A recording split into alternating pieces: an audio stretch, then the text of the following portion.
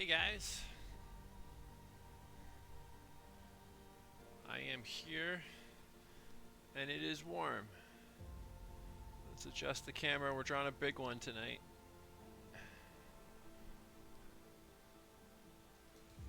Who do we have in the chat? Anybody I know? Anybody that feels like saying hi? Hey Parker.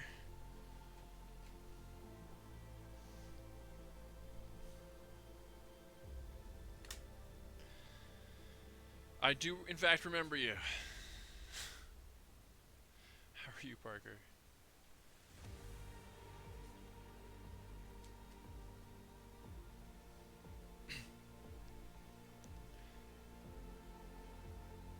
My hand's darker than normal, isn't it? And the lighting weird? I don't know, whatever. But anyway.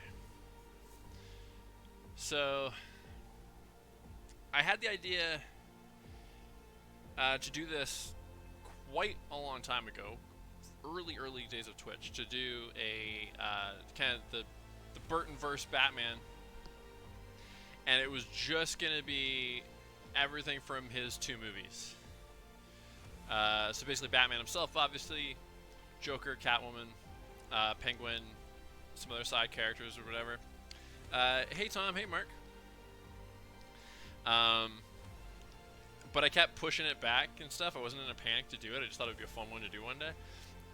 And a YouTube video that got talking about what Batman Forever was originally supposed to be like when Tim Burton and Michael Keaton were still attached kind of got me. Hey Santane.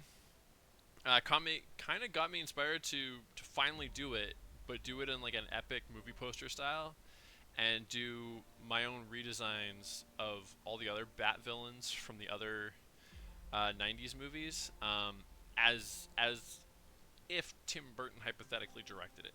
So redesigning it with hopefully his design mindset, not his style of drawing. I'll still do my style of drawing, but the costume choices and reinterpretations. I think that's going to be super fun, and once I had that idea, I got super stoked to do it. So this is going to be a big one. This hopefully I don't die tonight, because with the heat and the like, we might be getting into Lord of the Rings. That was like close to 6 hours when I did that one.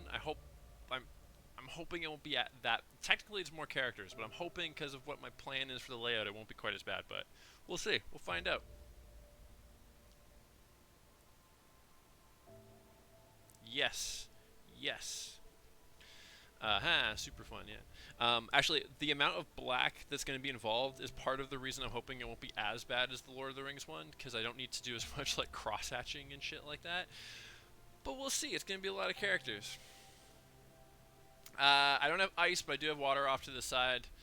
And if you guys feel the need to remind me, I probably won't argue, and I'll probably take a drink, and maybe need to take a pee break at some point too. We'll find out.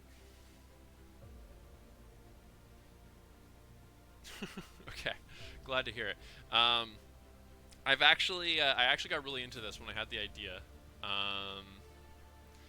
and I did a bunch of thumbnails for possible layouts for this thing and how I would fit all the characters that I want to include in it,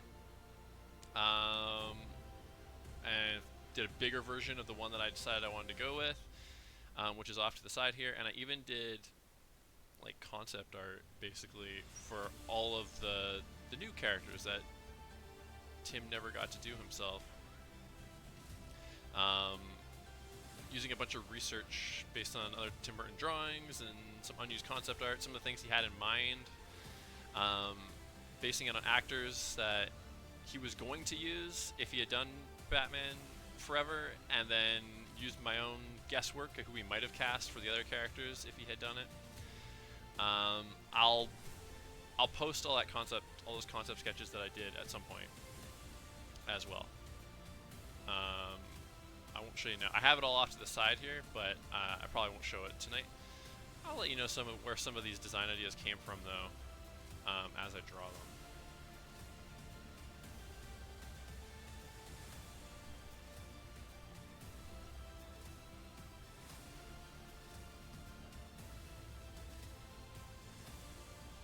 Okay. First part of tonight's game. Can you guess which character this is?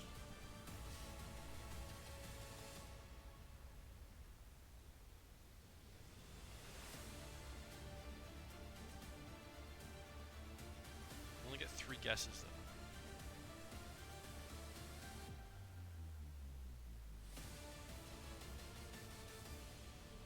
Also, here's a weird fun fact. When I was putting together my ad for tonight, it was weirdly difficult to find pictures, like full-body pictures of Danny DeVito as the Penguin and Michelle Pfeiffer as Catwoman.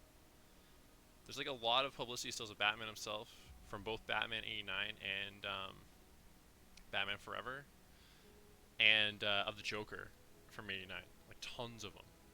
But the other ones was like you could find movie stills at best, and finding ones where they weren't cropped weird or something like was really difficult. I found toys of them, full body. I have a picture of a Catwoman toy to my left here for reference, for her costume, and then a close-up of Michelle Pfeiffer for her face. But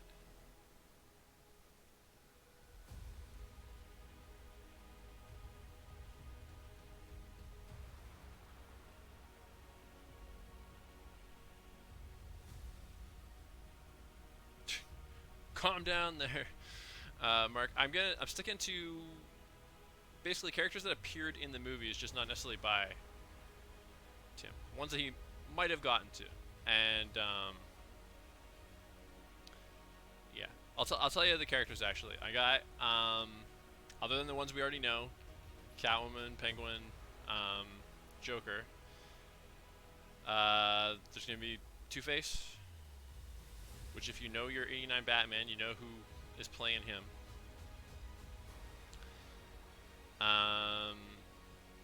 Riddler, Poison Ivy, Mr. Freeze, Bane, Scarecrow, and even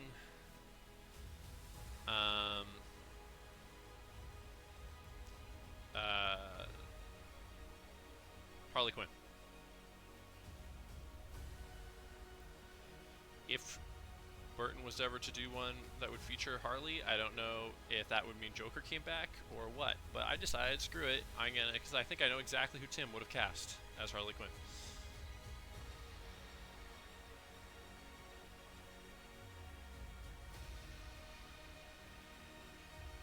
Also, I really wish I could be playing the Danny Elfman soundtracks during this, but Twitch gonna Twitch, so, you know.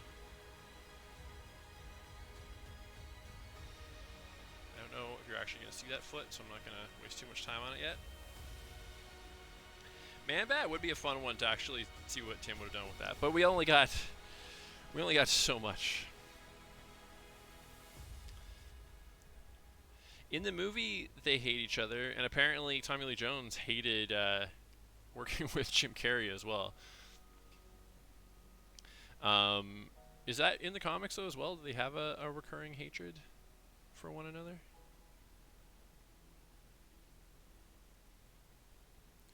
I like Batman Returns a lot, and I like how they kind of paired Penguin and Catwoman, because of the way they kind of betray each other and things like that. Like I think the pairing kind of worked, but it started this weird trend where it was like they had to always have multiple villains and they always had to team up after that.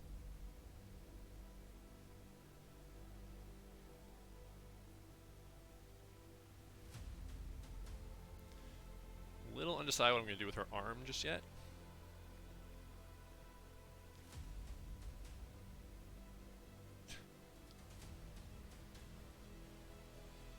Did he actually say that, Parker, or you just can imagine him saying that?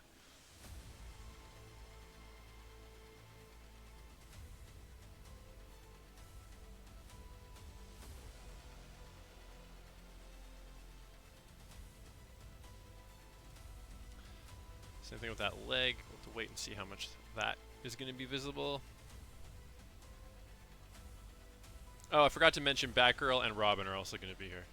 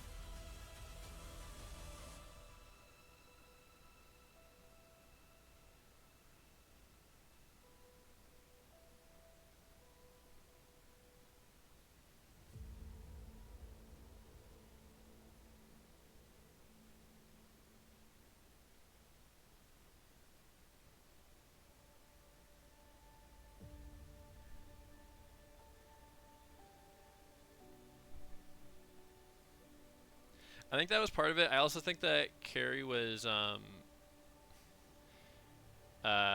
improvising a lot, which isn't necessarily what Tommy does, not being a comedy guy. Also, I think Tommy Lee Jones is a great actor, and I think with a different script and a different direction, he maybe could have made a really great Two-Face actually.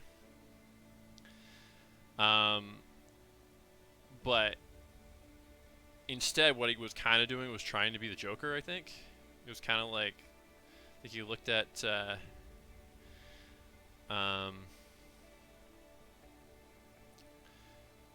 what Nicholson did as kind of like this like template or something, and if that's what he was going for, he didn't do a bad job of it, I guess. But he's doing it opposite Jim Carrey, and that's like his whole thing. And I think so I don't think Jim was just popular in general. I think he was also upstaging him at his own game, and I think that was probably a big part of it.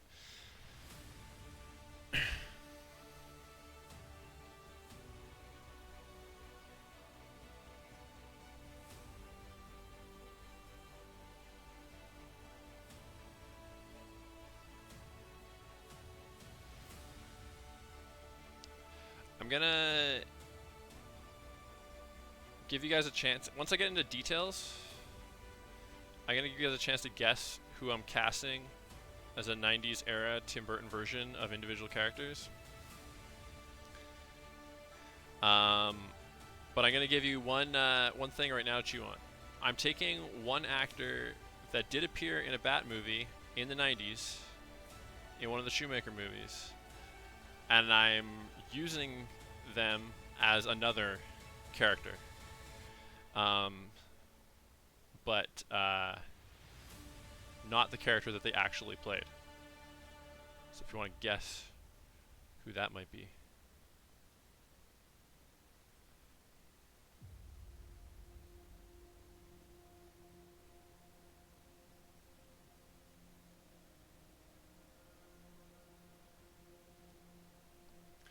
Well, we're off to a great start. Already at a lead here.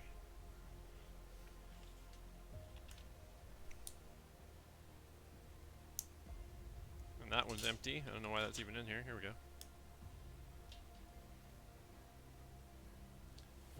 No. Can see why you'd say it, but no. Shit. Just wasted a piece of lead there. Oh.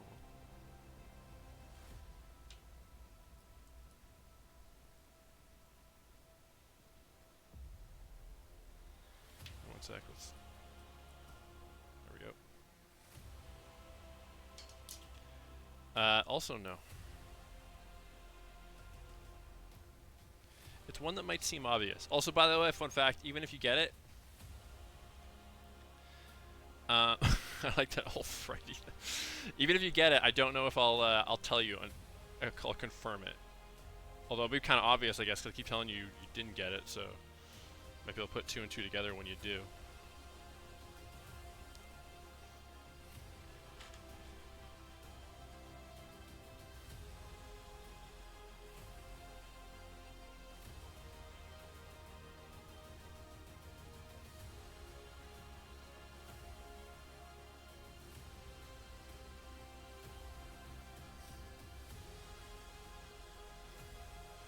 I'm going to be telling people about your Carrey joke there, though, Parker. That is a good one. By the way, I should actually say, for the record, that as a kid, I really liked Batman Forever and even Batman and Robin, but I always liked the Tim Burton ones better. And even as a kid, thought, like, this is... I think I was so taken with the kind of dark and almost creepy vibe of those first 2 movies, and seeing it kind of just disappear was disappointing to me. But it was still Batman, and there was still lots of action, and I definitely had fun with it as a kid. And I think if those movies had been of that tone from the beginning, I don't think people would have had the hate for them that they do, or often do, because the Shoemaker ones are kind of like a homage to the um, Adam West series, and there's a lot of love for that show on its own. So I think it could have been.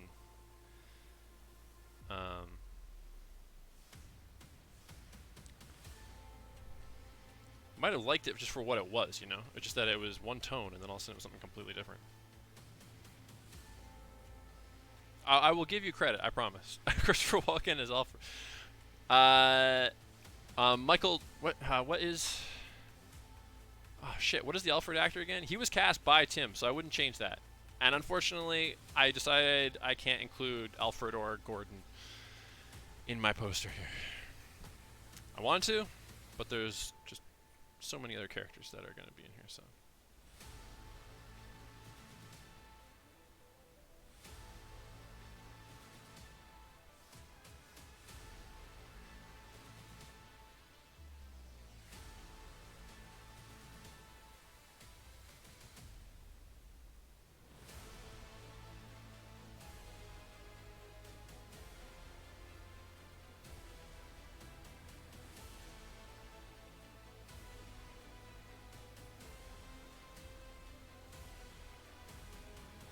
It was Michael Guff. Okay, I almost said Michael Guff, but then I was second guessing myself because who played who played Commissioner Gordon? Because isn't his name something similar to that as well?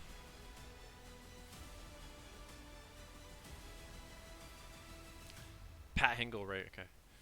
Okay. No. Although I could see a young,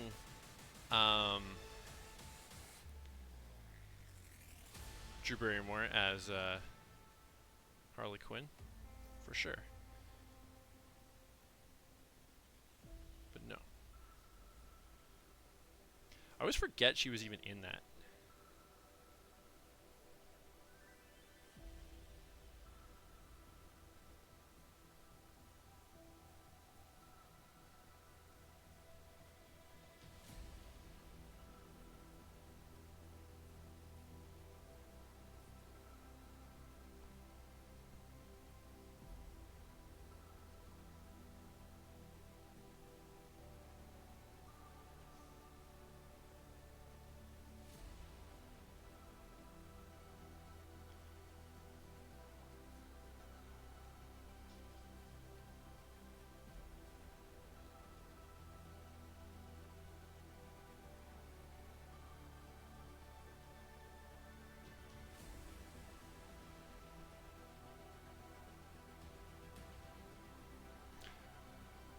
Is he like one of the cops or something? I don't think I've ever spotted him in that, but I think it's been pointed out to me before. I'm gonna make this head a tiny bit bigger. Do you want to guess who this person at the bottom is gonna be? Not the actor, the character? Possibly based on their position?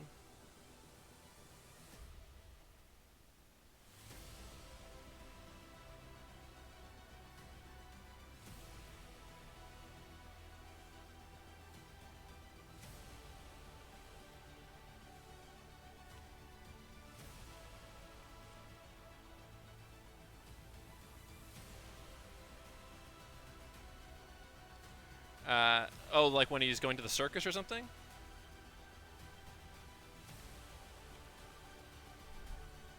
I really need to get you out of that dress. Excuse me? Sorry, out of those clothes and into a black dress. Tell me, doctor, do you like the circus?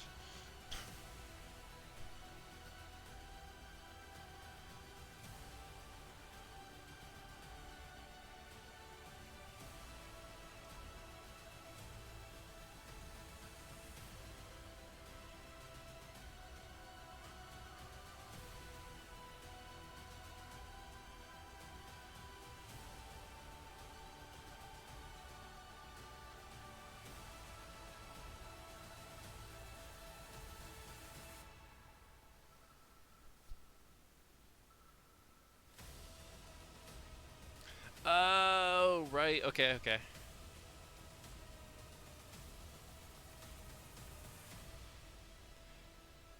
You ever notice, by the way, that Jamie Foxx as Electro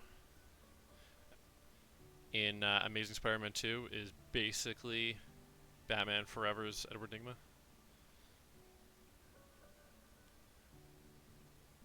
Almost verbatim.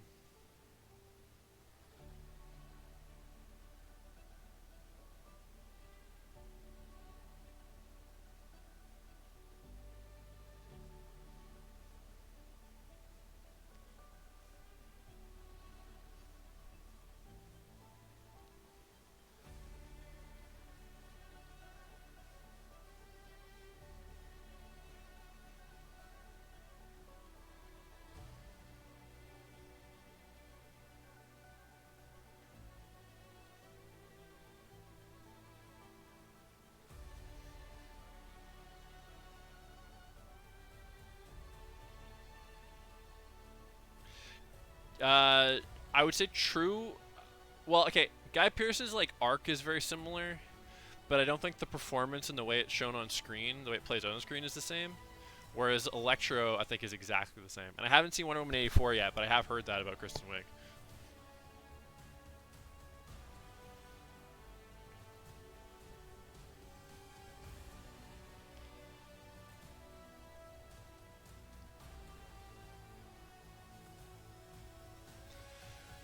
Okay.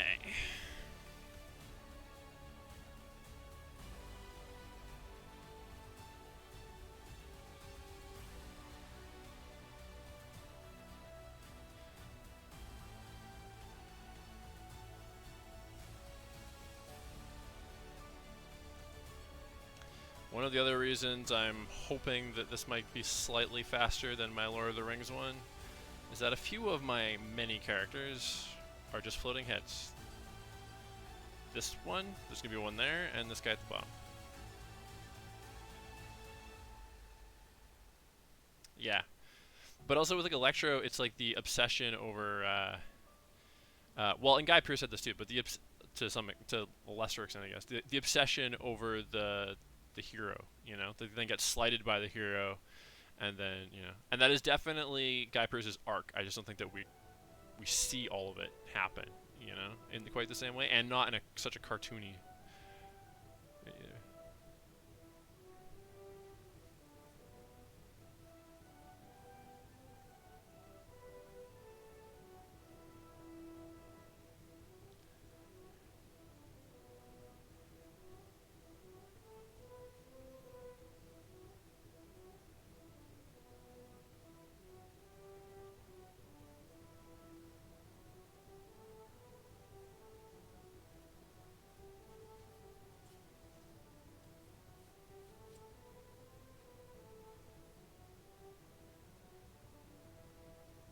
Yeah, exactly.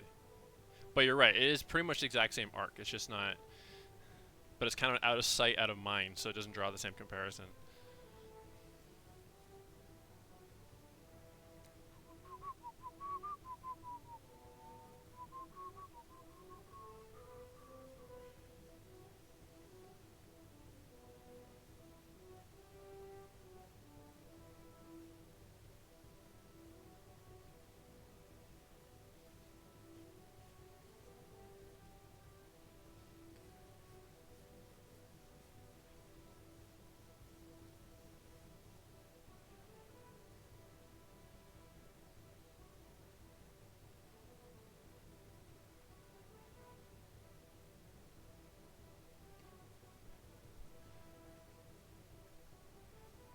Might be able to guess what character this big head on the right is going to be based on the shape of the head.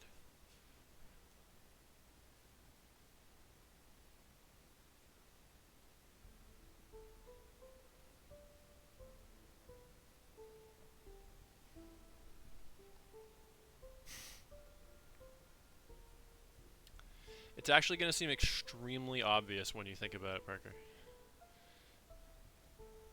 And maybe when I start roughing out one of those characters, it might suddenly hit you. Until then, what are your thoughts on the 90s Bat movies in general?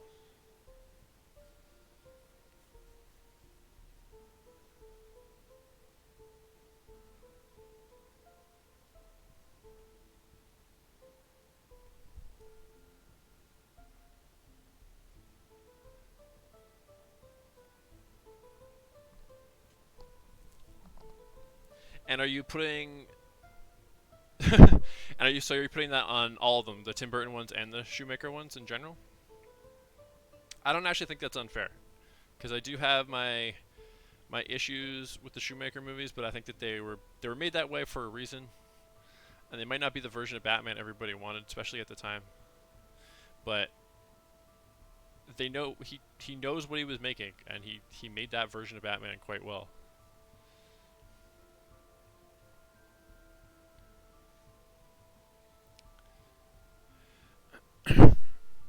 And I feel like this maybe had come up before, but of between the Keaton ones, so Batman and Batman Returns, which one would you bill as your favorite of those two?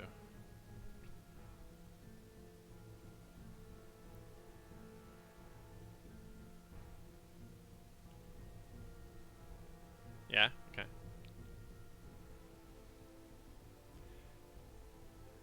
I if I had to say, I actually think there's a pretty good argument to be made that Forever is the better movie, or at least in my opinion. Um, I think that there's maybe a bit more going on with the script and stuff, but Nicholson as the Joker and just my experience of having seen that was like one of the first movies I ever saw in theaters.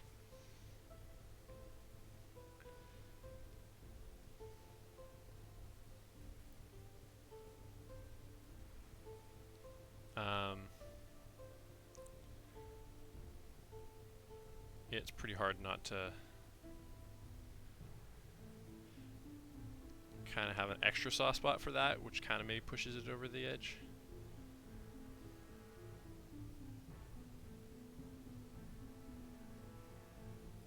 This is the part, by the way, where I'm flying by the seat of my pants. I know what characters are happening on either side of these. I haven't 100% decided on poses for them, though. Batman OG.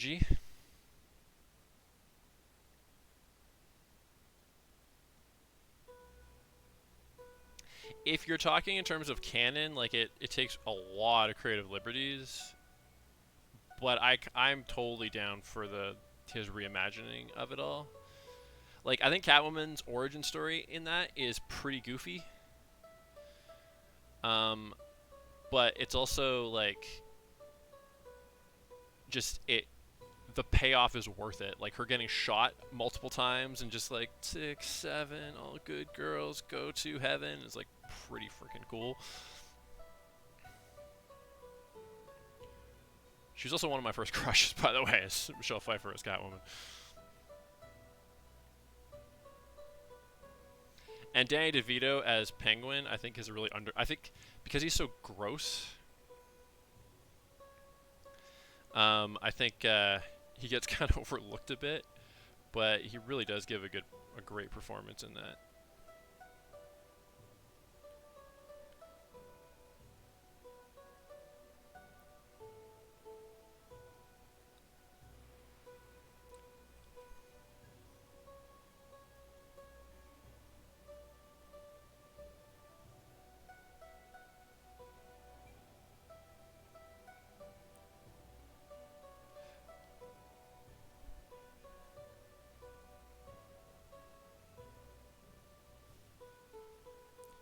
Yeah, he really does just disappear in that role for sure, I think.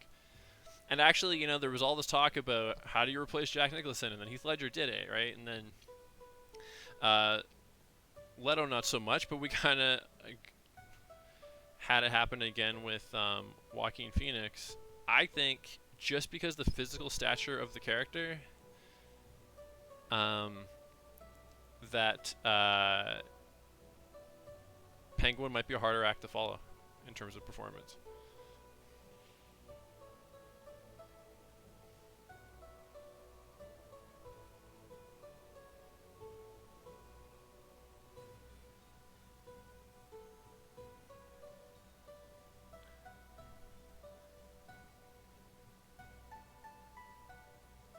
Yeah, and Keaton's coming back. Which is actually another thing. So, okay, I had the idea a few weeks ago, like, okay, I'm gonna do this. This is gonna be cool. But because it was gonna be an ambitious one, I kind of was putting it off a little bit still. And I was gonna knock a few more off of my request list. But because of all the talk about Keaton being in the Flashpoint movie, I decided, okay, you know what? I got to strike while the iron's hot. People are talking about this right now, and Batman Forever just had an anniversary over the weekend as well. So I was like, all right, let's do it.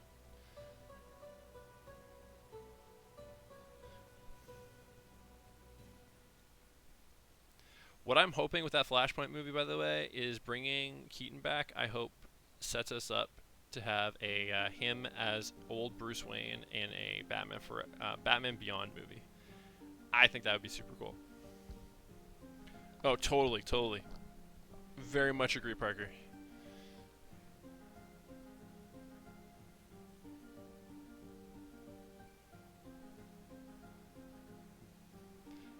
Anybody want to guess what character that is, by the way, based just on the pose?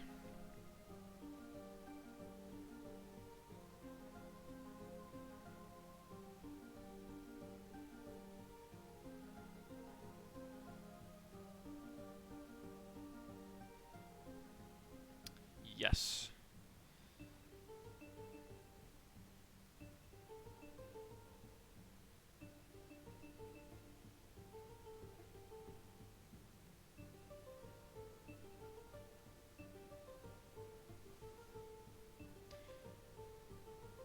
Now something weird.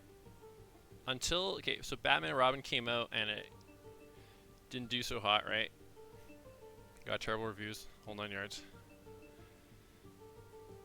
And then, but the dailies, like the studio was so impressed with the dailies, they were so convinced it was going to be this massive hit. I might move that hand. But anyway, that they were already in early development for another Batman movie, a fifth one, and it was going to feature the Scarecrow, and apparently they were going to get Jack Nicholson back for like a nightmare sequence, but I think it's weird to think of Nicholson coming back to intermingle with the new version, that new tone and everything. It's kind of, not that his goofy Joker wouldn't necessarily fit, but it was just like still weird, you know?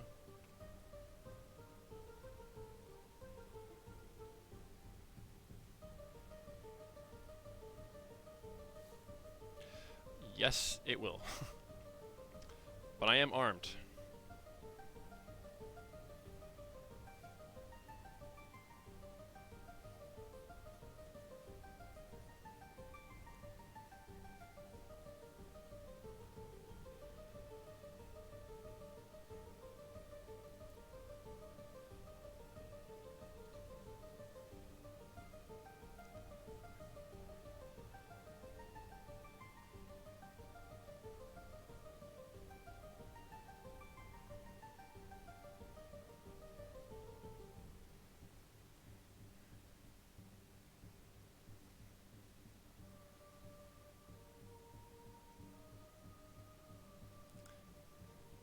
I could see that, Parker. I thought about doing that as well. You gotta do it purely for the fun of it, though, because there's so much of it out there. Like, can't count on, no matter how good you are at it.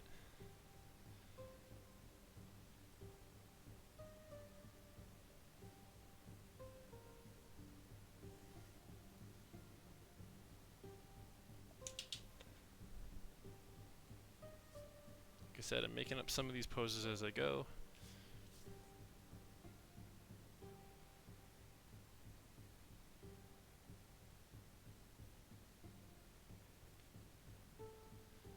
And this is one that's getting a bit of a tweak.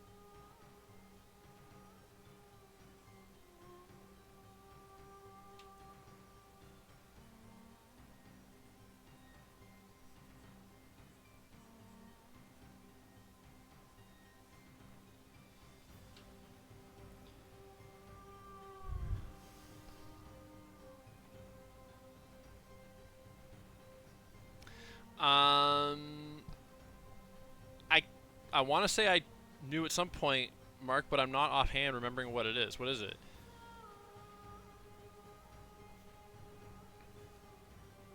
You guys can probably guess who that is.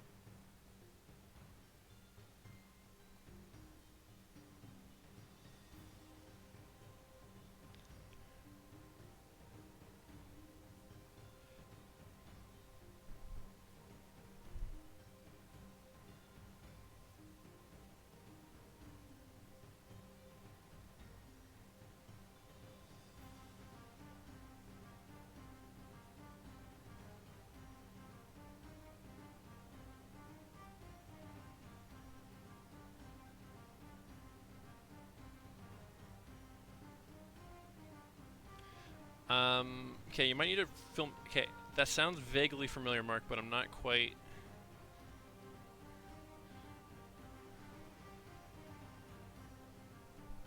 remembering exactly. Is that in the New 52 version? I read all the New 52 Batman, and that's sort of sounding familiar, which is why I'm wondering if that's where, but maybe I'm wrong. Maybe I don't know that.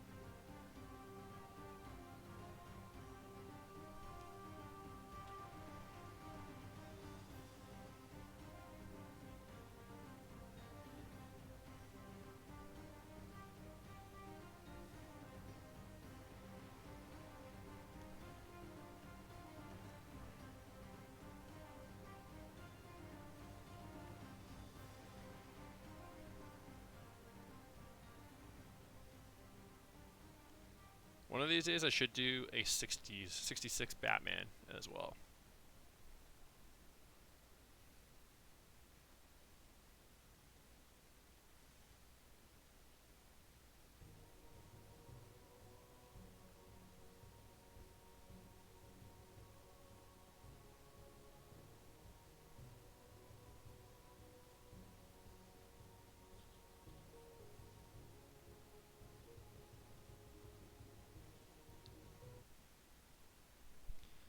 Music just paused. Any guesses what character I'm sketching in right now?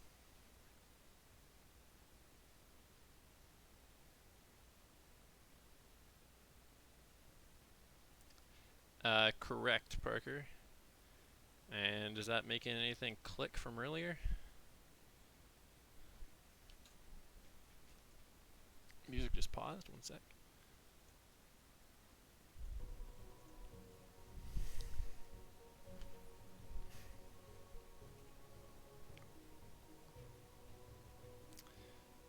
Maybe. Maybe. From another Bat actor that played somebody other than Bane?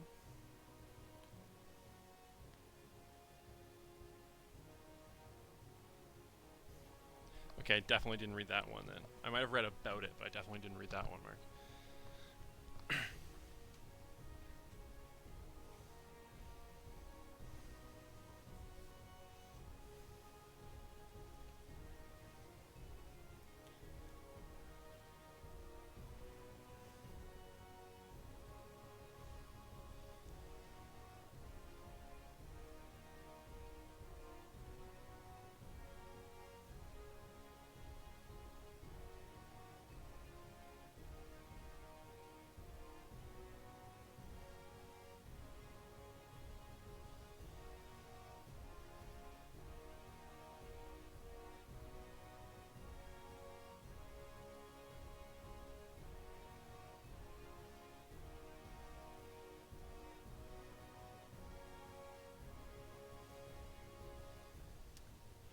Yes, Parker.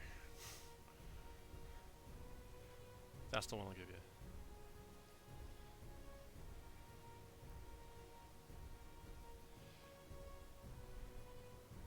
Because if they did Bane properly, he wouldn't have been just like a mindless henchman, right? And I think I could see Schwarzenegger as a 90s era Bane.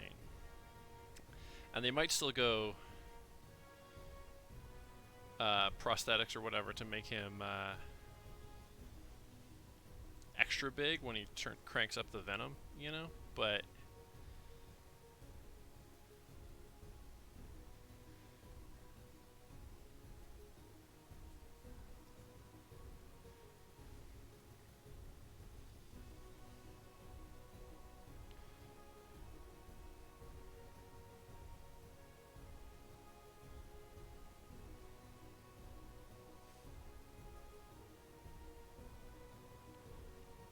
when he's kind of just regular sized, he could just be Arnold.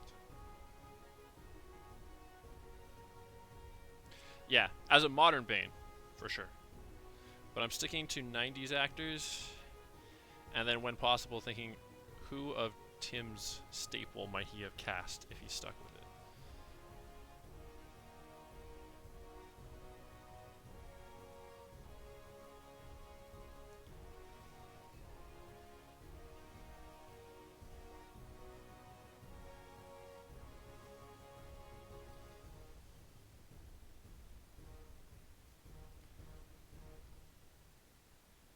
Can we guess what character I'm doing now, Parker? Or anybody? Lou Ferrigno was the Hulk himself, and Banner was Bill Bixby. Which, by the way, if that was on Disney Plus, I don't know if they technically own it, because I don't know how the rights for that particular show works, but I would definitely watch that show. I've barely seen any of it. Reruns weren't on much. I remember my parents rented it for me when I kind of got into comics, because they watched the show back when it was new. I started reading comics and watching Hulk cartoons and stuff. They were like, "We're gonna show you." So we rented like the pilot movie that was like on VHS. But yes, although I just literally drew a question mark. Although I did it in the wrong angle, so I got a little ahead of myself drawing that.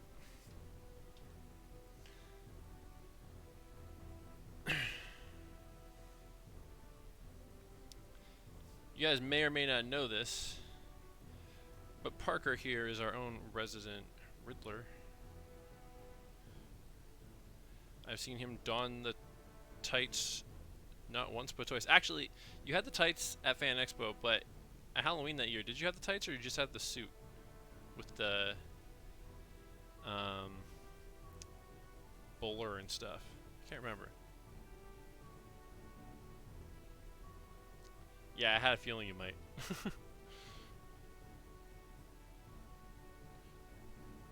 But I might have held back on drawing the cane until you answered if I thought about it.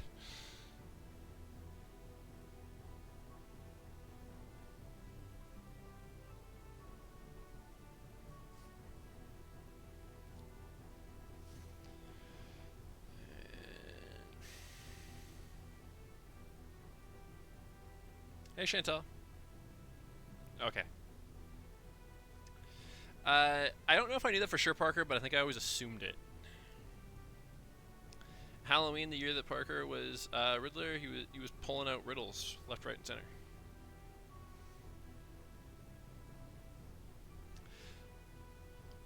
Last month when I was visiting my parents, I can't remember what the hell we were talking about. My dad actually said, "Well, riddle me this." He wasn't referencing Batman, he just used the phrase, and I thought that was pretty great. I was like, yep, that's my dad, that checks out. You're tired, Chantal? Or are you just really bored with this drawing?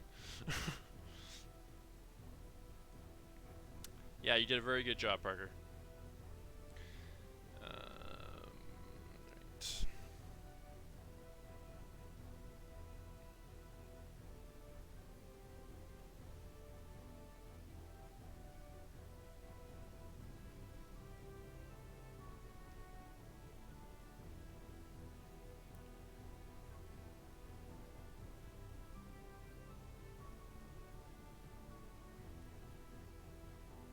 Right. Oh, gotcha.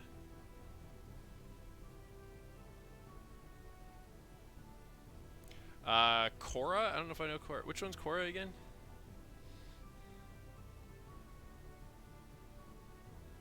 Oh, Oh, actually, wait, no, at the party. No. Okay, never mind. Yeah. I was trying to think. I was trying to think of something else, and I was like, oh wait, no, I know.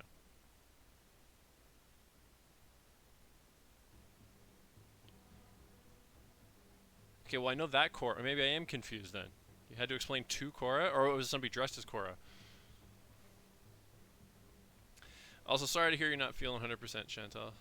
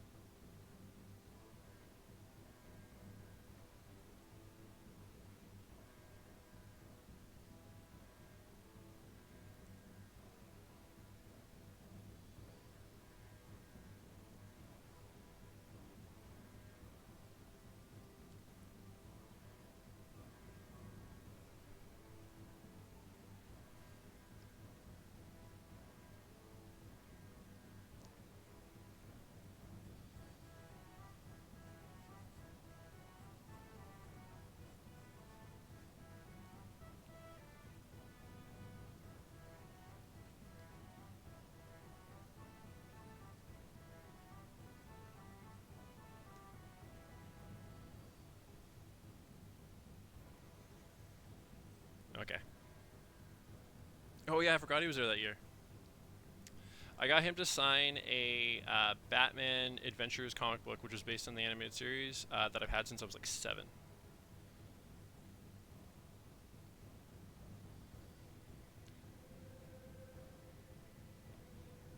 I told him how long I had it too, and he was impressed, or at least he pretended to be, because he's Batman and all that.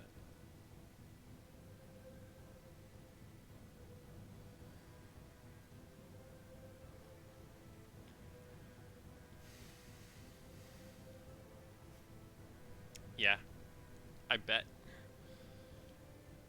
would be mine as well, or it probably was mine that day actually when I met him as well.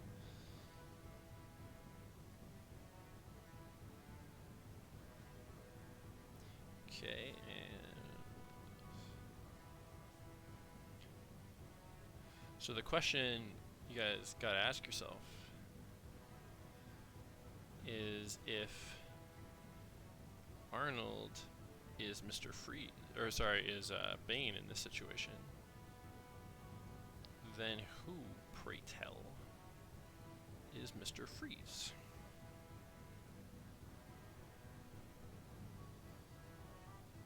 The riddle, indeed.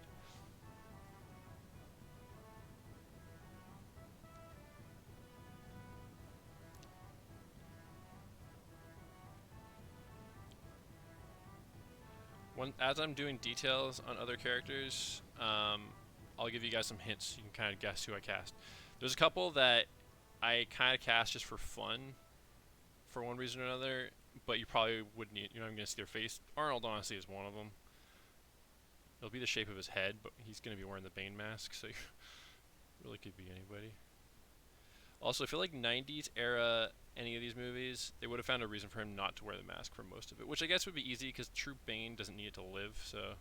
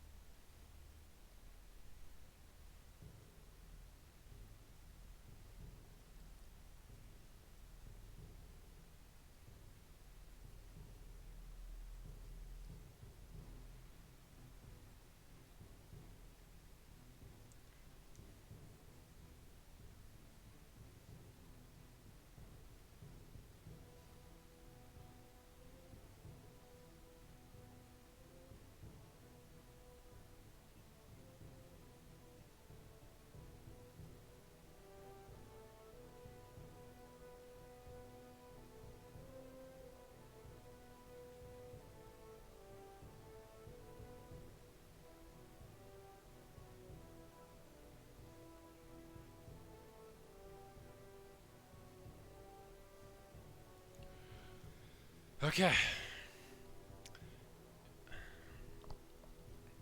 Took almost an hour just to do the layout, guys. This is setting the stage for what to expect for the rest of the night. Alright. Let's start doing some details here. I consult all my early concept sketches. I'm not going to follow them all exactly, but this to give me a jumping off point. The first character I'm going to do is this guy. That is Two-Face. Do you want to know who's playing Two-Face? If you know your Tim Burton Batman era, it should be pretty obvious, actually. Yes. It is indeed Two-Face. By the way, DC is actually doing a Batman 89 comic book series that is kind of continuing where Batman Forever left off. And the artist is making a Two-Face based on Billy D. Williams. That's the only one that they've actually shown any work from. I'm hoping it won't be as... I'm hoping it'll actually be shorter, Chantel, because of some of the things I can do with the inking and stuff. But who knows? We're gonna find out. I forgot about that. He did, yeah. But anyway, yeah, in that comic, so like that was another factor. That comes out, I think, in July. I'm pretty anxious. I'm excited to read it and everything, but I had the idea to do this. I wanted to get it out first so that it's purely my own version of it. The only image of his designs they've released, if he's even done any others in this one, is Two-Face. And to be honest, I think it's a good drawing. I think it looks cool, but it's very much classic Two-Face, just with Billy D. Williams' human face. Instead of what... It doesn't, to me, look like they reference, like, Tim Burton isms or anything like that. Which is what I'm doing. And I'll tell you where some of the influence of the designs came from as I draw them. Let's start with his human half.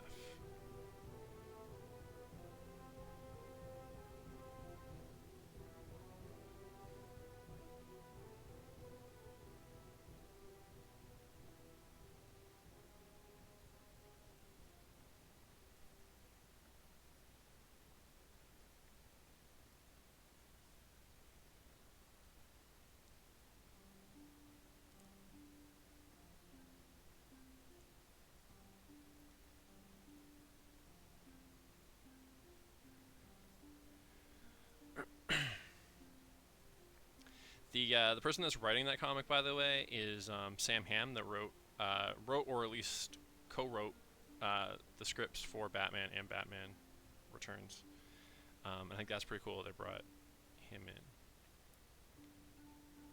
He has screenwriting credit, but he's not the only screenwriter credited on either, so...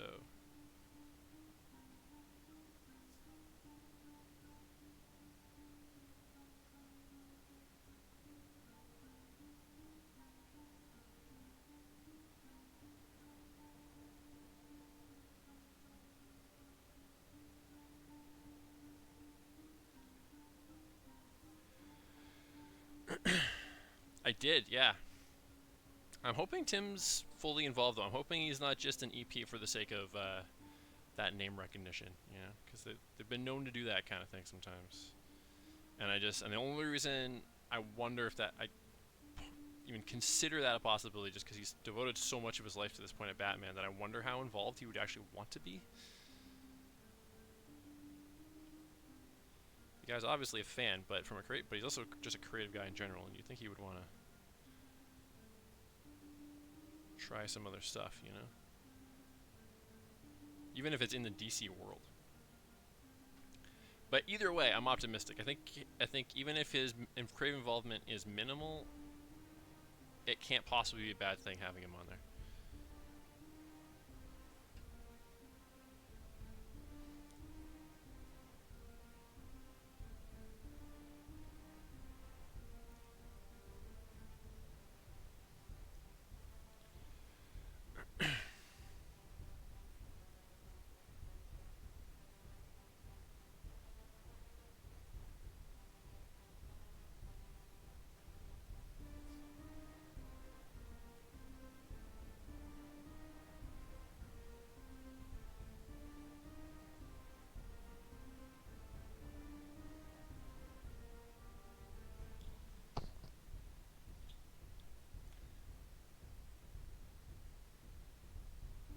I get an itch every like year or two to rewatch all of Batman the Animated Series and Batman and Beyond. I don't very often do it just because, you know, life, time, and all that stuff, but I get the itch pretty regularly. Maybe actually, because he's bring his hairline down a tiny bit.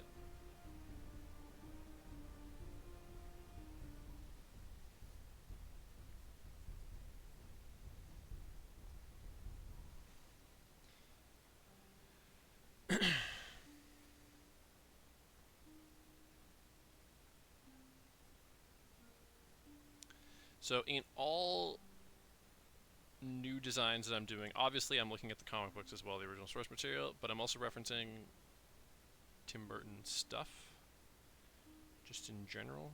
Think about what his stamp would be, because that's I think the thing I always wondered the most is because he has such a unique visual style. Is what would his version of all these other characters look like? And that's what got me excited to do this idea. And that's why I went to the effort of doing all this concept art ahead of time. I did at least one sketch of every character prior, which I never do for the streams. I always fly by the seat of my pants for the streams. But I was too excited at the idea.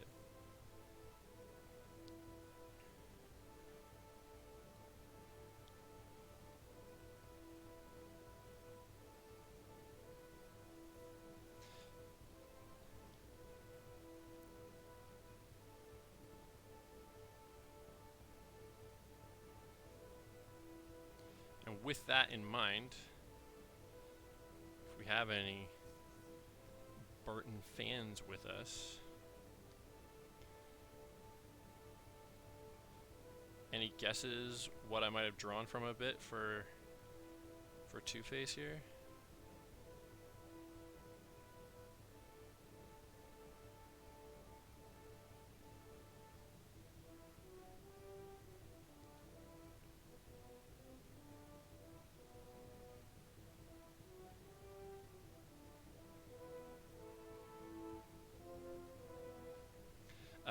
Nope.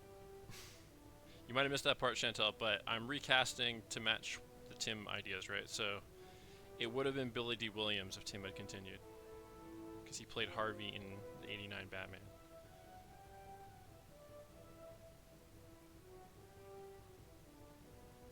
So we know the actor, but who would have been... But what was the design modeled after? If we're thinking other Tim Burton stuff. And by the way, it's not always based on something specific that he's done before, but if I found something that like kind of matches effectively, I rolled with it. And this is definitely one of those times. As well as some of my own stuff to make it Two-Facey, of course.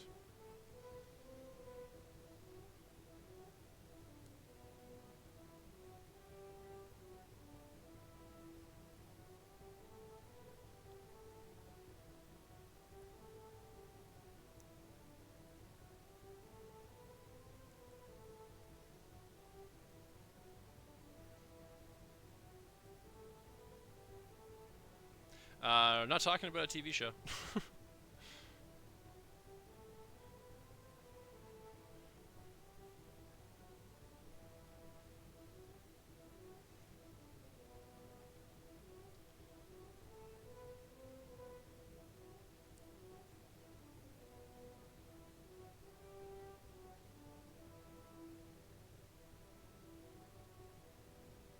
It's like the Michael Keaton Batmans, right? And then he left. So the whole idea is if Tim Burton had stayed on and Michael Keaton had stayed on, who would he have cast and what would these characters have looked like?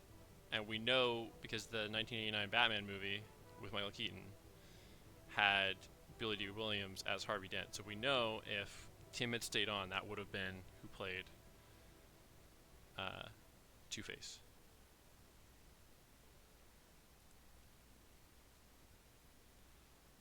And a few of these other ones that I have casted are based on things that he had said or was working on, and some of them are my own speculations and whatnot.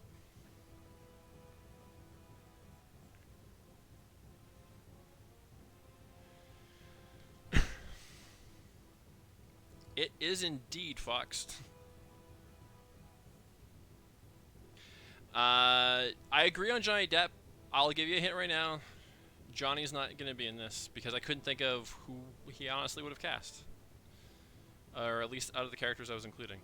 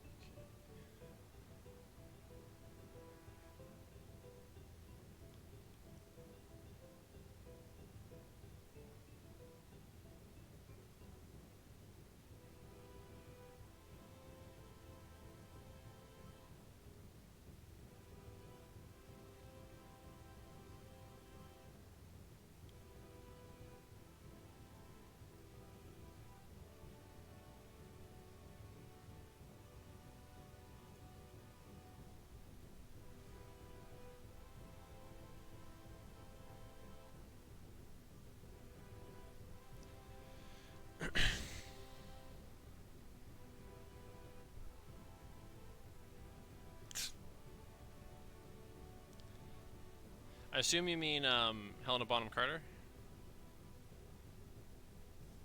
I do have a role for her in this. I'll let you speculate on who that would be, though, until I get to her.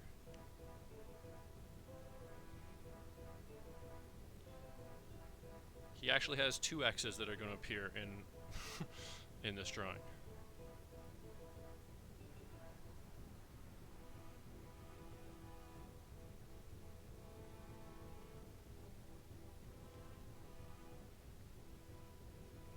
Yeah.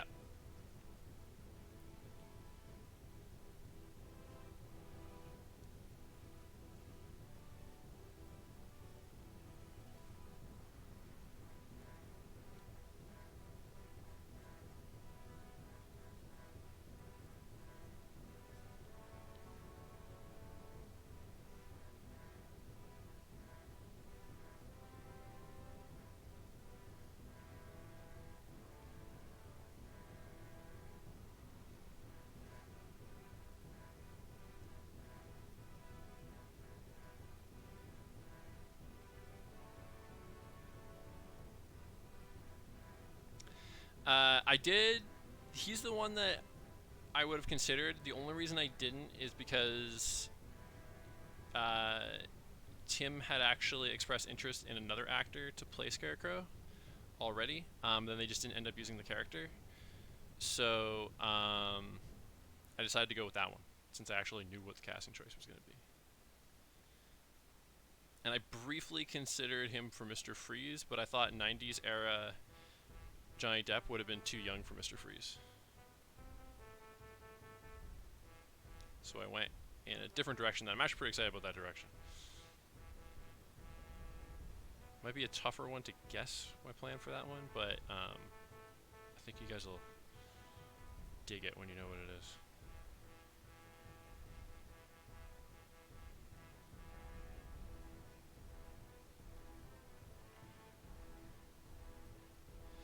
I think Batman 89 and Batman Forever have a special place in the hearts of a lot of people that are the right age. For me, though, it was the first, not the first movie I saw in theaters, but the first one I remember seeing in theaters.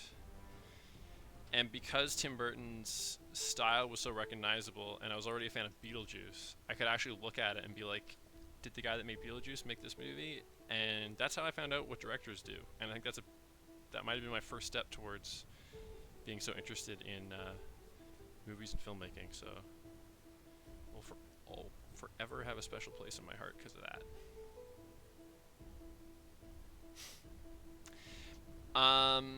All the characters, with the exception of, like, we'll say 1.5, are ones that appeared in the 90s era Batman movies, just not necessarily ones directed by Tim Burton. And those are the ones I'm redesigning. If they appeared in Batman or Batman Forever, or Batman Returns rather, I'm doing the original designs. The other ones I'm making up as I go.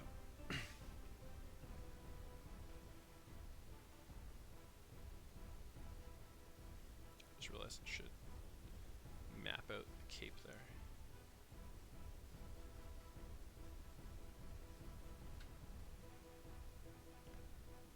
Star Wars was big for me, but I didn't really click with Star Wars until I was about 12. Batman, I was 5. And then when it came out to rent, my dad recorded it totally legally off of, in hindsight, totally legally. You know, with the 2 VCRs set up, as I think most dads of the 90s did. And then there was a period where I think I was watching that movie like 5 times a day, and my mom could quote that movie endlessly as well because she watched it with me a lot. And she really didn't like Batman Returns, mainly because the Penguin is so disgusting in it that it was like a major turnoff for her, but was a big fan of Jack Nicholson as Joker. I just realized I should actually scoop this in a bit. Let's have one.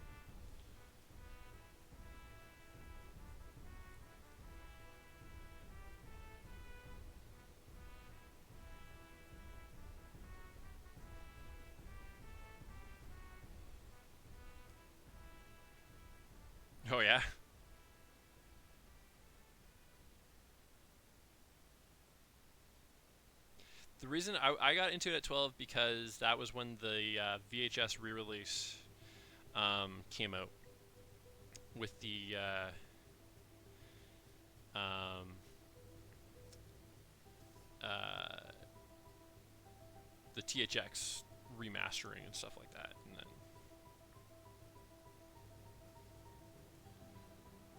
that was where it all started for me with Star Wars.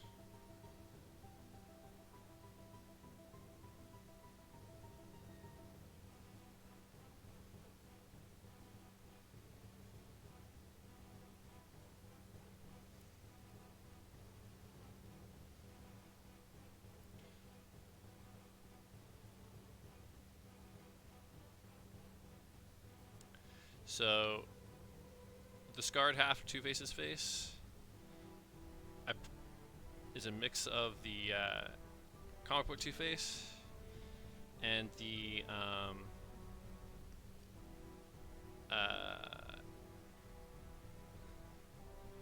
what's the word I'm going for? Fuck, it's too hot. At the end of Beetlejuice, when Alec Baldwin and Gina Davis are all like drying up and stuff.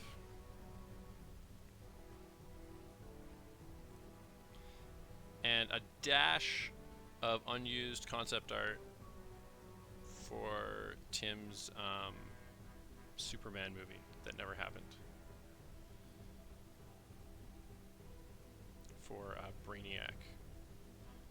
He had a bunch of really cool designs for Brainiac actually that have inspired a couple of my Bat villains here, because if it seemed like a good place to pull from if I'm trying to figure out what he would have done. And you can obviously see some Beetlejuice influence on the suit here too. The special editions as well, but that came out after the THX remastering. I was 14 when Phantom Menace came out, and I think we're the same age, aren't we, Fox?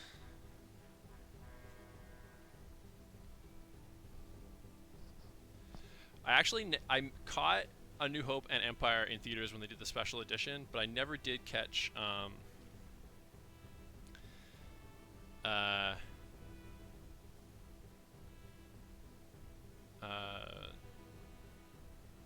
Jedi, which always pissed me off.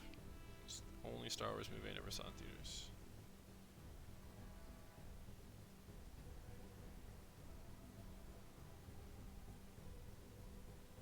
Also, by the way, I didn't intend to play this Greek mythology one again. It just auto-played, but fuck it, whatever.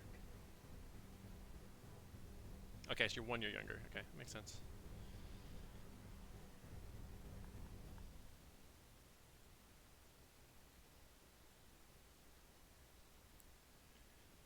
So he's got stripes on both sides, but it's more pinstriped for Harvey and Beetlejuice stripes for Two-Face.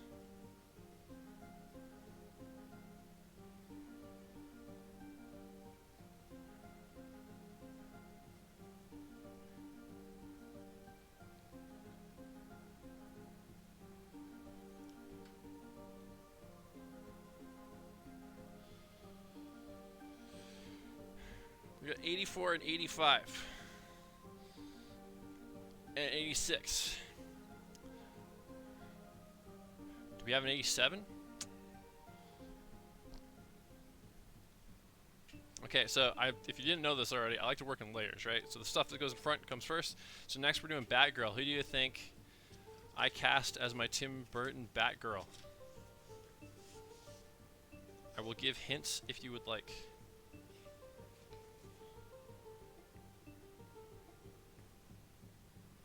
That's pretty cool, Fox.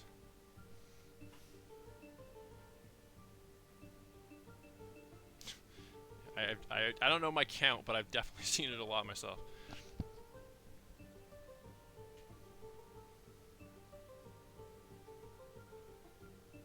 Again, of course, with the mask, this isn't going to resemble this actress too much, but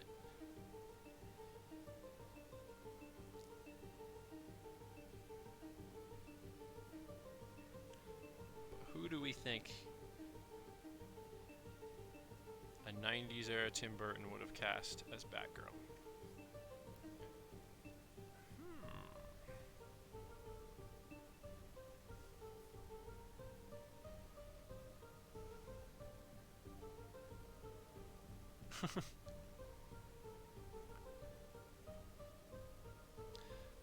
My dad would get pissed off because I would sometimes watch the same episode of like Home Improvement or Seinfeld in one day. Because I would just always want something on in the background while I was drawing. And different channels would show them at different times, but they were the same lineup of episodes for some reason. But I was like, I wanted to keep drawing, I wanted to keep watching something, and there wasn't anything else filling those blocks.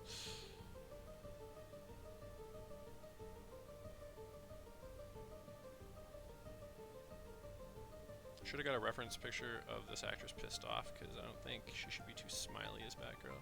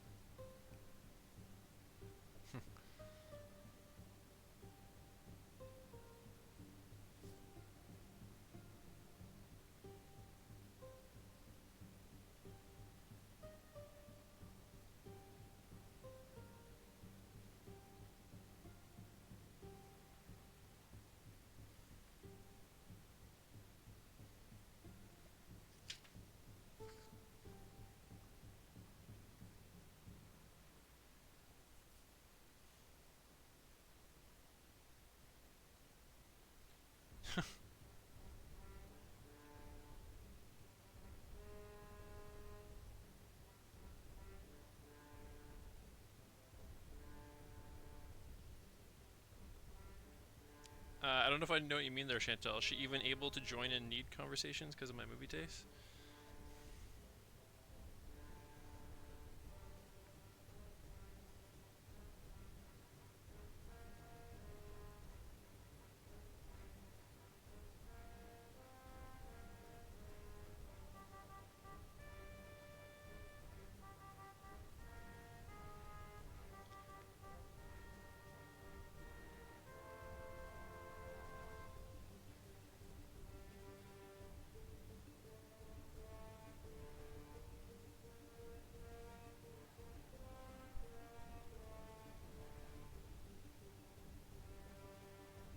Okay. Gotcha, gotcha.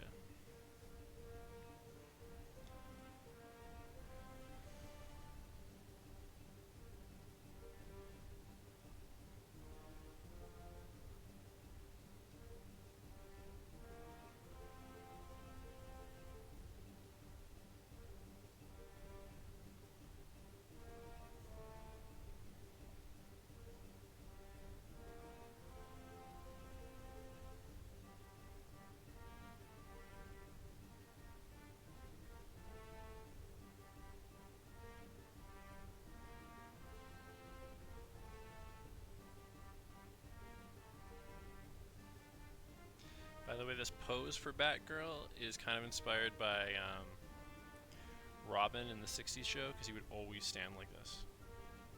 Like he was cracking his knuckles. It was like his whole thing.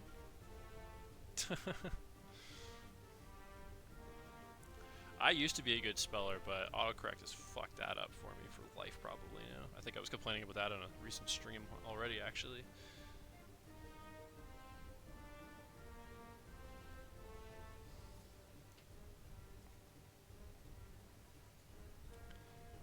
So no guesses on a Tim Burton casting choice for Batgirl? In the 90s particularly?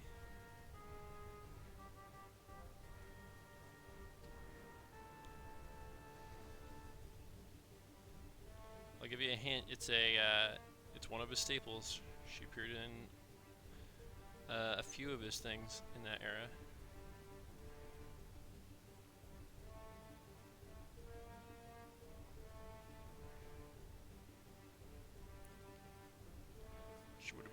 age for it at the time.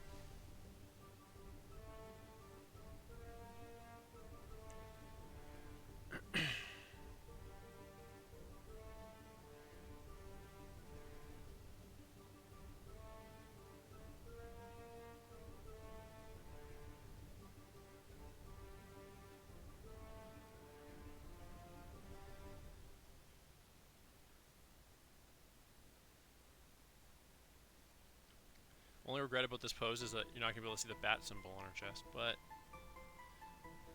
oh well. That's all I have to say about that. You'll see pieces of it, more so when it's colored, but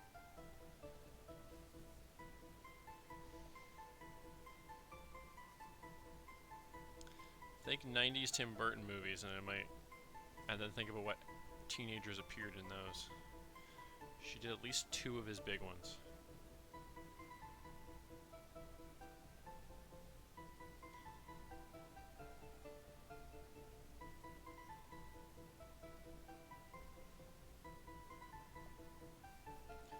Nope.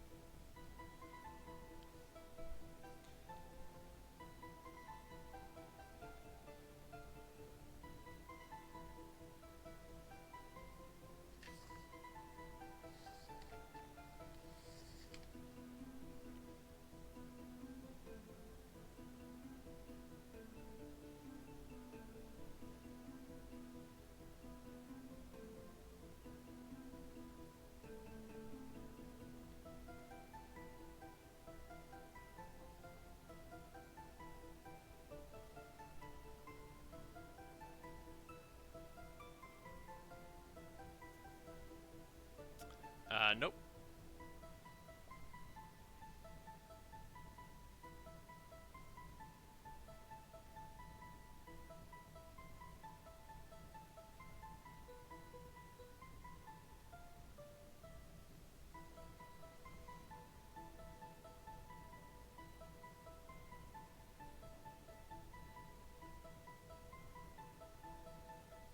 For her costume, I had a bit less to go on, so I took a lot of traits from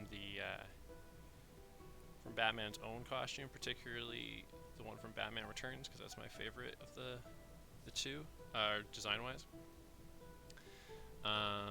As well as a bunch of designs of choices of my own, largely based on circus acrobats.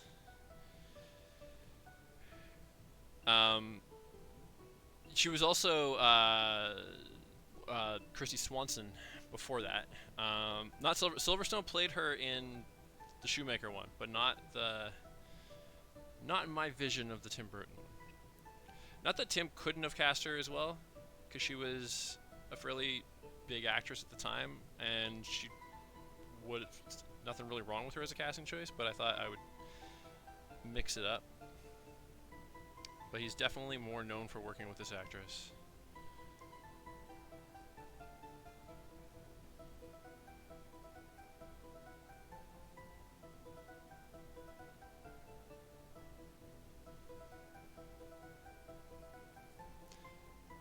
Anyway, I might have just said this, or might not have. I can't remember if I got just sidetracked. But yeah, I looked at circus performers, particularly acrobats, which obviously is part of Robin's origin story, but with Tim is known for loving circus imagery, and she is kind of an acrobat in her own right, so I thought you might look to that for design influence as well. Also important to note, I suppose, that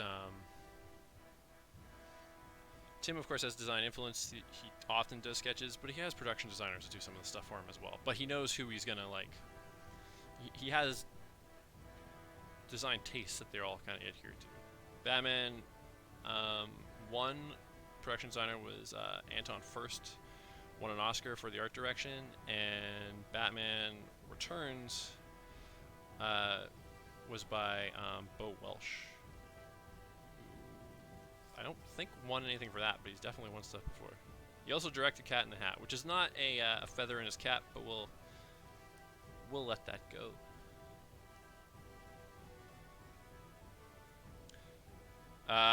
Parker got it. Winona Ryder, yeah.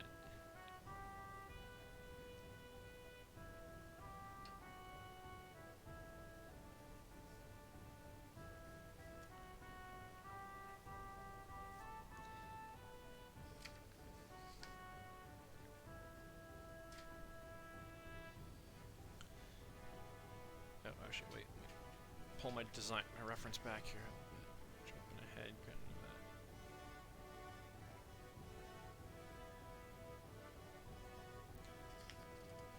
Christina Ricci, I think, might have actually still been too young in the 90s. Alright, moving on to Robin now. Who do you think I cast as Robin? I'll give you a hint.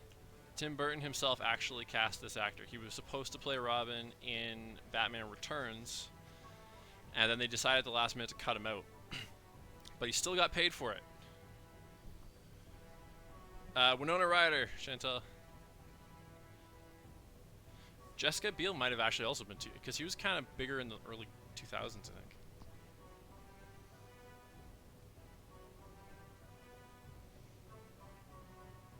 Unless Jessica Biel was your guess for Robin, but no, not Jessica Biel.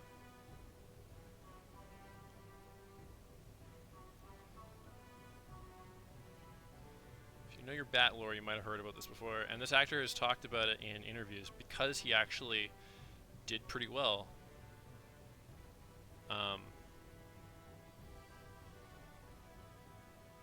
Considering he didn't actually appear in the movie. No Mark, but you're getting close.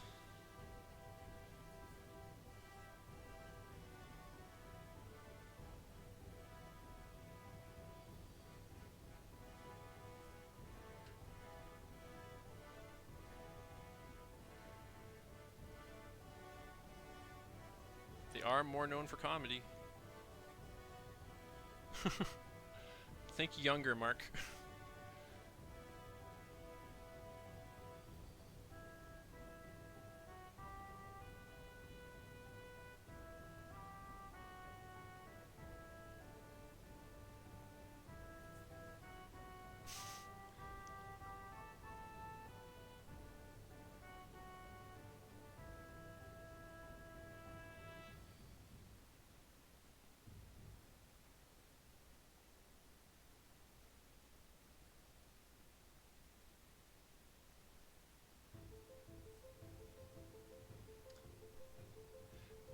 I don't actually know how big this actor was in the 90s. And I think he was kind of just starting to break out. But his family, very well known in the industry. Nope. I'm not sure if they'd be older or younger than Chappelle.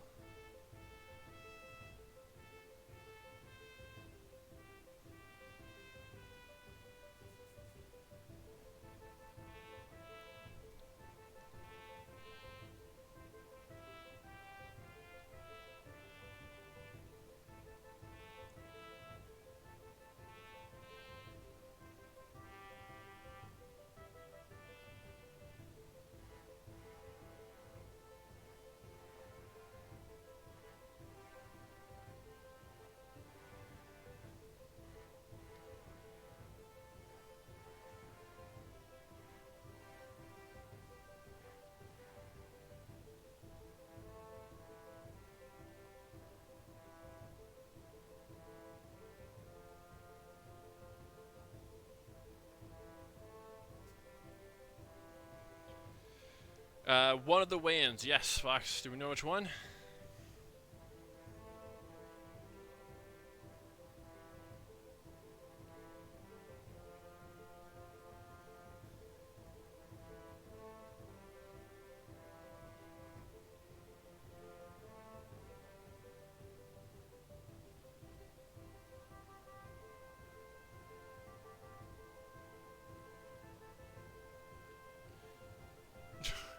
It is indeed one of them.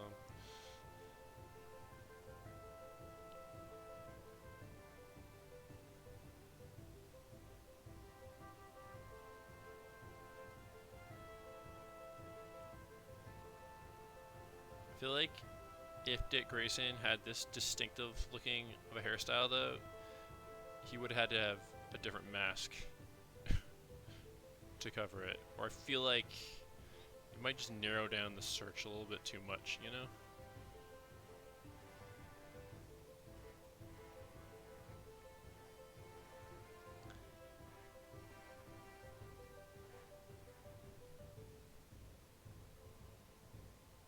Not Damon, but yeah, it was. But it would have had to been younger. Do you want to keep guessing, or do you want me to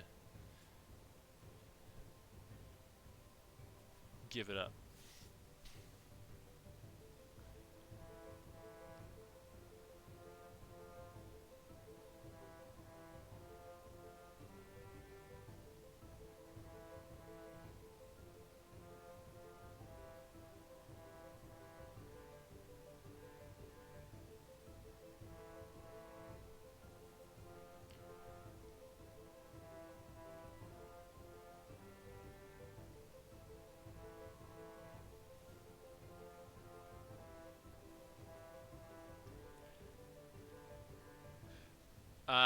It is Marlon,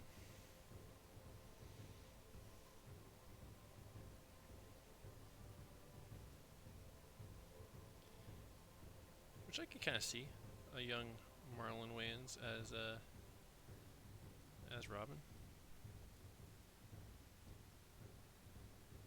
But yeah, cast in Batman Returns decided to cut him out, probably for the better, because there was already a lot going on in that movie. And so we still got paid for it anyway. Pretty sweet deal. Same thing happened with actually also Marlon again, weirdly enough, but Marlon Brando was supposed to be in Superman 2 in addition to Superman 1. Got pissed off with the studio because of some behind the scenes stuff, and then dropped out, but still got paid. So pissed off at the studio, but not above taking their money still, which I guess is totally valid. I don't know that I would have done any different.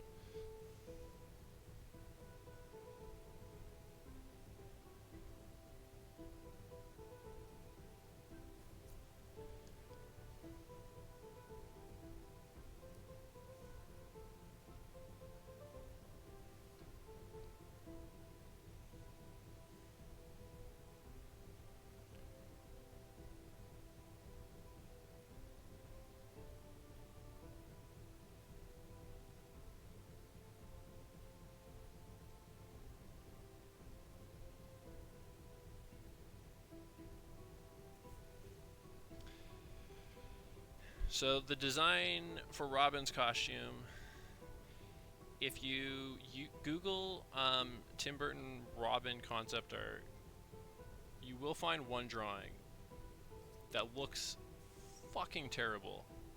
I drew a tiny bit from it for the shape of the mask, but I pulled it back a lot.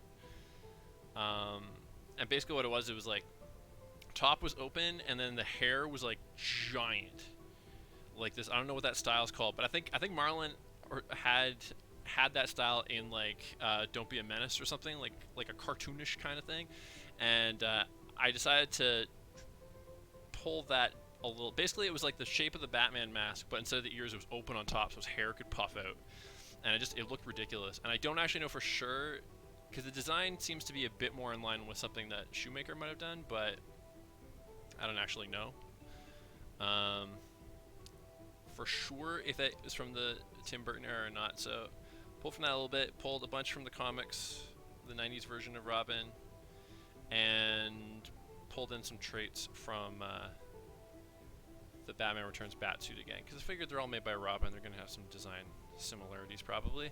And Robin, Batgirl, and Batman all have the same utility belt design as well. And that's actually kind of inspired by the 90s cartoon, because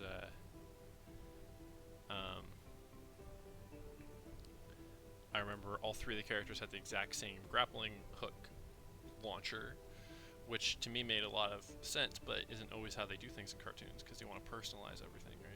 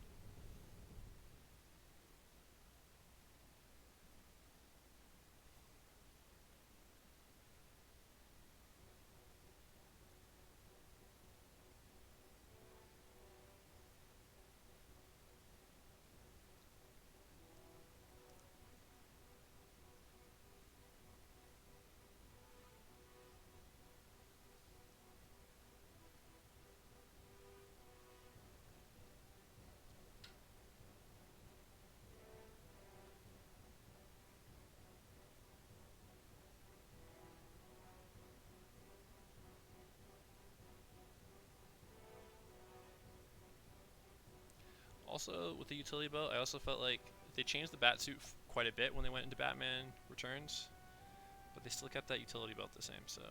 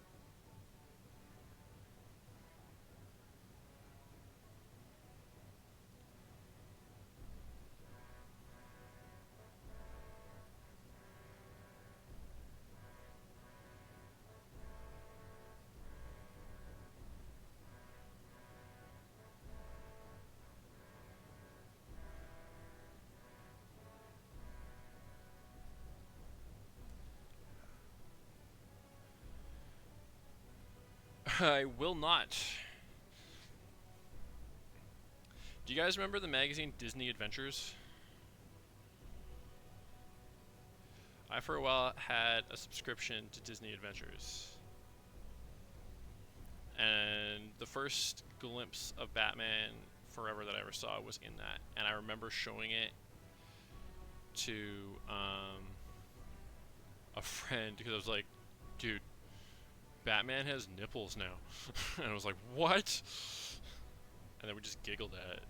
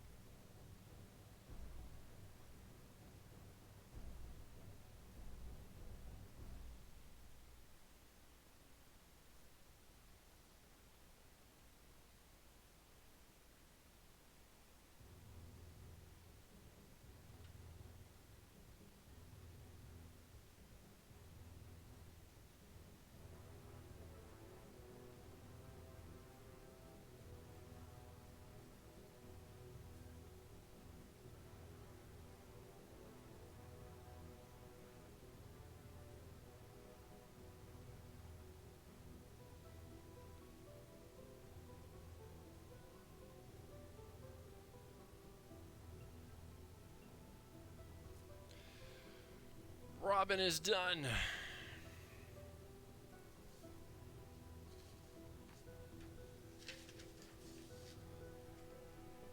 Now the best Catwoman ever. Michelle Pfeiffer. We already know what she looks like. Just gotta draw her in.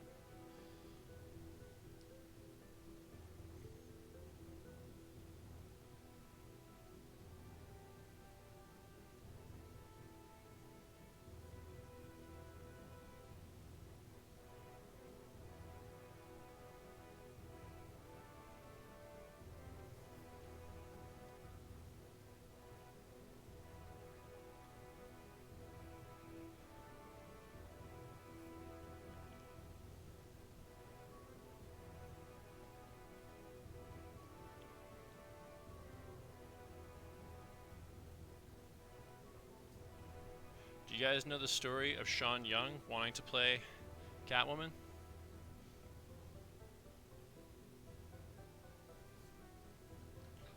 I need to move this a little bit closer. So you're gonna change her direction.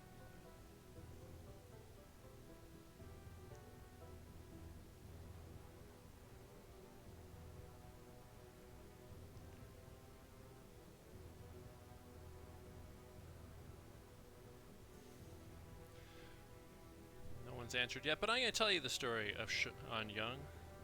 So Sean Young, if you don't know the name, played Rachel in the original Blade Runner.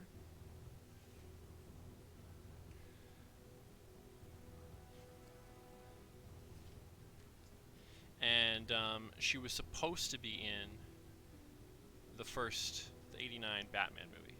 Supposed to be.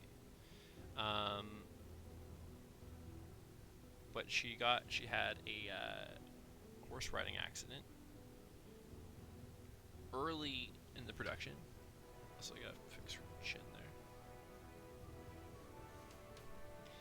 And had to be recast because she couldn't do it anymore after that. And the movie was a huge hit, and naturally she was pretty disappointed that she wasn't a part of it. And so she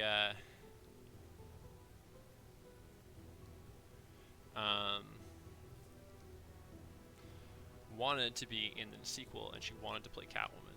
And Tim already had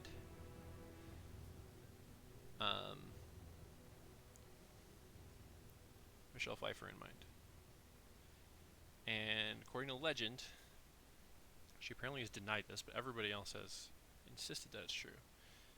She actually showed up at Warner Brothers dressed as Catwoman to try to convince him to cast her. And he actually had to hide under his desk to avoid getting basically accosted by her.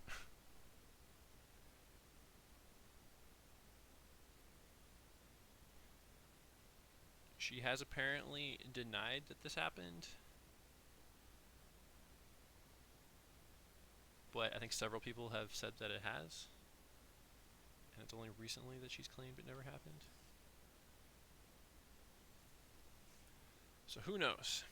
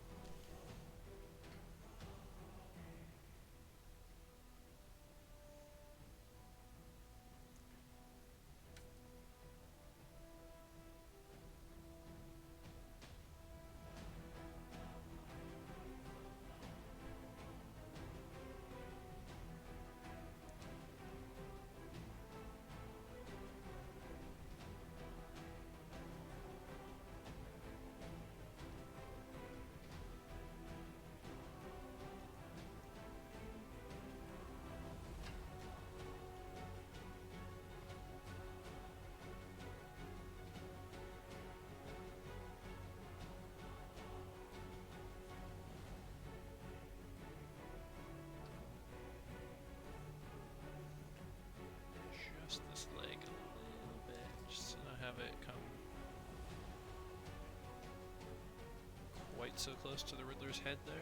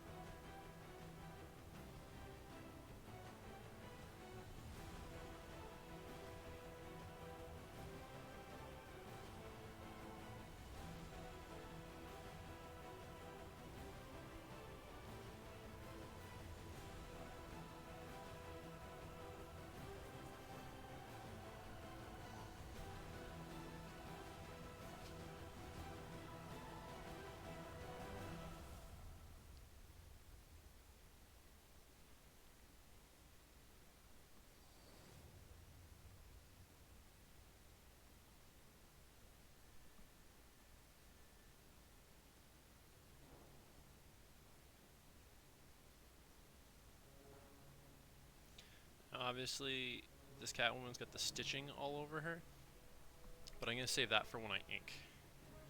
So it's staying blank for now. And now the man himself, let's do the bat.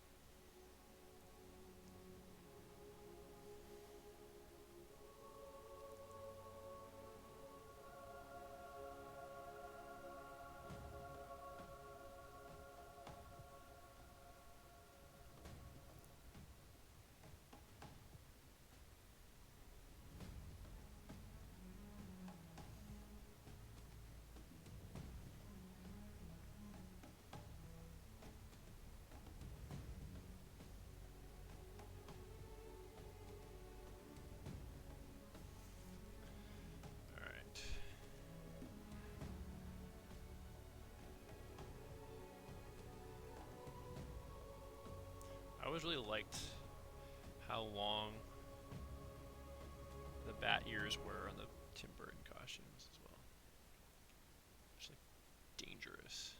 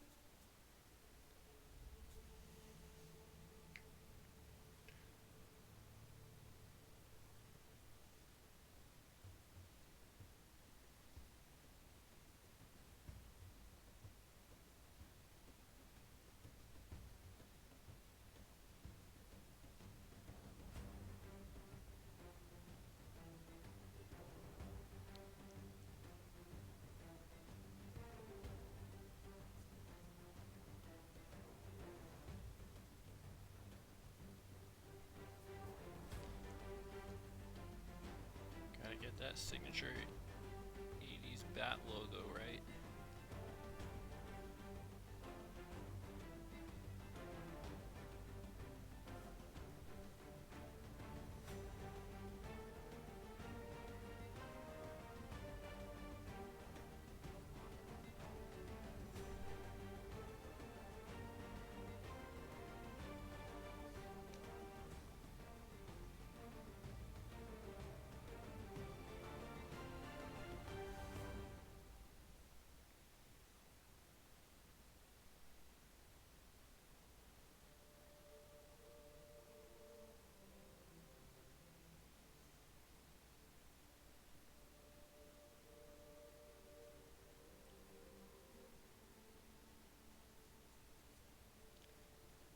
think I'll tone down those Michael Keaton lips a little bit when I ink it.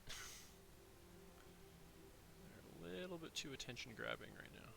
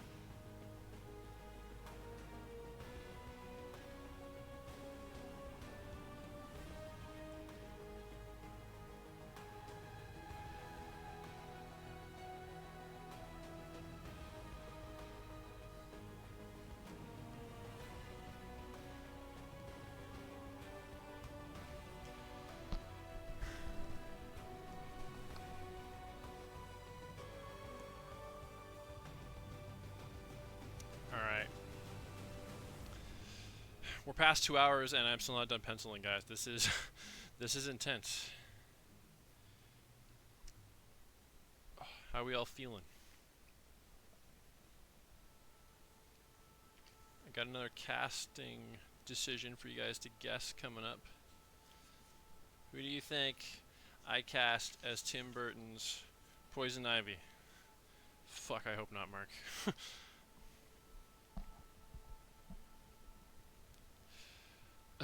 I also hope you're wrong, Chantal.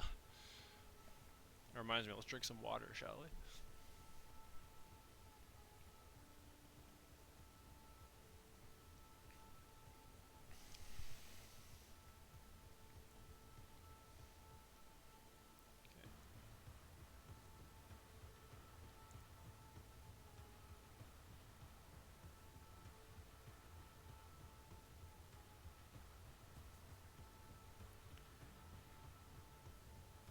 Okay. Okay.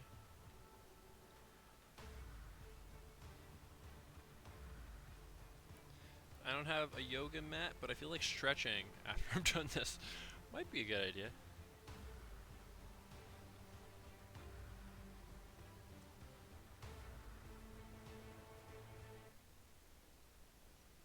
I do have a back roller. That might be a thing that gets used tonight.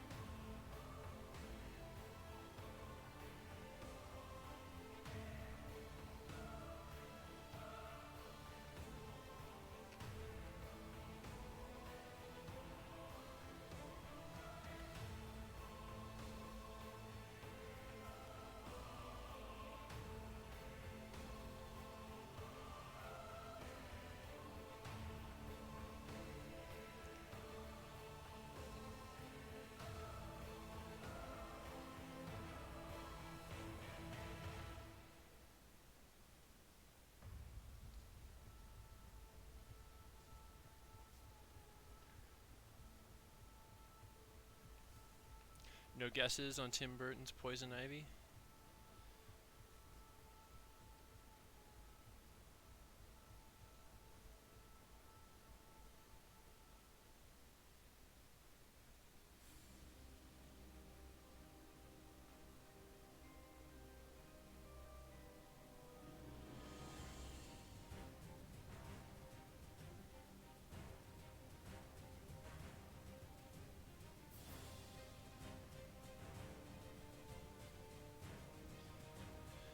I've definitely been known to go for, well, you guys know this from watching the stream, very long times without standing up when I got a job to do.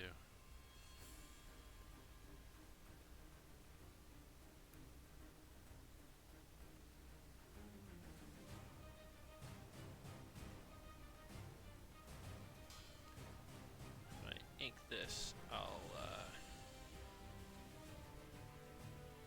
try to make these a little bit more leafy.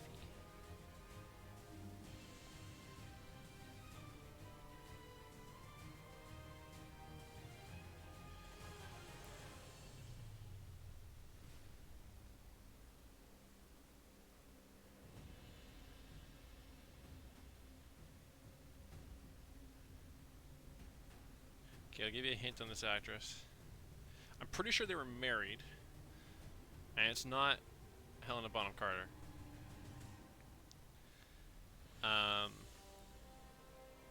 And her first movie with him, I think, was either Ed Wood or Mars Attacks, probably Ed Wood.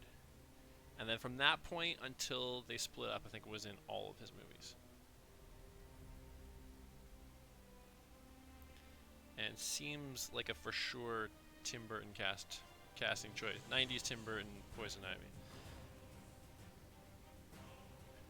Didn't always have the biggest roles in his movies, and in at least 2 of them, she didn't even speak.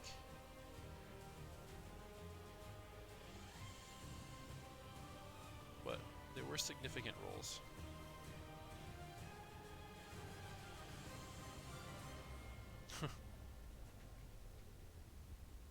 I can see that.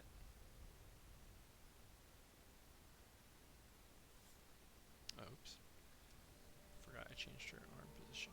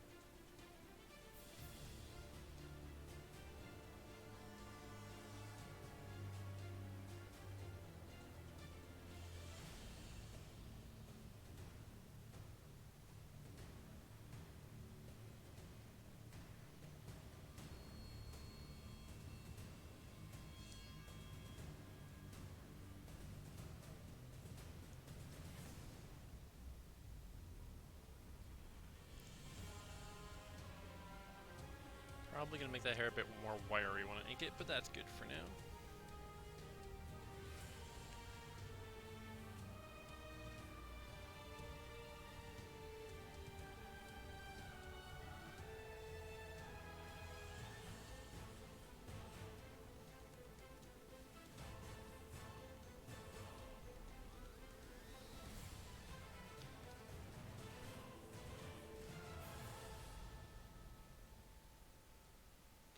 The design influence for Poison Ivy is her like kind of bathing suit type portion is actually kind of like a more leafy version of Anne Hathaway's dress from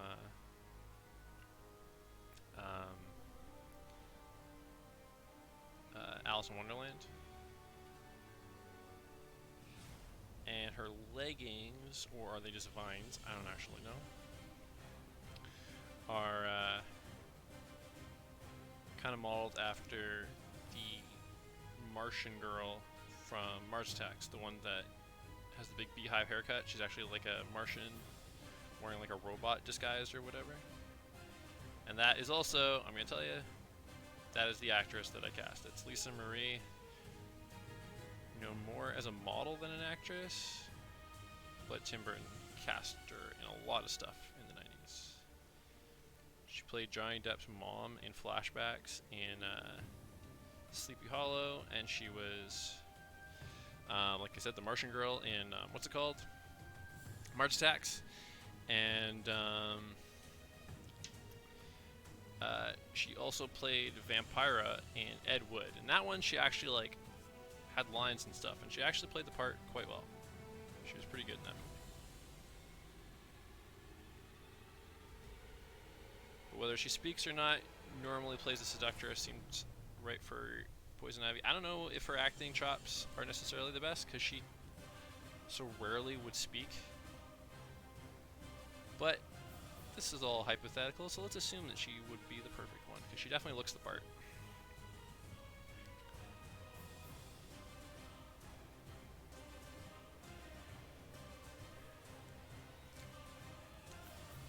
Next up, we're doing Harley Quinn. Does anybody want to guess who's playing Harley Quinn? I'll give you a hint. Chantel, you've mentioned her already.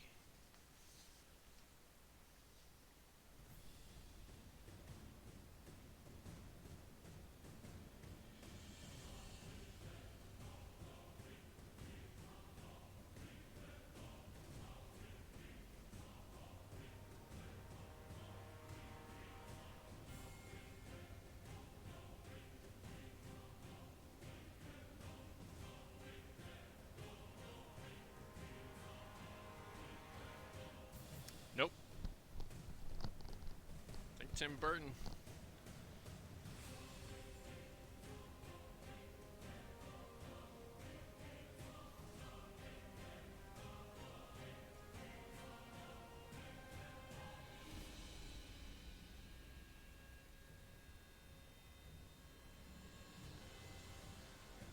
Nope.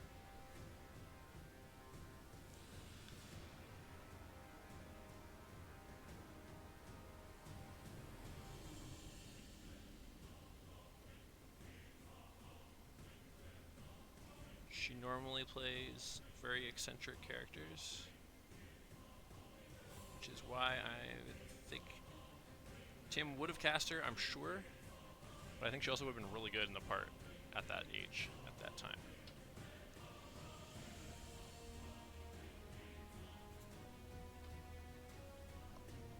Yeah, exactly.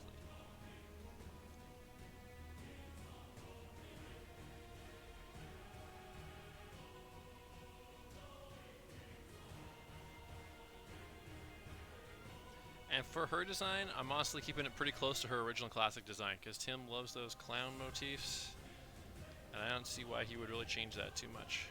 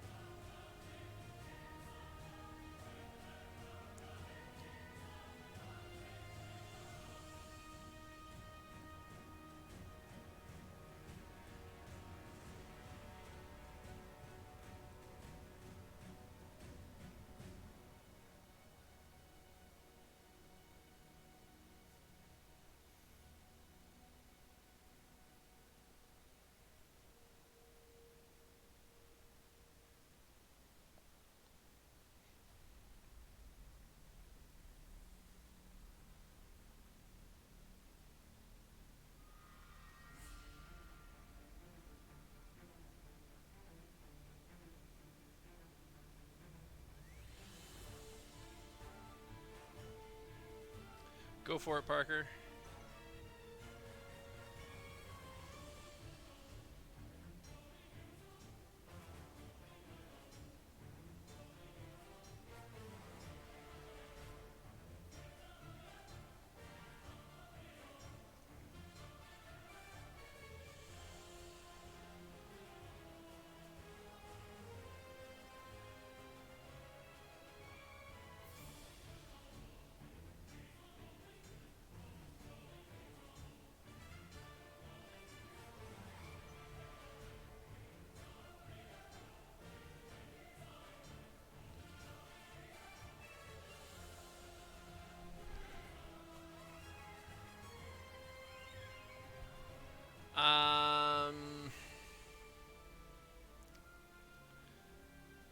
I mean,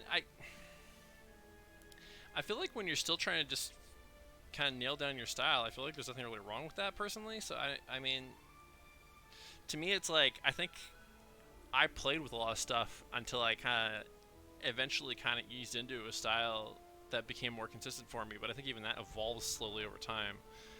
Um, so yeah, I don't know. I feel like that just I don't know. I'm thrown that you're getting criticism for that. Honestly, that seems weird to me. Is it it's instructors that are giving you shit for that, or like, can you give a more specific example of what they're saying?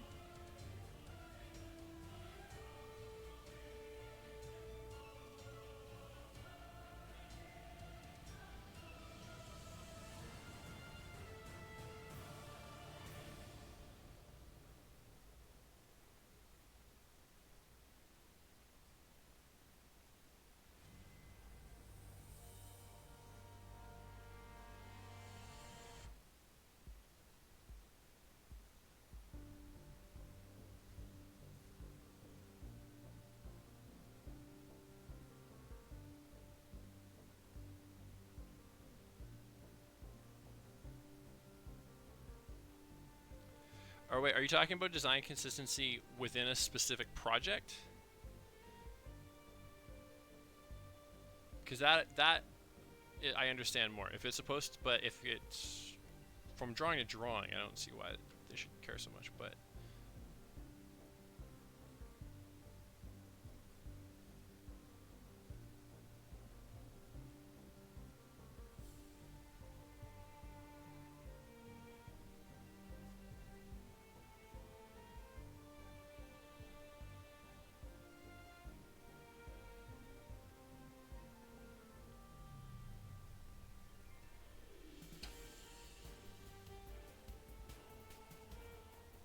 But within one project or across multiple projects, I think that's the part I'm not clear on.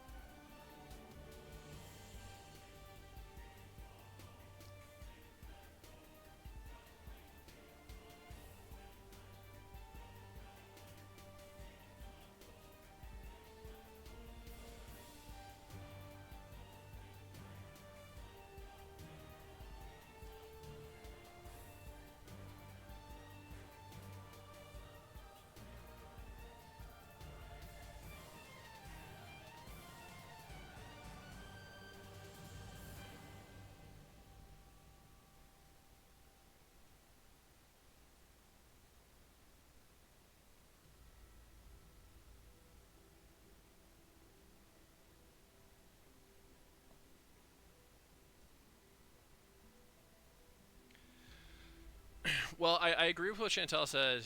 Again, I think if it's within one project, then yeah, I think consistency is important, and the style, the shapes. Like, I use a lot of hard edges and stuff, and if I make a rounder edge, usually a specific more reason for it, um, and things like that. You know, think about how broad you want your shapes and your curves to be. Um,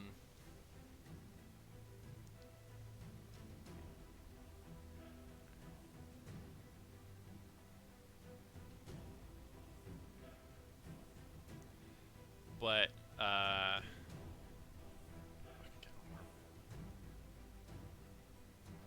yeah, if it's from project to project, I don't think there's anything wrong personally with mixing it up a bit and experimenting.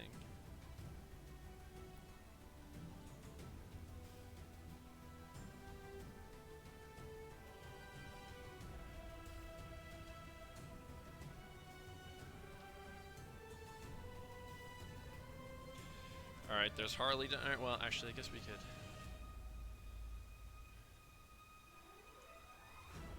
Burton up this design a little bit more, right?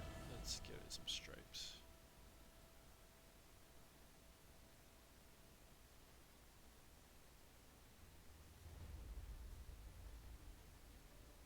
Probably won't be black and white for this one, but we'll give it some stripes. Alright. Harley is done. We're moving on to Bane. Bane, we already know who's playing Bane.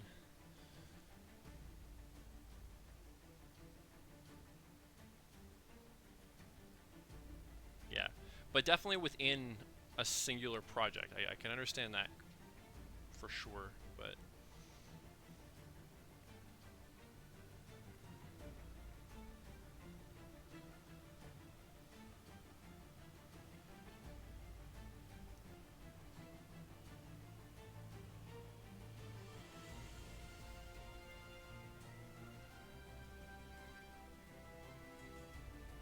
okay, yeah, if it's during production, I understand that. I think one thing that'll help combat that if you keep feeling compelled to change it as you go is you might just need to devote a little bit more time to concept art and kind of preliminary sketches, because that might help you nail down the style you're most happy with for that specific project before you get started.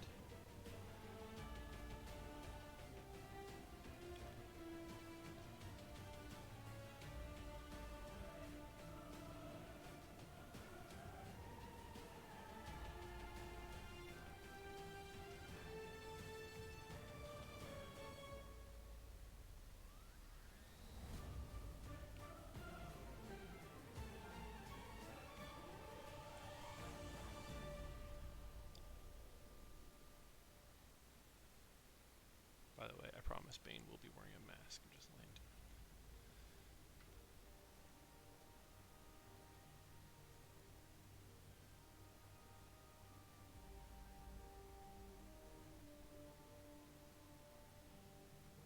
By the way, the mask design is based on, I actually found some Mexican wrestler drawings that Tim Burton did, so that's where the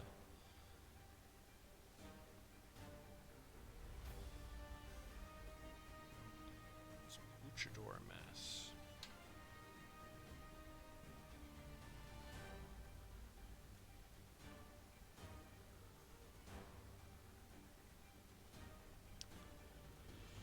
It's not just developing the craft though, it is, because sometimes you do it a little bit different from project to project, and I think that's okay, but you need to decide what you want that to be. And I think that the concept art thing is, because I get anxious to get started sometimes too, but when I actually devote myself to doing the concept art, I think that phase is super fun. And like I said, for these streams, I usually kind of just hit the ground running with them, right? If I'm designing a character that I'm going to use in something else, I might revisit it and mess around with it more after the stream. Like I did some Combat Furries ones on stream that have actually changed quite a bit since I drew them.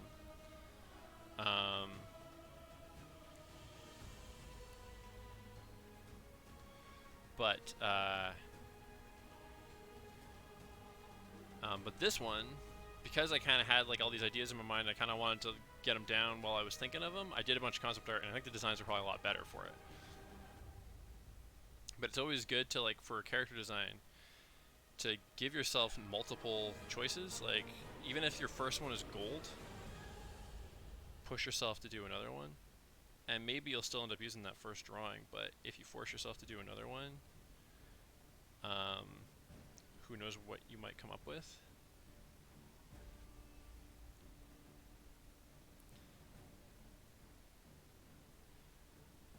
And you know, or it gives you options to mix and match some different ideas as well.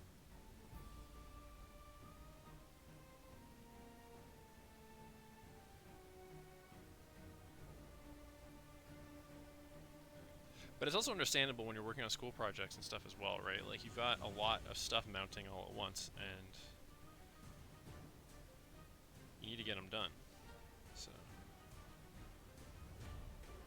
So for the sake of a school project, maybe all that added pre-production isn't always practical.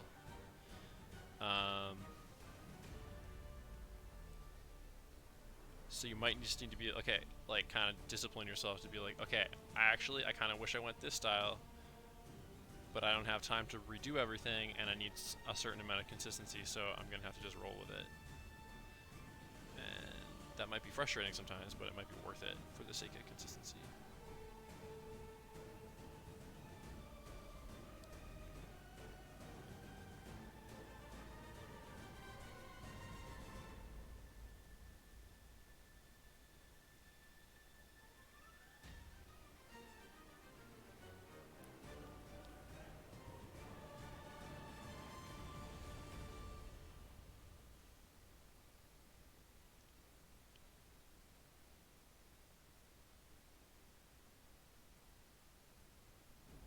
By the way, my plan for Bane's design, like I said, the mask is based on a Tim Burton drawing of a luchador. And the base of his design otherwise is pretty close to the comics, but I put all these straps around the one arm where he has the venom tubes, and that's based on all the straps on Edward Scissorhands. But you're not going to see him too much in this drawing because Poison Ivy and Harley Quinn are kind of hiding it a little bit, but... Hey JC, it's gonna be. That is a part of it, yeah. But I do think that you'll have fun with that if you don't have insane deadlines on top of yourself. So if you do some like more personal projects when you're done school, you might actually enjoy them. Enjoy that phase a lot more. I would like push yourself to do at least 3 designs of each character, say.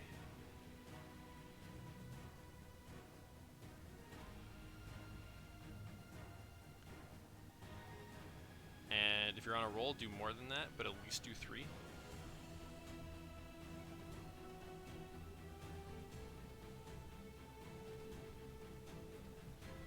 By the way, Parker, how'd the Adobe Animate stuff go? I kind of felt bad. I was like, oh, come to me for help, and then you did, and I'm like, oh, just don't use that. That tool sucks. And I don't know that I really was all that helpful there.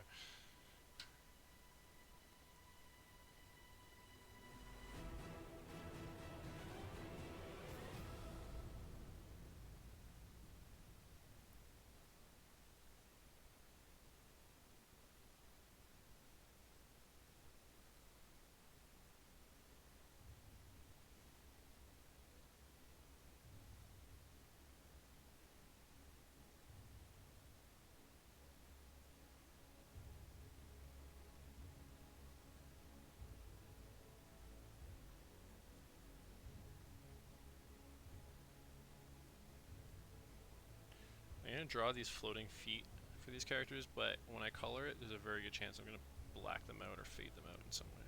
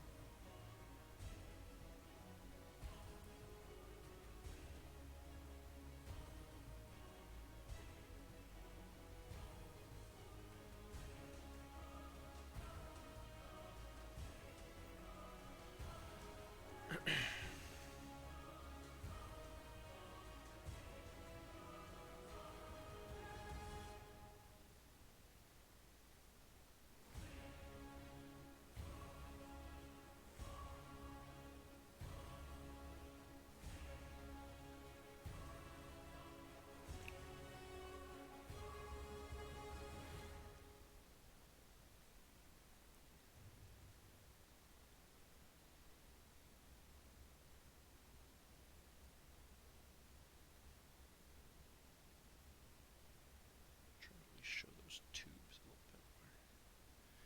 Okay. Only 3 more guys, and then I can finally start inking this bad boy. I am JC. Are you gonna be there? Oh, actually, no way. I still got these two. Fuck. Okay, we're moving on to the Riddler. Do we know who's gonna play the Riddler? I'll give you a hint. He was actually cast at one point when Tim was still attached to it. But then when things changed, that didn't happen, and he was almost the Joker in '89 as well.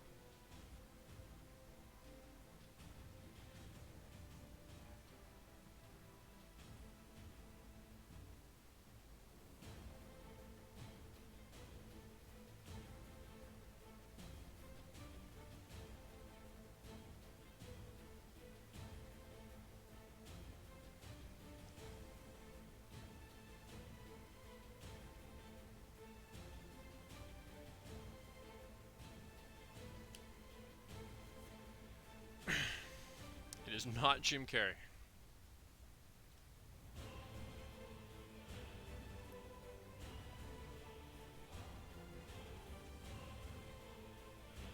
It's somebody who later played a couple of villain characters, but in the '90s it would have been a first for him if he had actually played the Riddler.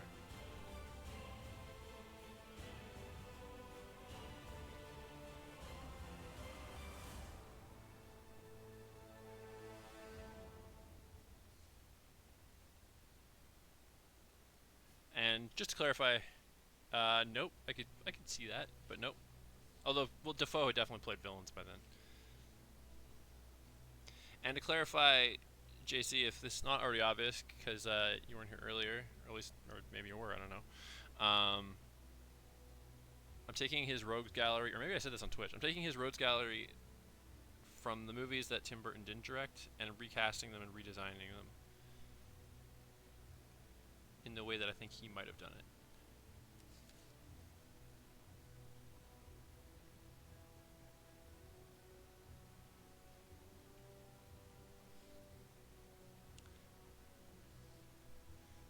Thinking you might have a guess here, Parker, being the Riddler fan.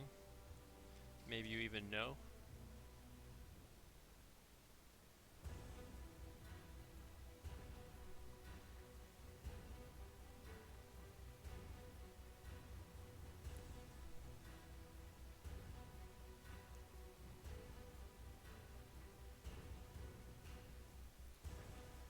It is Robin Williams, yes.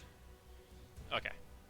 As I was saying it, I kind of thought maybe I did. Originally I wasn't going to, and then I think I said it to you when you commented about having to rewatch.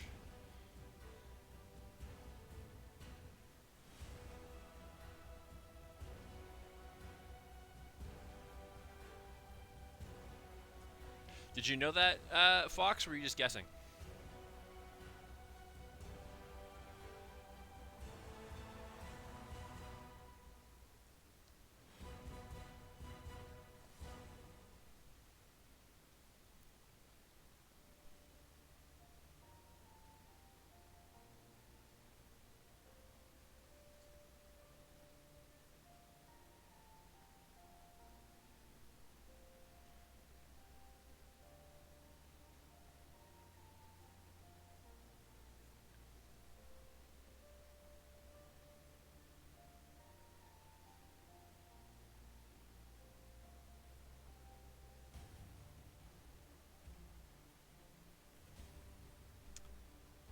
Was it the went on to play villains later?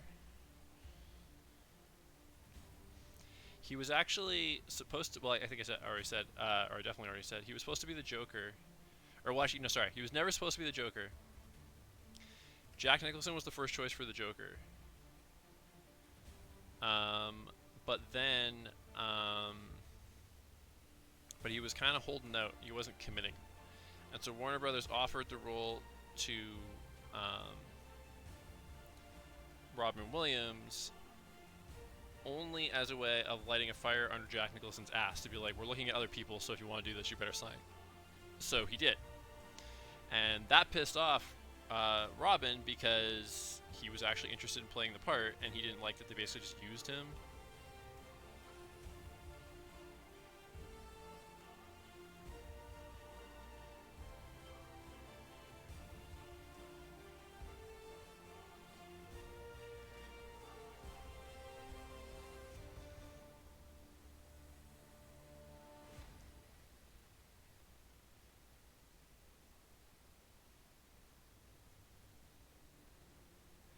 my design for the Riddler isn't that different from the classic comic book look. But I'm doing one twist on it, which I think is Tim Burton-y, but honestly, even if it wasn't, I really dig it. Like, the thought I had. It's basically I looked at a drawing and I was like, hey, I'm just gonna do this one change, and I think it's gonna look pretty cool. Should probably notice it more when I ink it.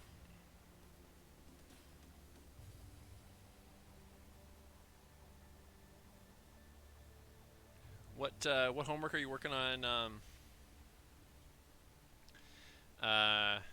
tonight, Parker? And yeah, because they also did that. There was something with Disney that pissed him off too, wasn't there? But I forget what that specifics of that was. Although Disney's pissed off a lot of people, but that was why he didn't do the first Aladdin sequel. And they made amends and he came back, but I forget what the issue was.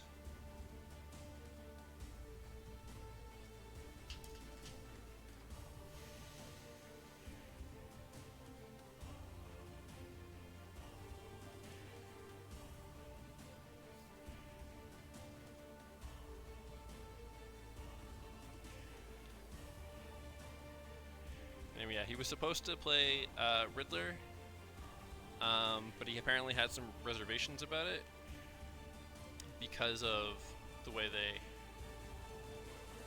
they treated him.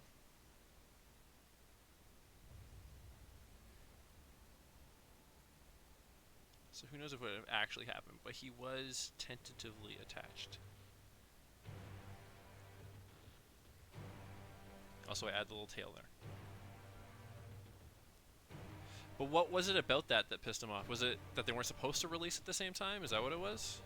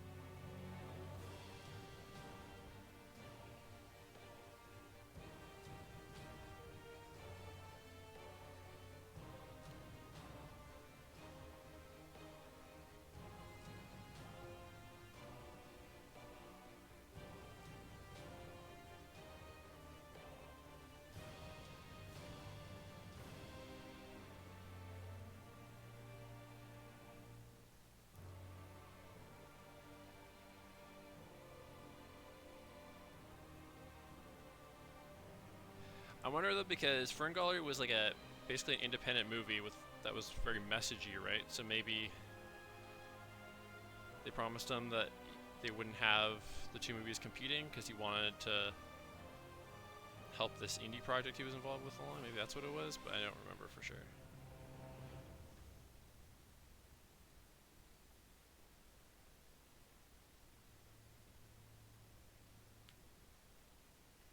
You know what? I don't think I've ever watched that, Parker, but I know I think I've seen that on my recommended videos before.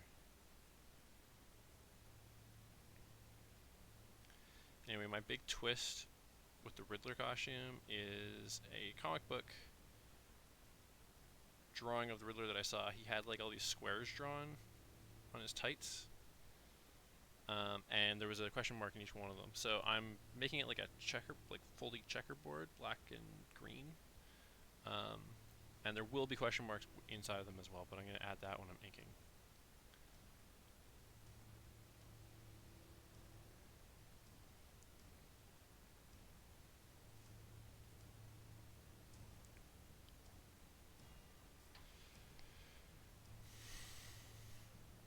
Alright, Riddler is done. Let's toss in the Scarecrow now. So the Scarecrow, because of the mask, you're not going to see who he is anyway. So I'll tell you, he apparently was supposed to be played. At one time, he would have, when Tim was still attached to Batman Forever, apparently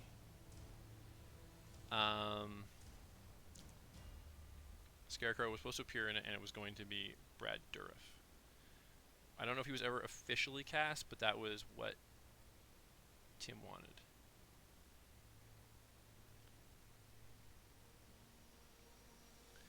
And so that is what I'm doing for him. His design, though, is a little bit of an early Joker concept sketch that Tim did, where he had a much bigger like hat, fedora style hat, and a little bit of Jack Skellington. He also has a noose wrapped around the top of his head, which is somewhat from Batman the Animated Series.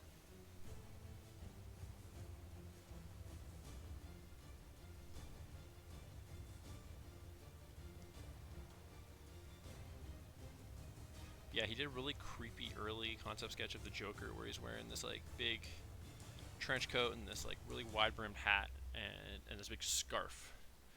And it's kind of hiding part of his face and it looks pretty freaky. And he does kind of dress like that at one point in the movie, but I think it's just because it's the drawing versus realism, it loses the creepiness of it a little bit.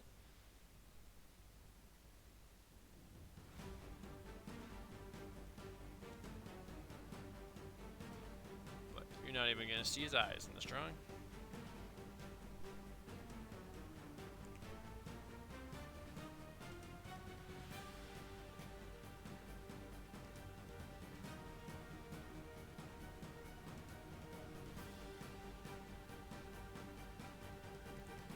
So many stripes.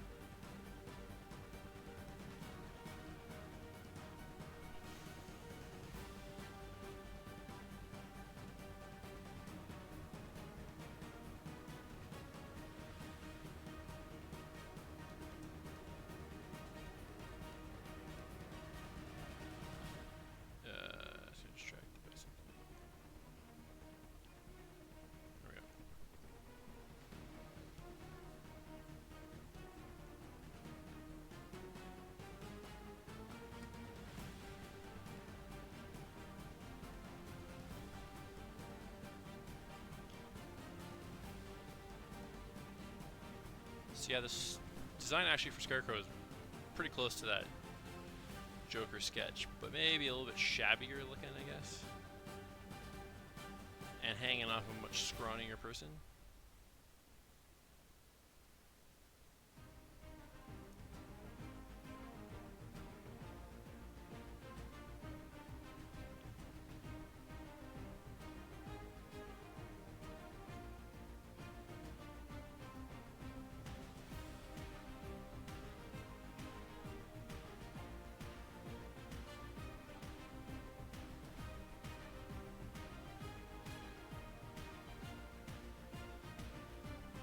Do a plaid shirt, but I'm going to save that for when I color it.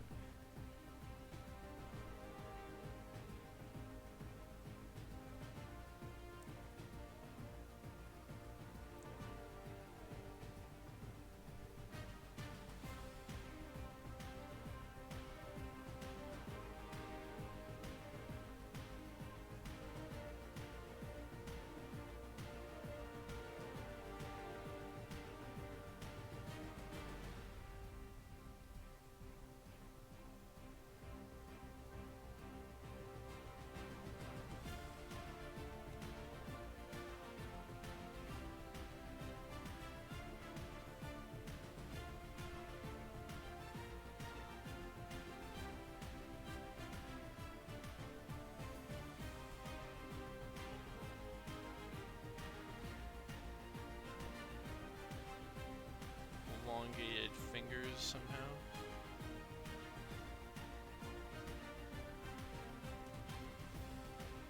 I only say somehow because this would have been live action.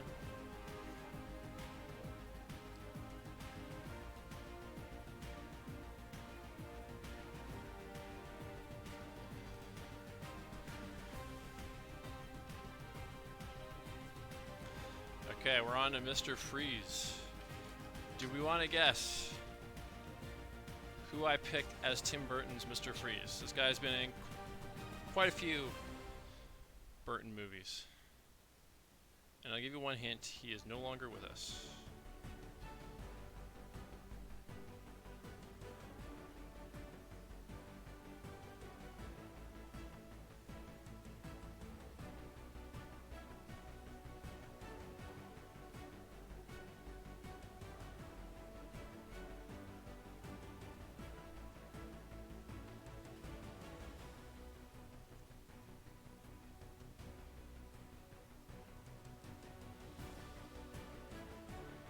Nope. Not a bad guess, though. But Price died so early in the 90s. This person that I decided not to go with Price, this person might have worked with Vincent Price at some point, though. I'm not positive, but I wouldn't be surprised.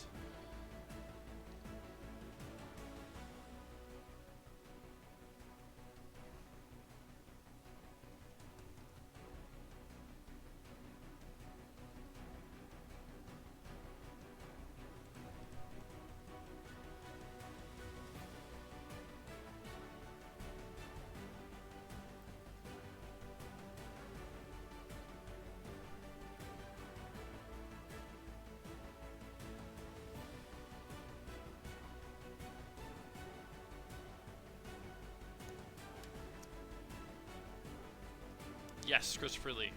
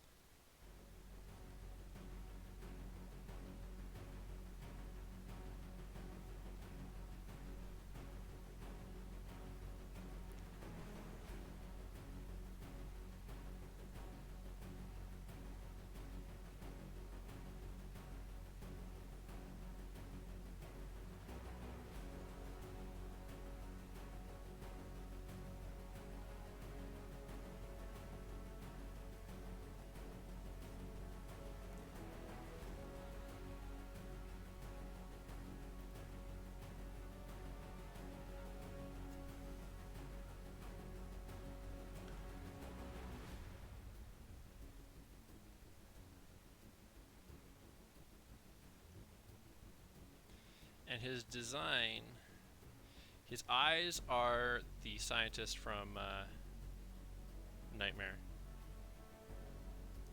But the rest of his design is actually, I brought it up earlier as well. Tim was at one point going to direct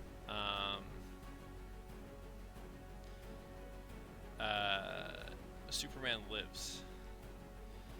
And one of the characters that was supposed to appear was Brainiac, and he had a design of Brainiac, like a sketch that he himself drew, that, other than the color scheme, looked a lot like what you would expect Mr. Freeze to look like. So, this is inspired heavily on that. For Brainiac, Brainiac is basically like a severed head inside of a big bubble, and the rest of his body would have been mechanical, so it had multiple limbs and stuff. So obviously I'm not doing that with it, but otherwise, with the particularly bulbous dome.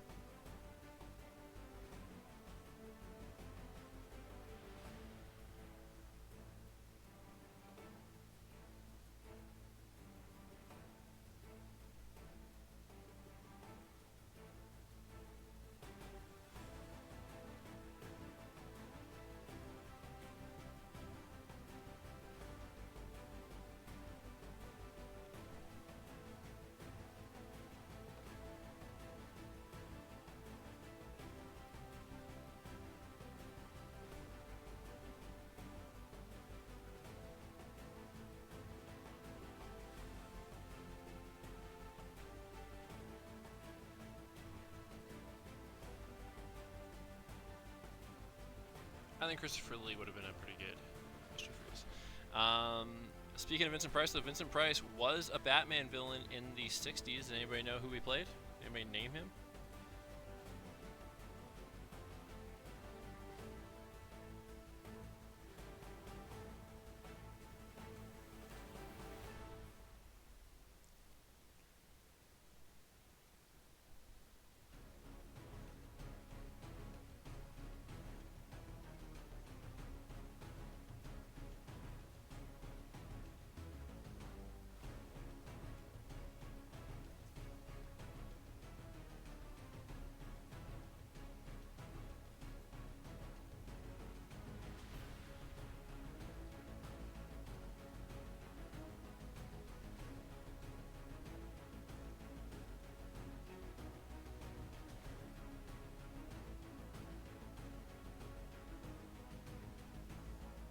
Yes.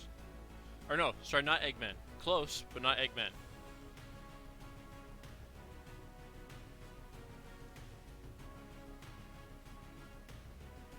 You're one syllable off.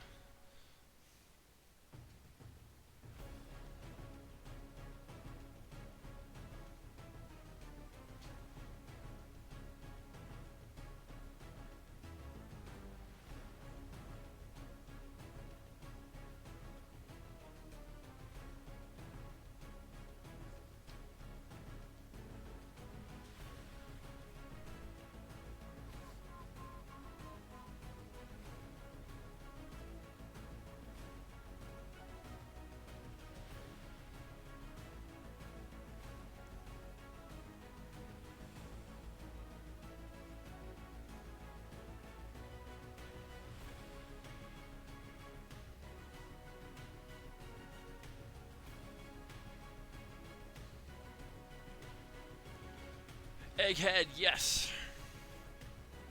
Alright, now we just gotta do these big fuckers in the background and we can start inking this bad boy. You can probably guess who they are. There's only 2 left.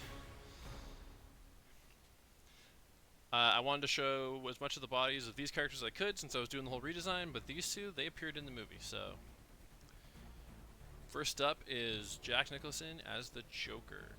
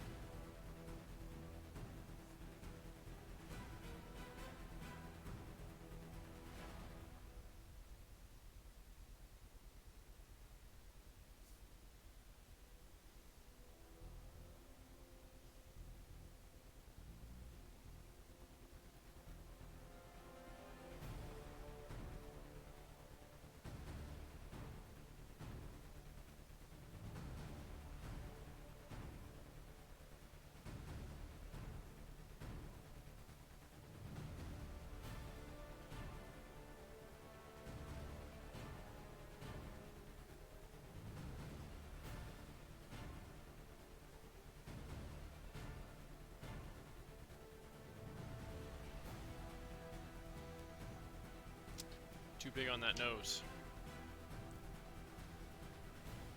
This music's reminding me of the Speed soundtrack a little bit. Indeed. And Bob the Goon even had his own action figure.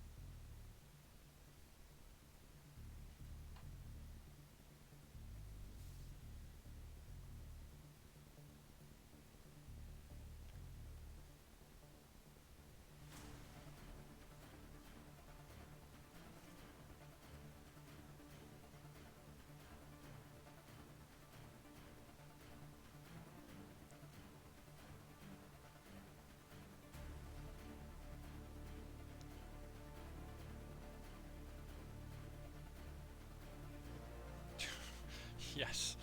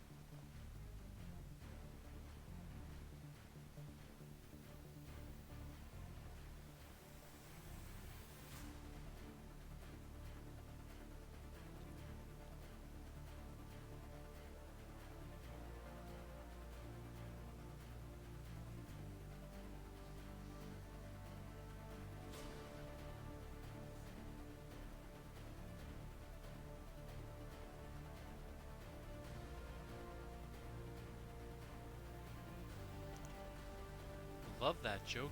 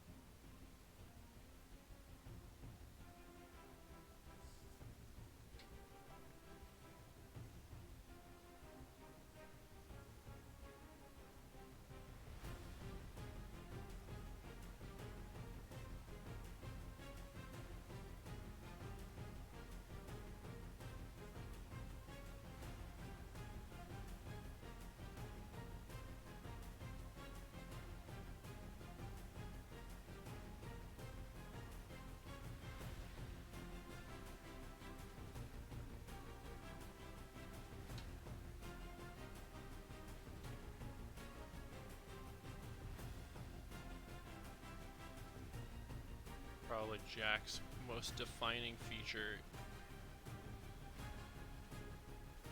of course, the eyebrows.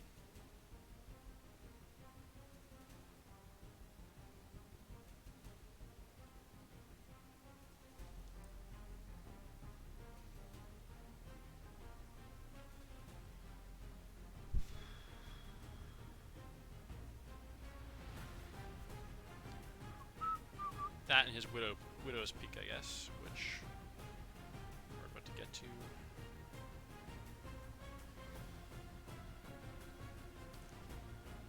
You guys might remember on the anniversary year of Batman '89, I drew Jack Nicholson Joker on the stream. It was either last year or the year before. I was never too happy with the way he turned out. I'm not minding this one. This one turned out okay, I think.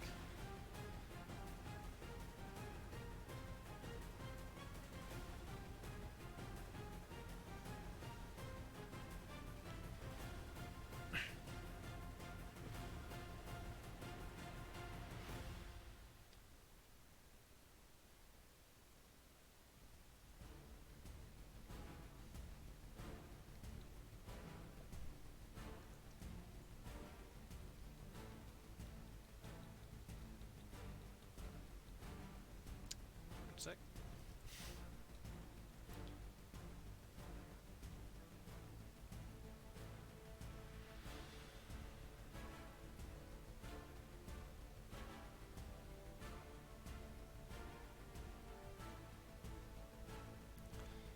All right.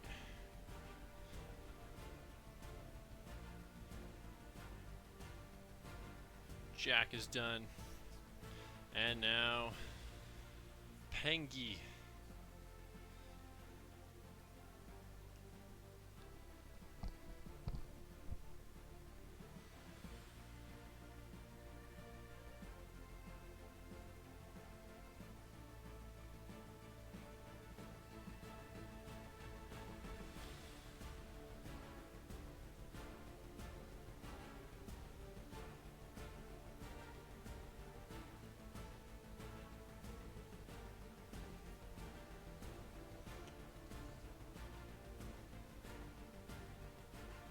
Pengy is what Adam West always called him, by the way.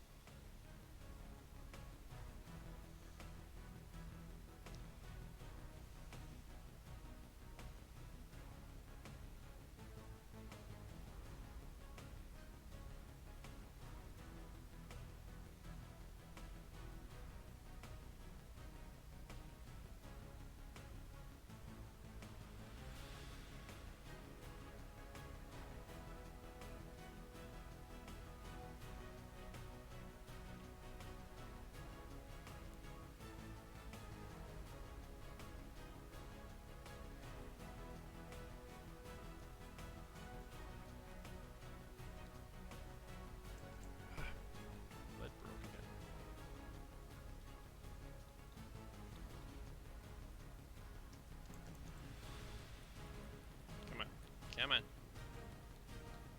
Give up on me now, pencil. Fuck.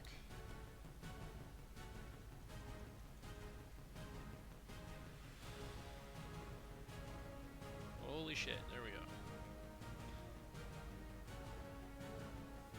It's mildly painful.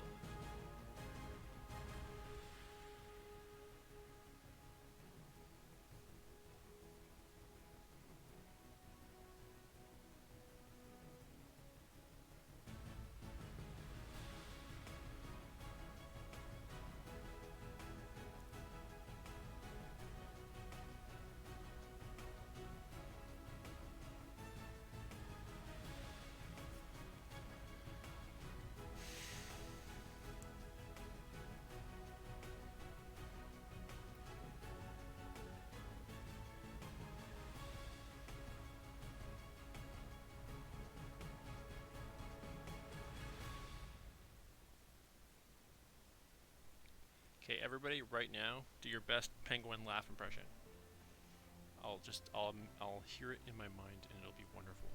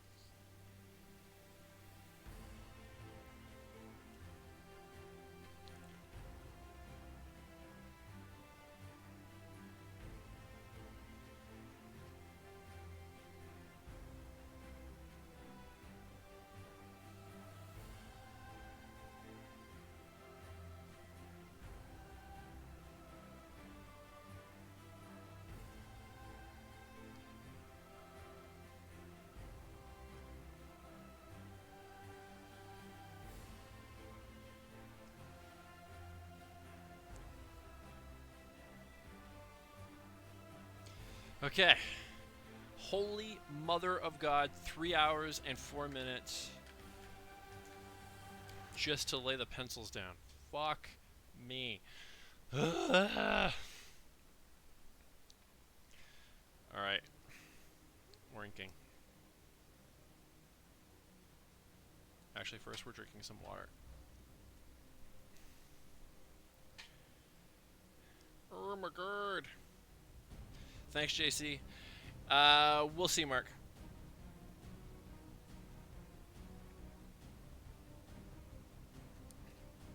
We'll see where I'm at in another hour. And how I'm feeling. And I might consider picking it up in the morning, but I'm going to try to get it done tonight. I would rather get it done tonight.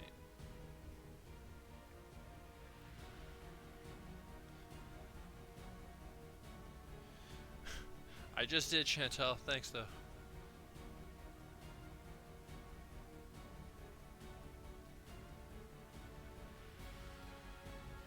I am hoping that, and I've been wrong on this before, so who the hell knows, but I'm hoping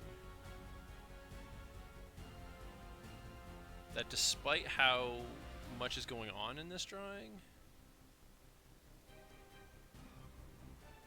if maybe think might actually go faster than normal, just because I mean, relative to the amount that's going on, of course, there will be a lot of like spot black areas that I can just black out, you know.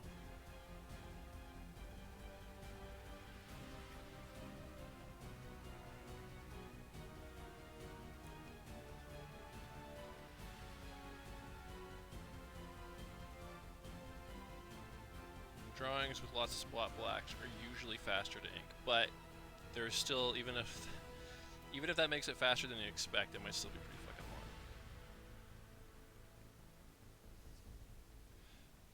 Also, luckily my plan for Thursday night stream will be a lot simpler. So, no matter what happens tonight, I'll have a bit of a reprieve.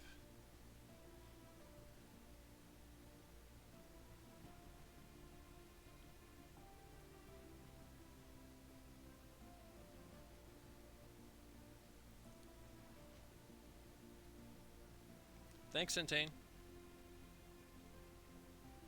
Okay. How are you doing, Centane? I was gonna ask you earlier, by the way, are you excited to be like done? You have your grad tomorrow and everything. Everybody say congrats, Centane.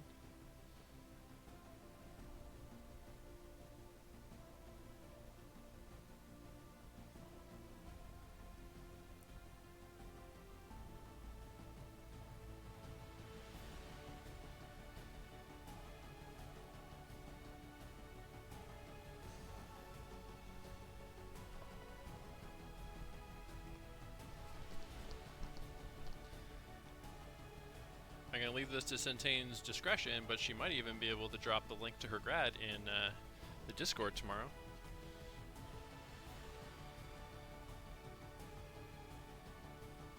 If you play your cards right and you ask her all nice like.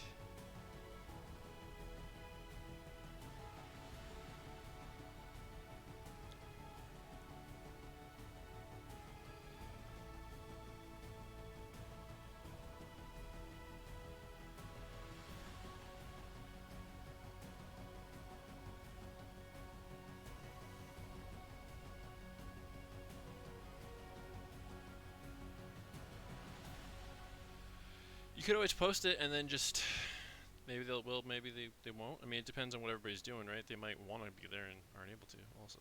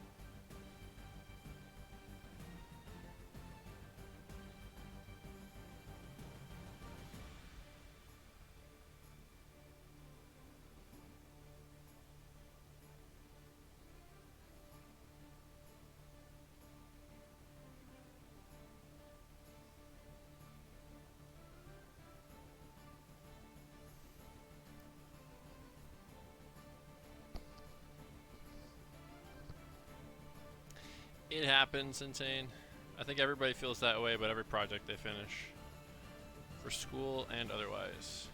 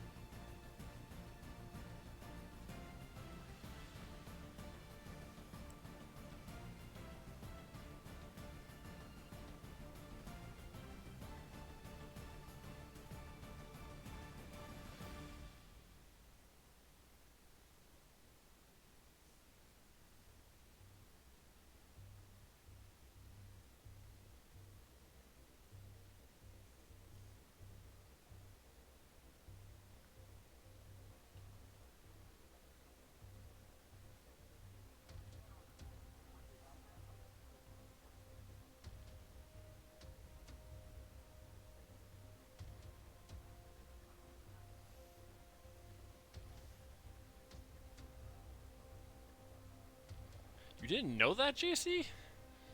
How do you not know that?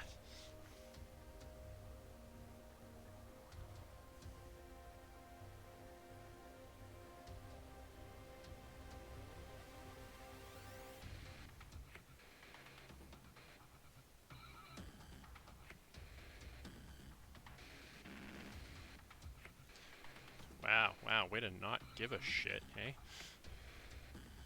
Give him hell for that one, Centane. You have my permission.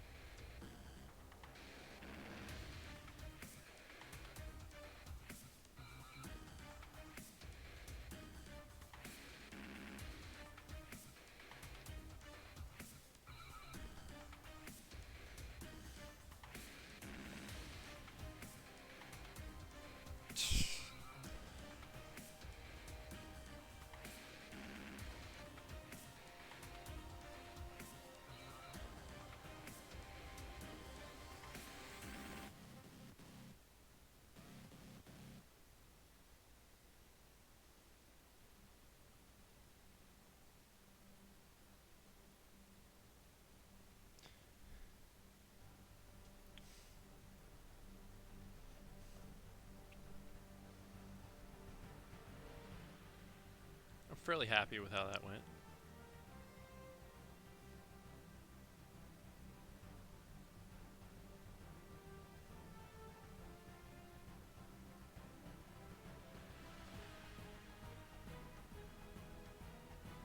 Parker, are you still with us? I think you just congratulated Centane's probably. I asked earlier what your homework you were working on tonight was, and I can't remember. I don't think you answered. Or if you did, I forgot. We got distracted. Assuming you're working on homework anyway, because you usually are.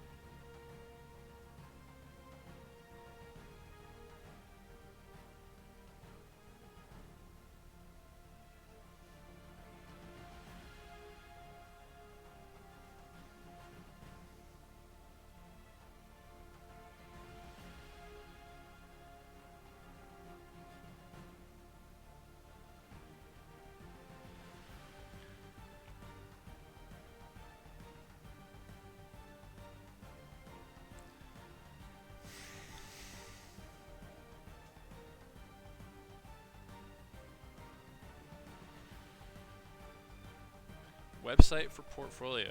Why is it you think that, Parker?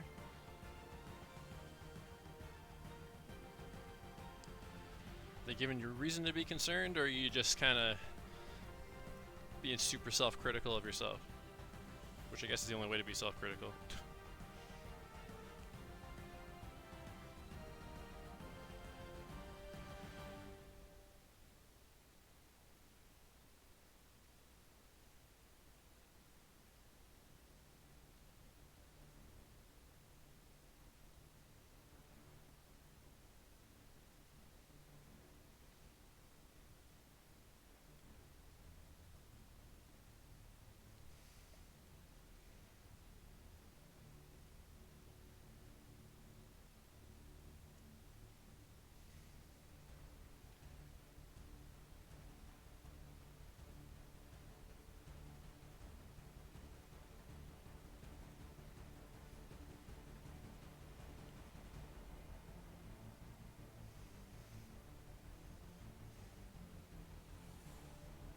Okay.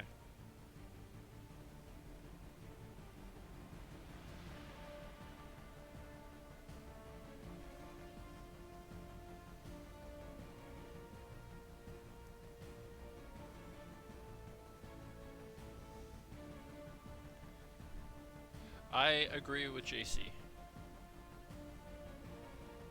While JC pretends to not care by not asking Centane what stream she's in, he actually does care. and he should be listened to on this front, Parker. No, your music sounds weird. Meh. Weird how, JC?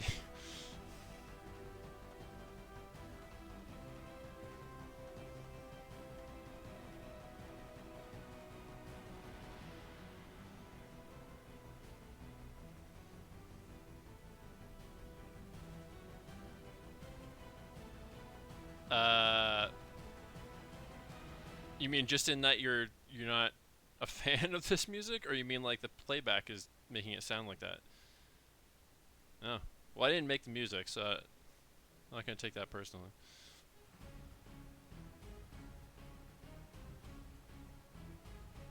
Sounds like a little bit of a riff on the Mission Impossible theme.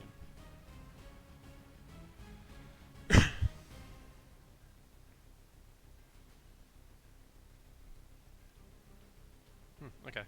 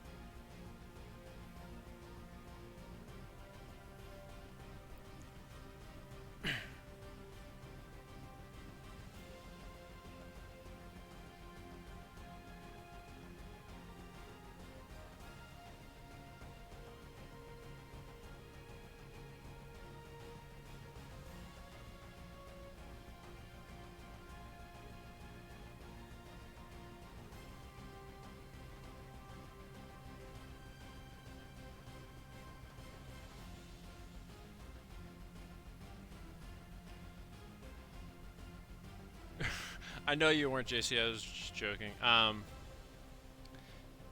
Hypothetically speaking, how would you guys feel about me not having music on the streams? Because it's starting to be a bit problematic. And it'd honestly be really frustrating for me to not have music, especially if it's like a slow night and not a lot of people watching. But like, you guys could theoretically put music of your own on in the background anyway. And it's just because I try to play royalty-free music, and yet I still get flagged a lot. It gets muted on Twitch and gets demonetized on YouTube.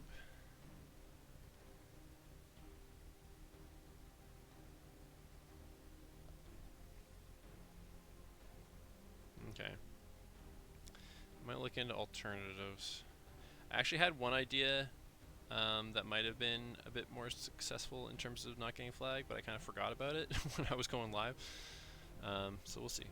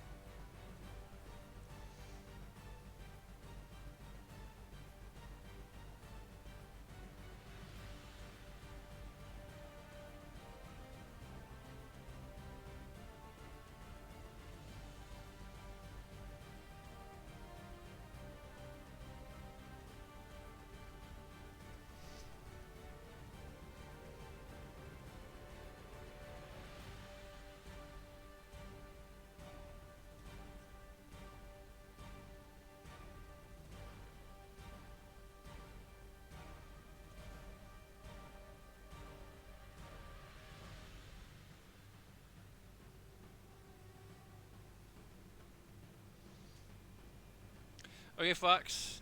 Have a good night. Thanks for coming by. Maybe we'll still be going when you wake up. Who the hell knows?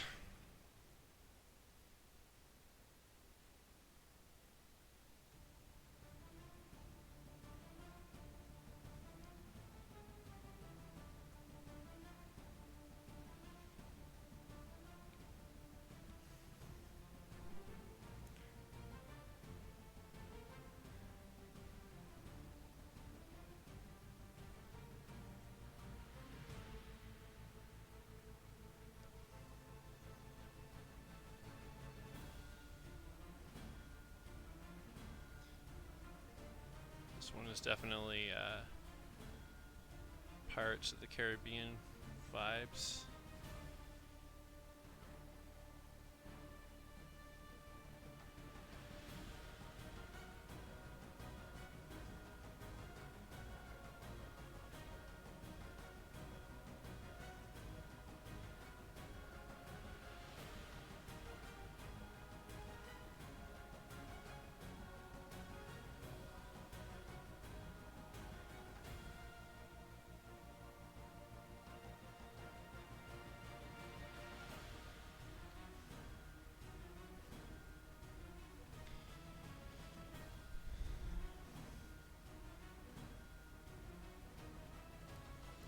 Freaked me out for a second there, Charmaine.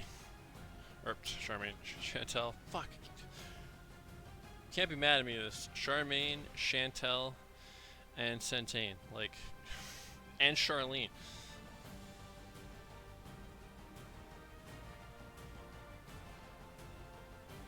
I know who you all are, but I'm gonna get tongue-tied once in a while. All right.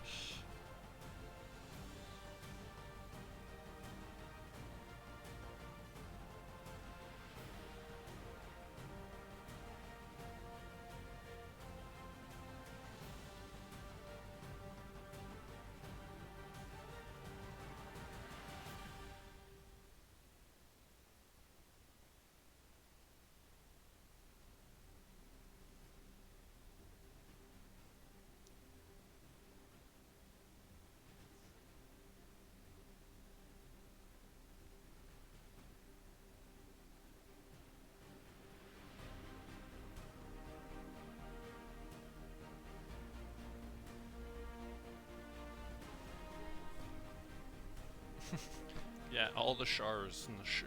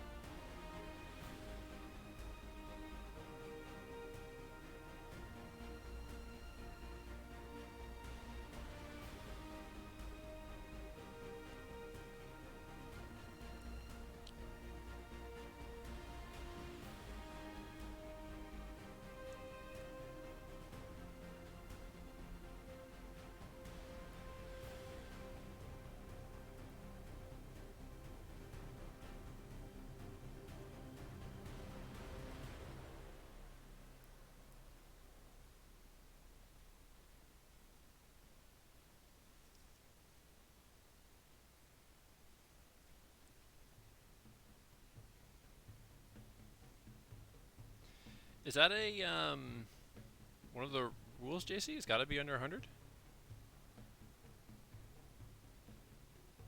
I mean, it kind of makes sense from a grading standpoint, I guess, just because it becomes a bit more realistic.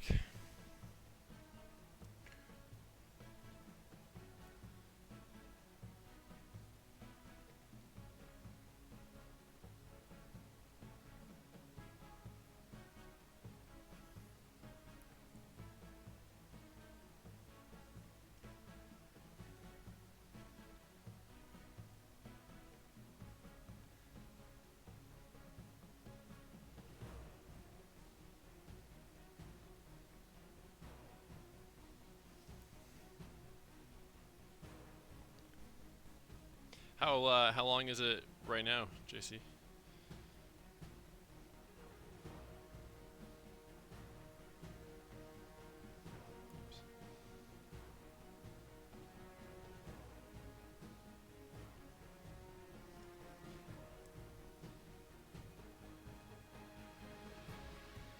Oh, so you need to get it to 100. I thought you meant.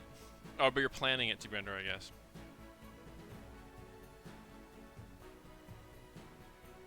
Okay. And was Chad saying it has to be that way because of like a rule, or that he just thinks personally that's better for the story?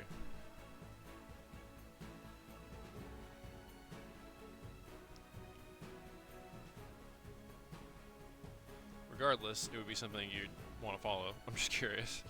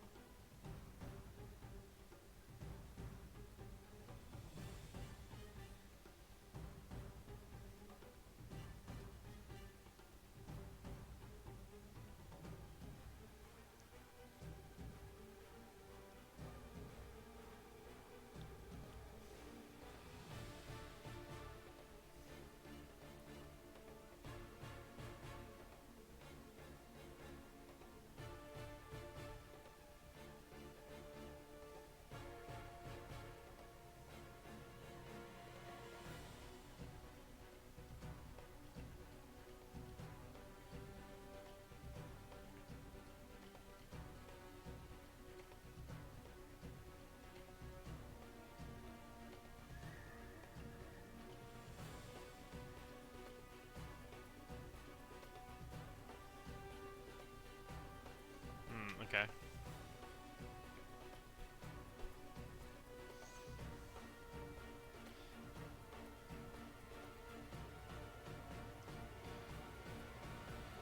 Well, definitely an easier sell if it's shorter, because it usually means, well, one, they're easier for people to read it and actually give it serious consideration, and also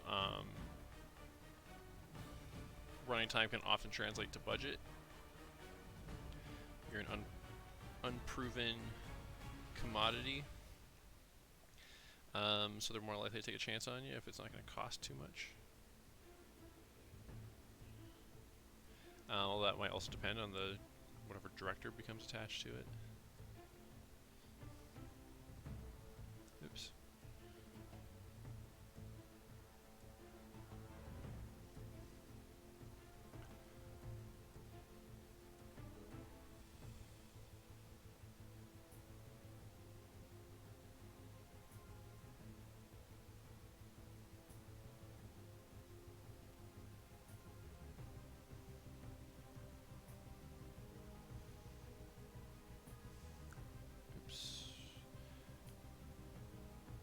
Track of stuff here.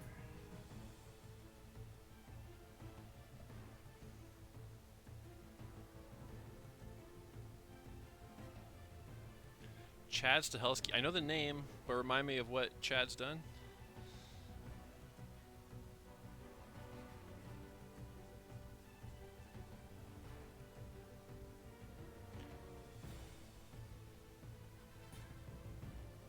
Oh, okay. Makes sense. Oh. Bat crack.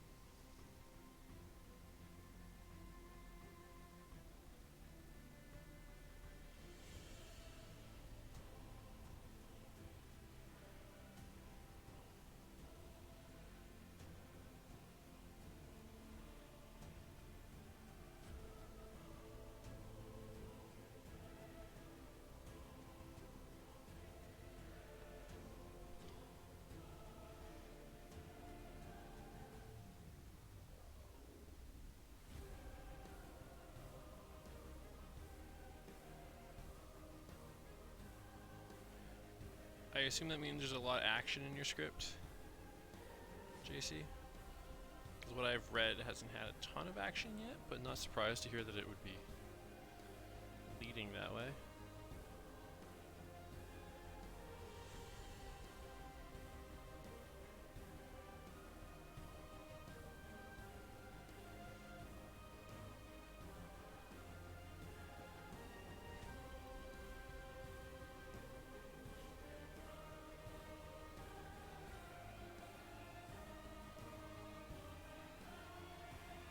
Okay, gotcha. Was that one of Kelsey's notes? Get some more action up front.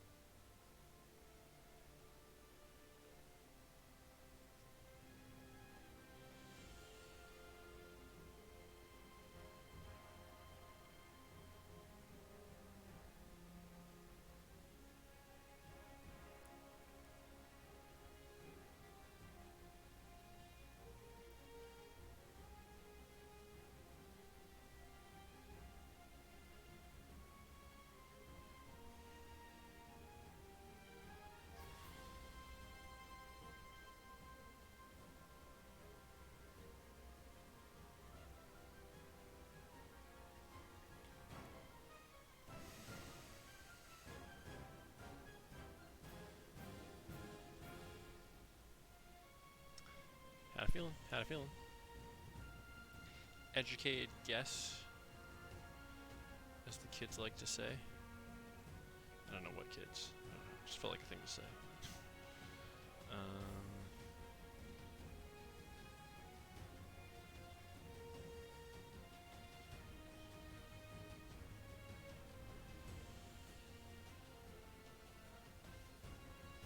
Oops.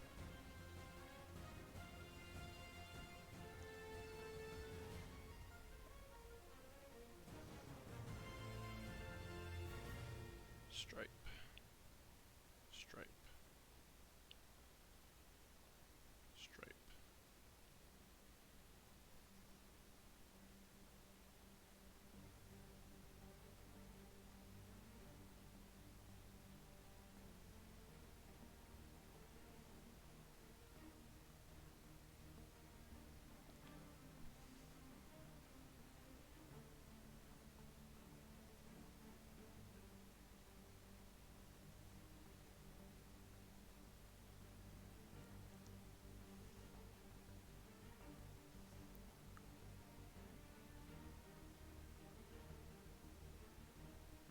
Stripe.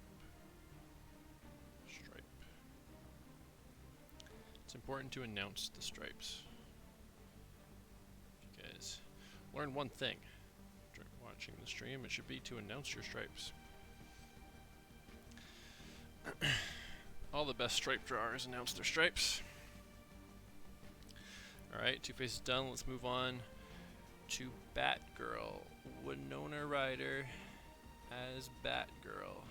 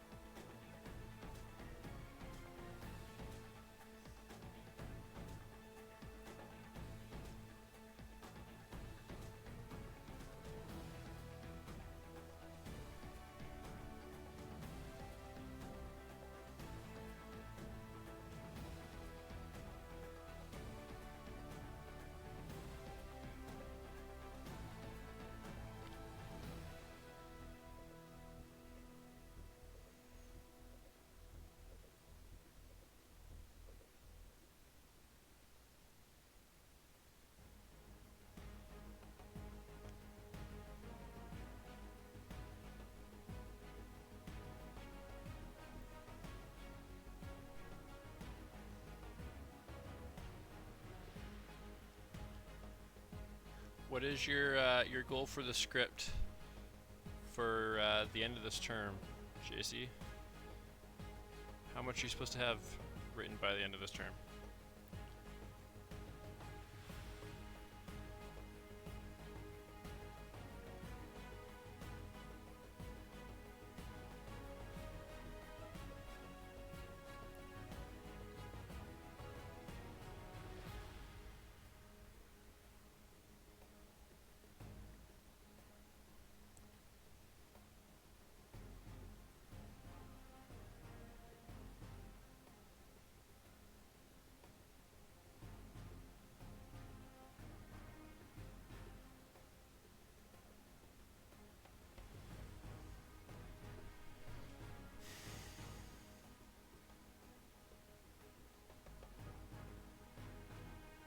Okay.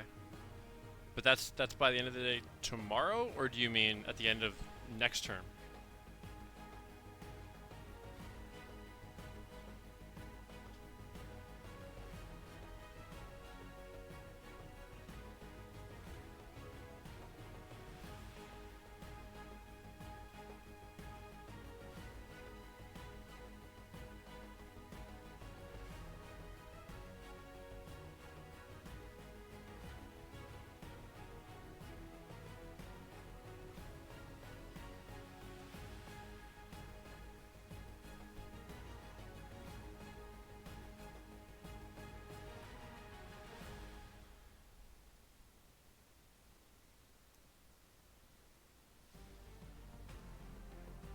Okay.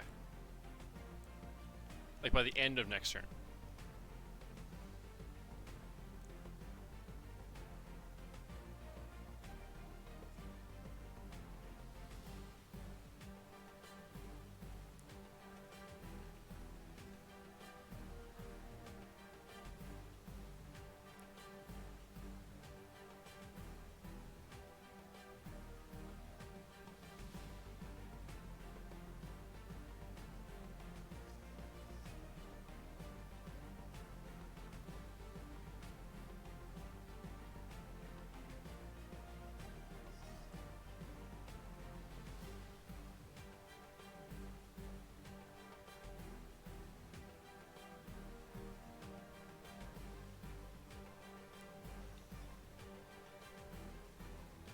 Yes, ma'am.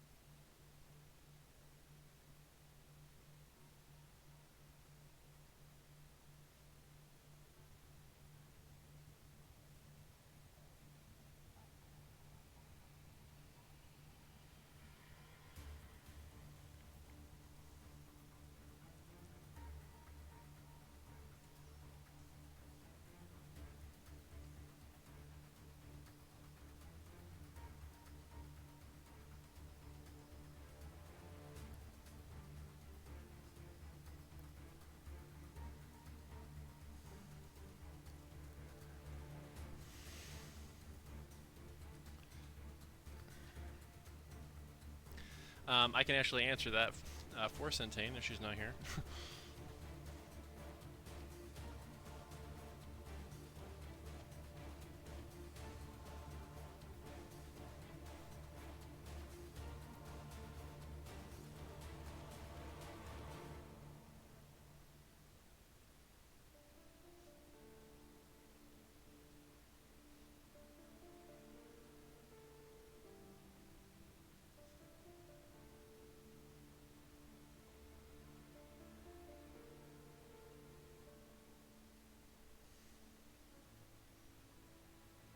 Okay.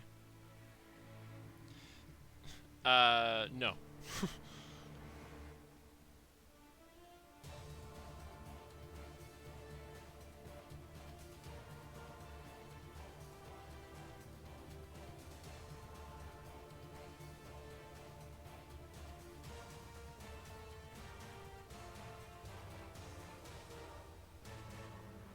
I thought you might still be here, Centane, but you hadn't spoken in a while, and I didn't want to go unanswered.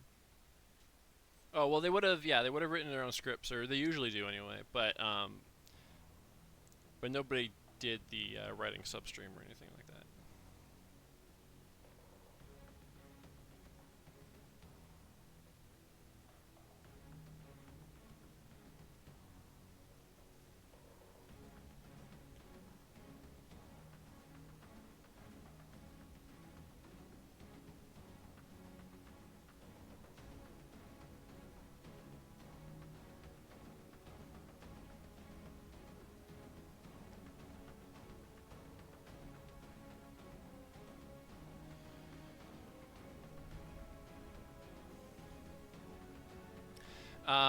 Well, Fox, she's not here right now, but she did the writing program, and she's on Discord if you want to give her a shout out.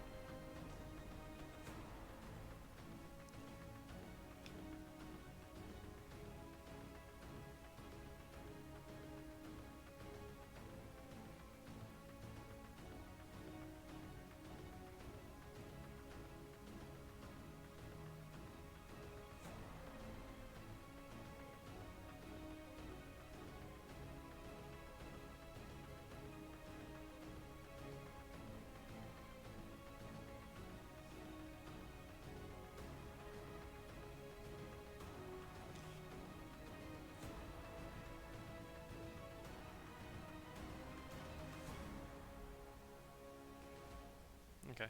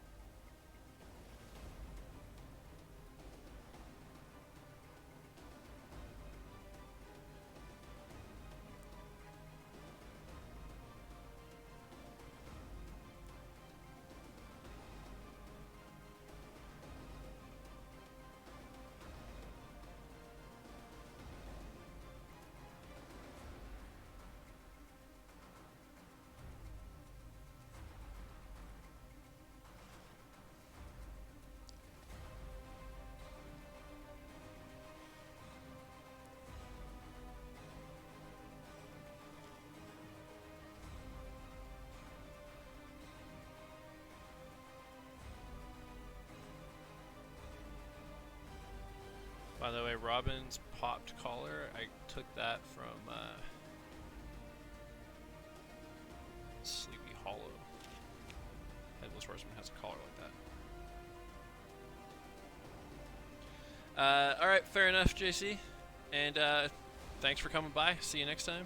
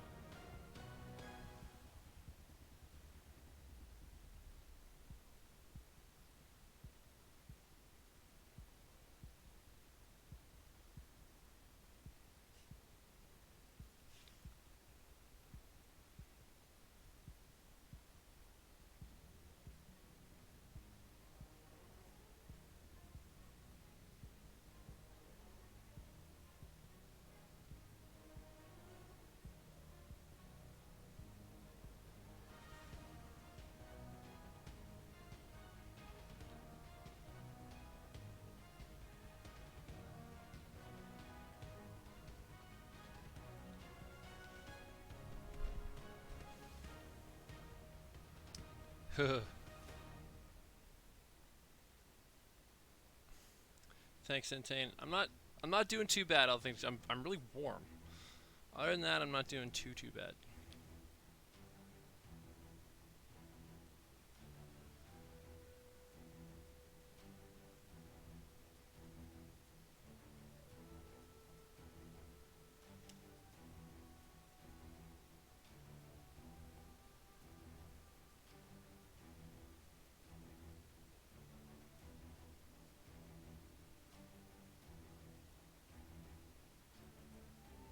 How are you doing, Centane?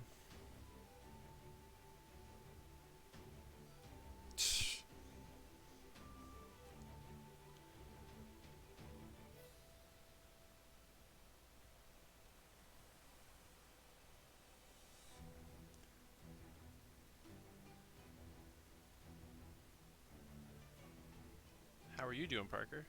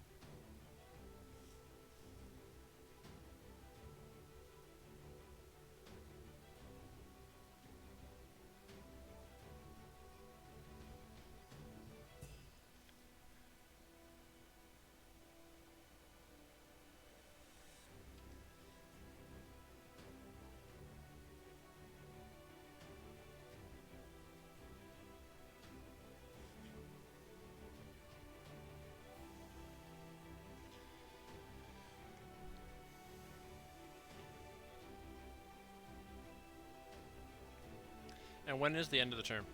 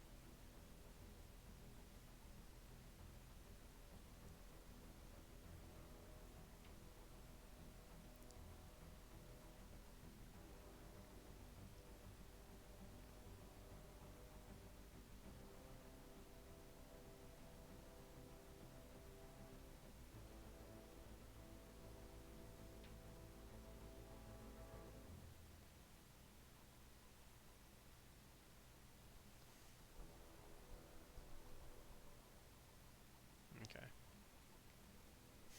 Makes sense, Centane. Where are you going next, Centane? Because you're not doing VFS again, right? You're going somewhere else? But I forget where you said.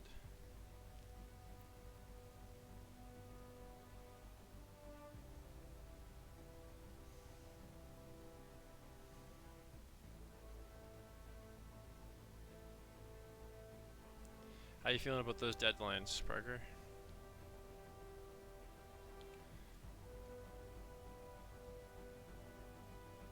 Easy peasy or like Jesus fuck kind of thing?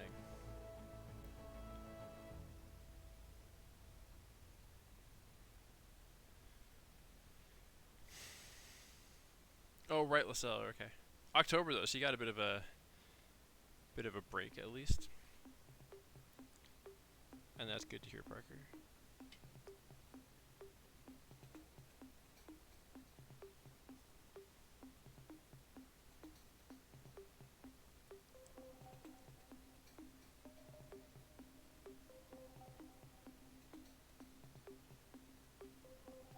Oops.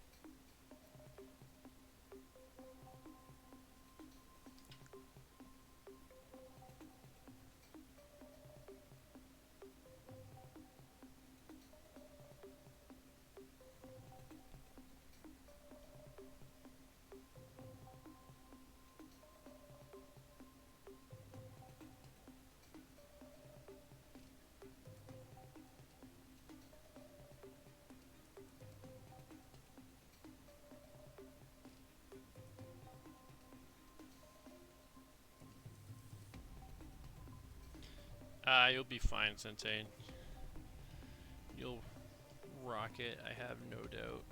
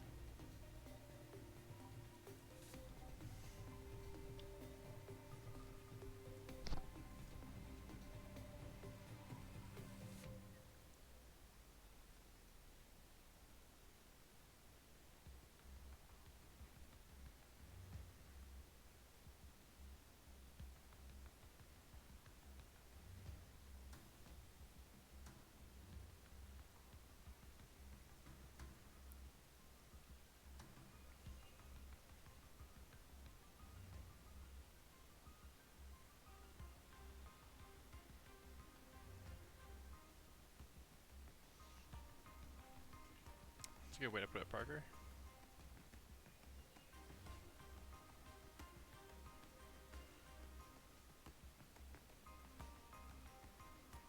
About your specific grab video or the whole thing?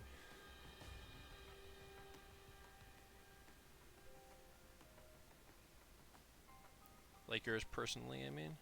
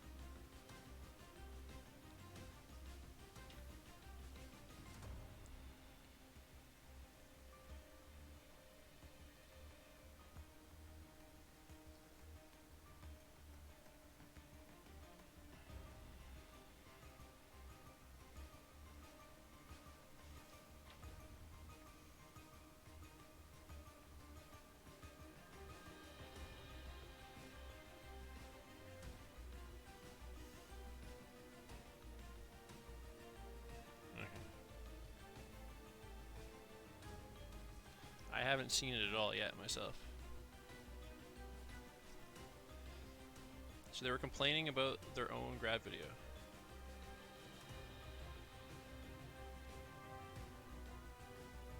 Did you guys make it collectively together, or did one person take it on?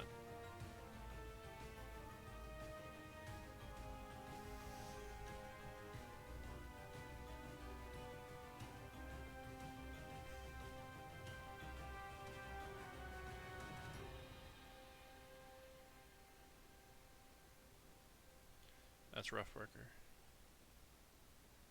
I think we all have those moments now and then.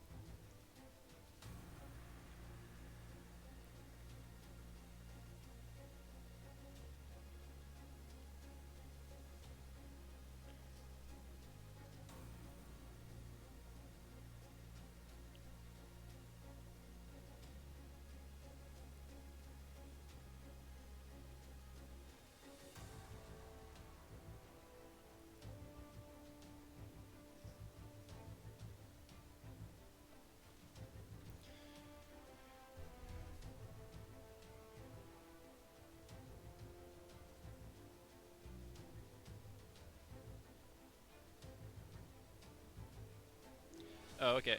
But then who? Oh, and then so did VFS edit it together? We did that once before. I didn't know we were doing that again this year, or this term rather.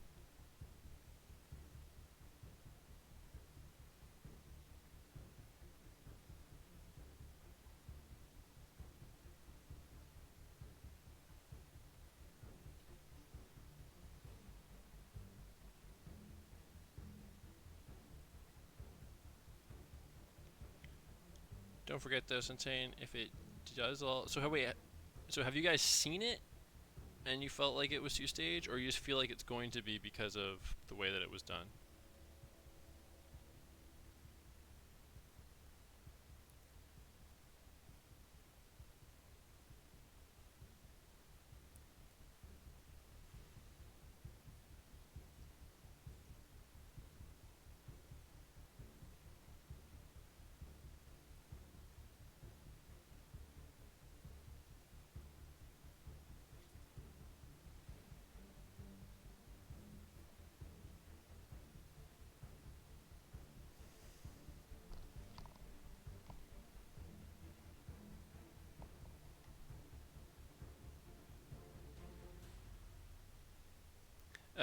Okay. Okay, Chantel. Thanks for sticking around. See you next time. I think you might be surprised, Herman. Or, Centane, sorry.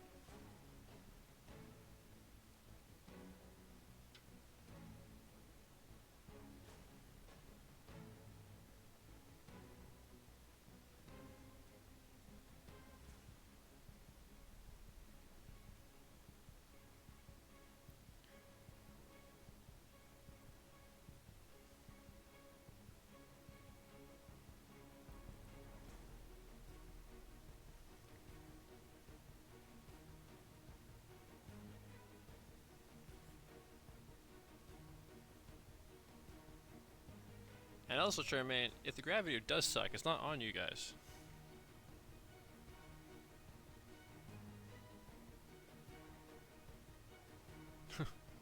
Both of those answers, I think, are valid.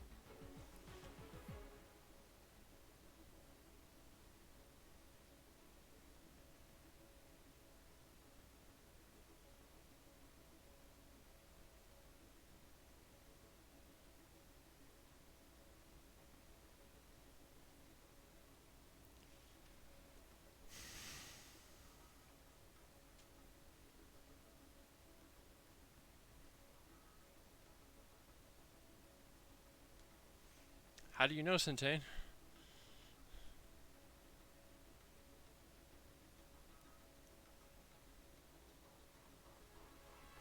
Or did you send an actual like Facebook invite or something? Is that how you did it? I noticed you posted something. I assumed it was just the.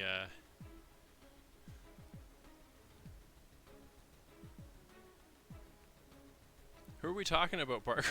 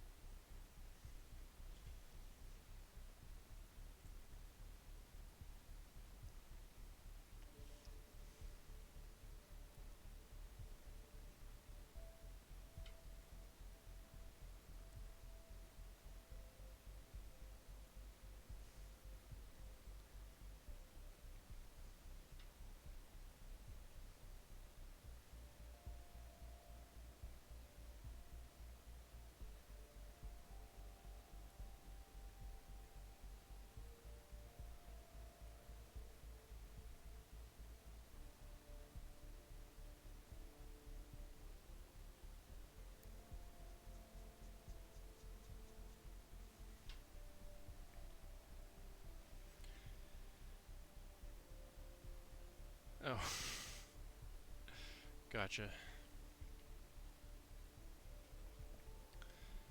Alright, Catwoman.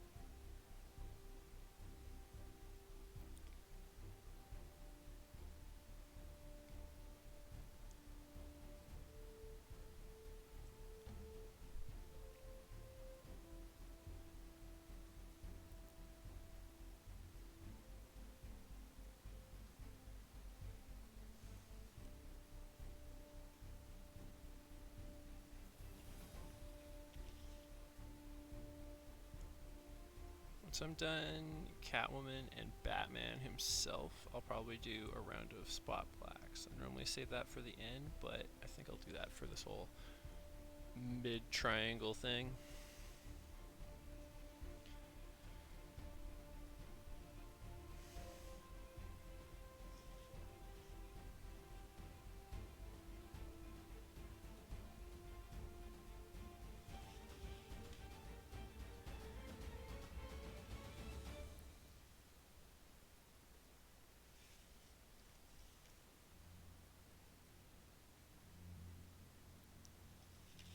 Oops.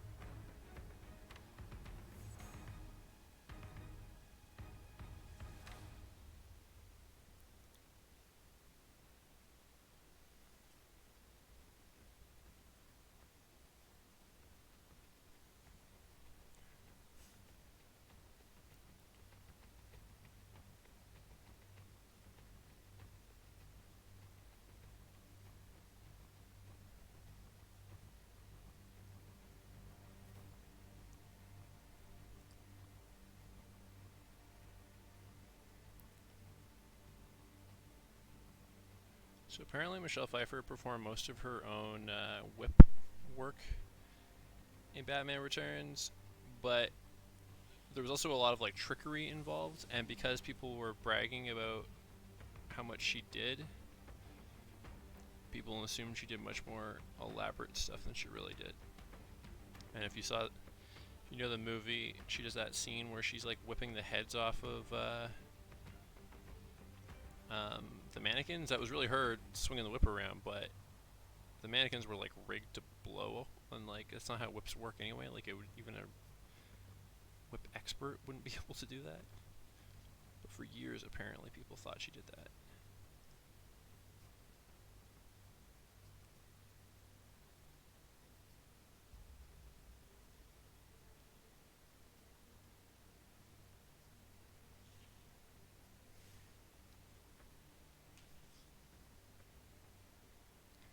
What lake are we talking about, guys?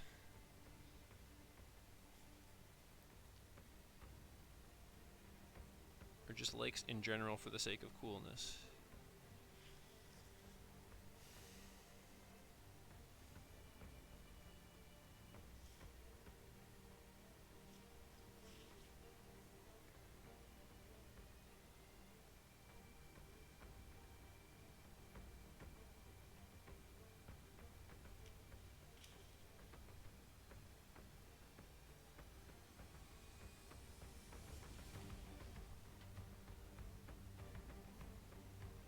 Okay.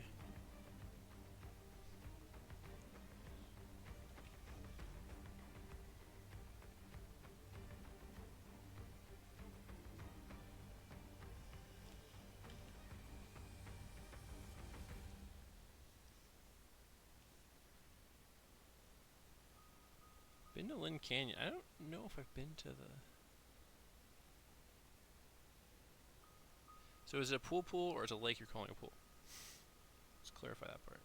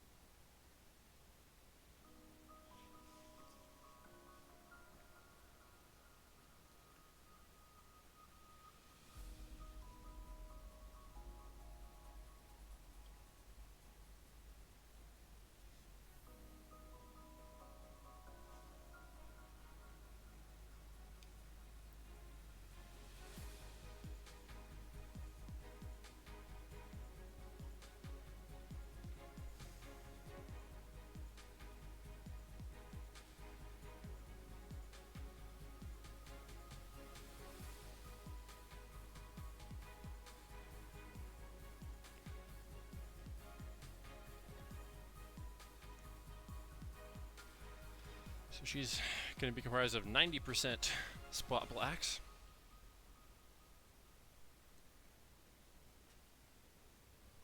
Okay, now the Batman. Batman, you say? Coming for you. That's actually a Jim Carrey Joker line that I just did. In case you were wondering, I'm sure you were.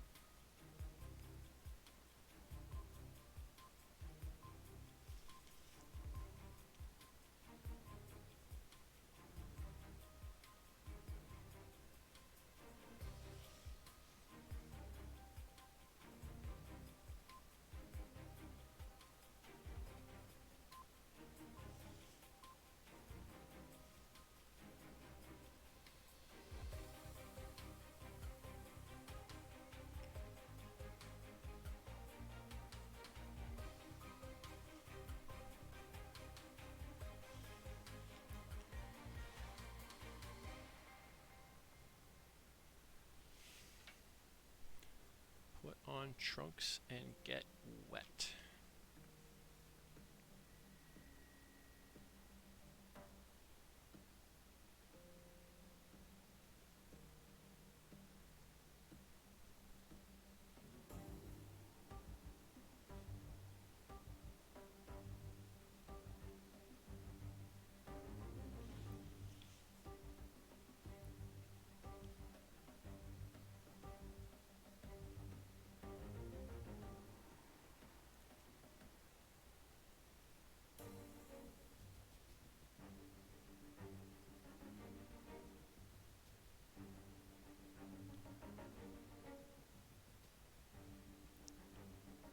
Christian Bale's batsuit is much more practical with his ability to turn his head.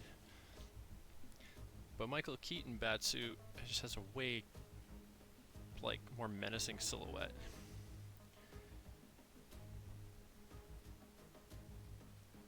Fox Pixar Media, a question for the chat. Are there any cartoon animals that wear shorts and belt? Good question. Also, welcome, Fox Pixar Media.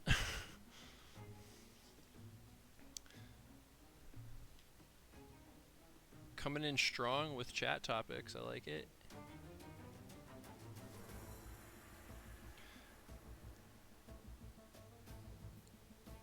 Mickey Mouse wears, oh, you know what? Okay, well, Mickey Mouse wears the shorts. I don't know if he has a belt, but Yakko Warner from Animaniacs, they have, he's got pants and a belt. Does that count?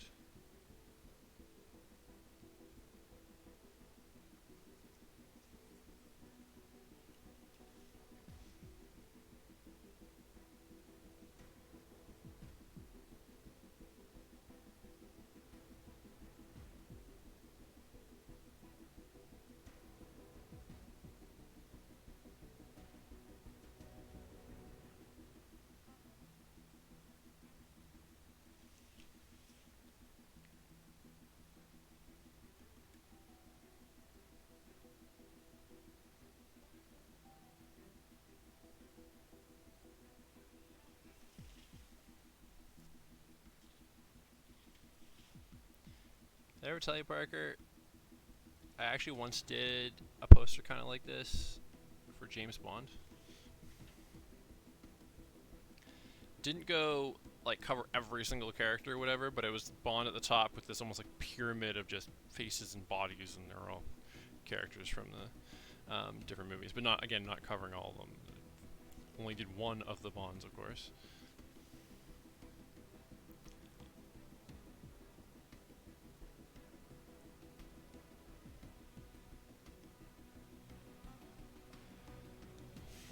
Singling out Parker on that because I know what a Bond fan he is.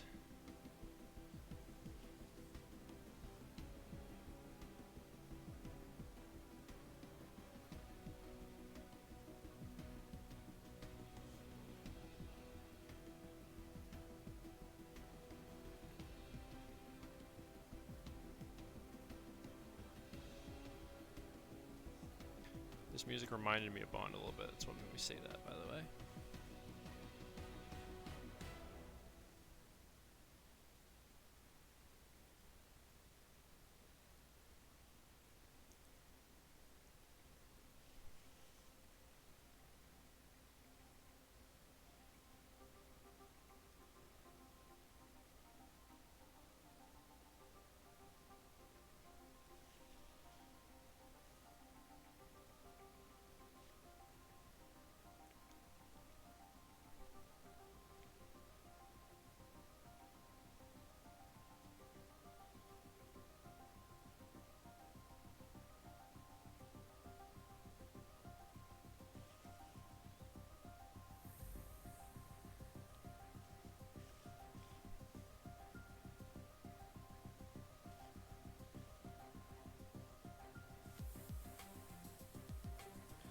You're gonna have to give it to us there, Fox Pixar.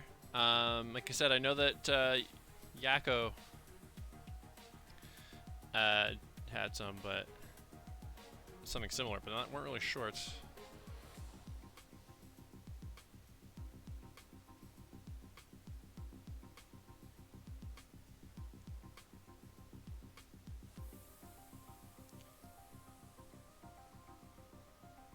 I have mixed feelings about how that Bond picture drawing turned out, if I'm being honest, though, Parker.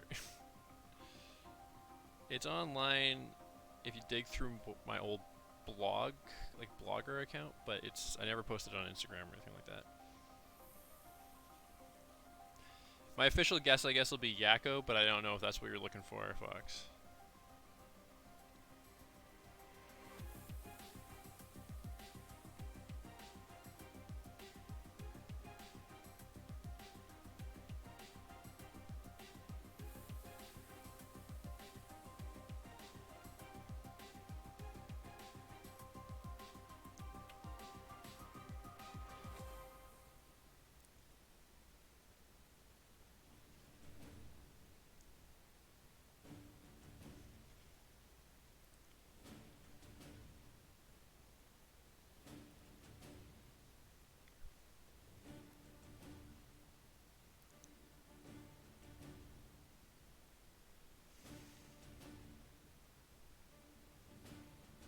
Wait, what was? Oh, sorry. Well, I mean, no, you're not supposed to. We're not really gonna know, I guess. But no, you're not supposed to.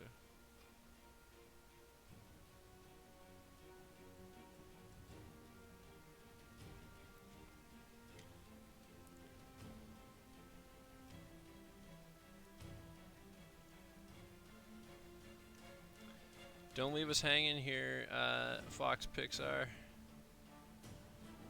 What character are we forgetting?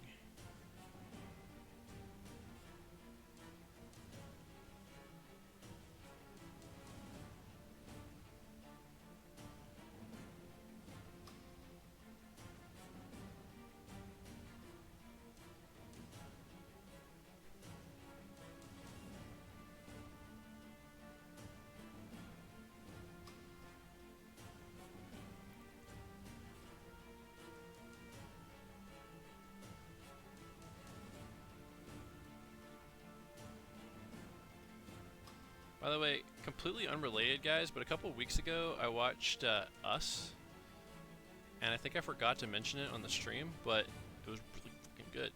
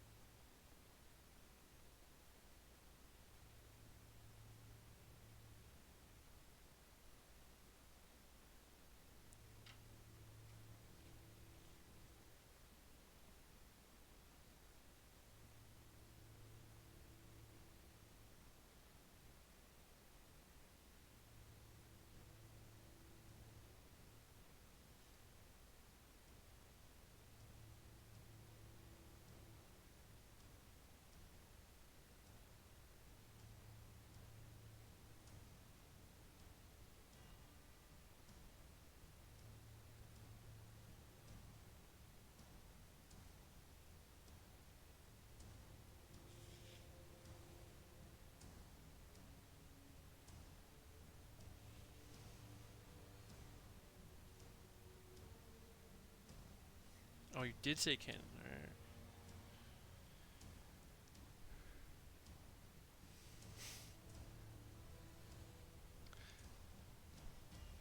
What is it, Fox Pixar? What is it? Don't leave us hanging here.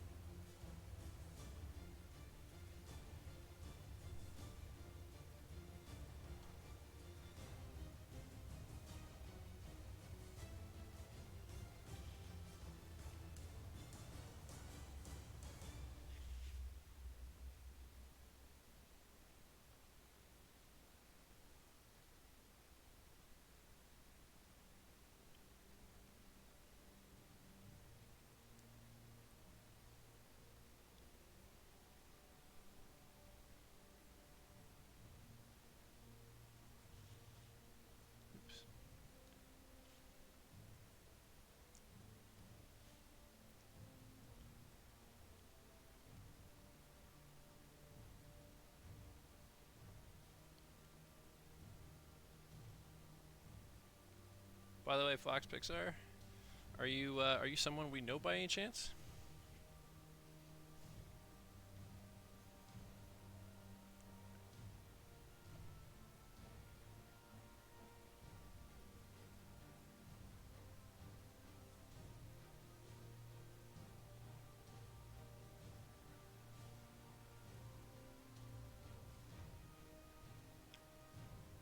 More than welcome if you're not, of course. Just curious.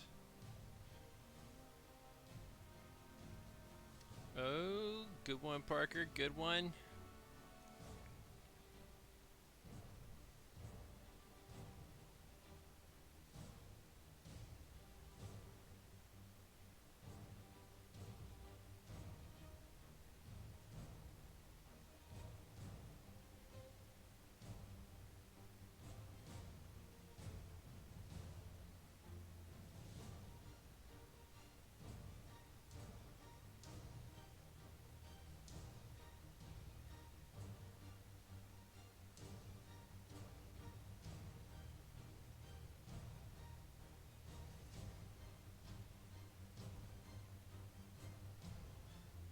Congrats, Parker.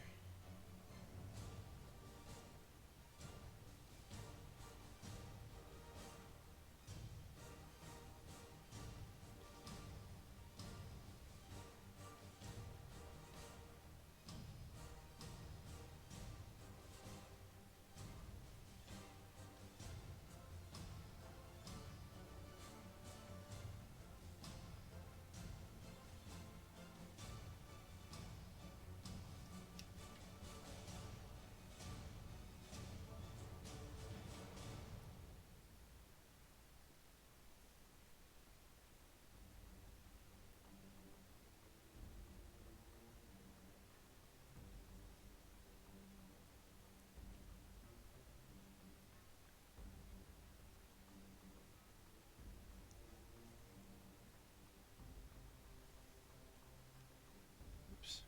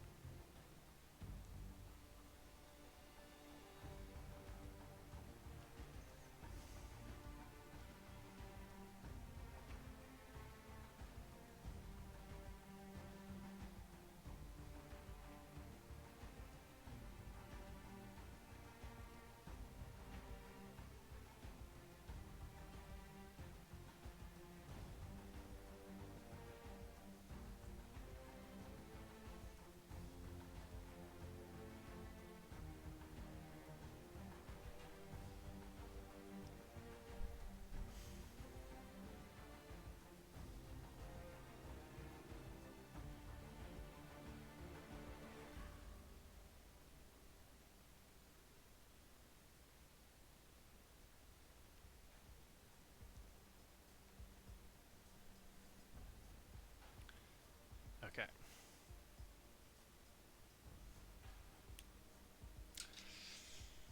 Shorts and belts. Oh shit.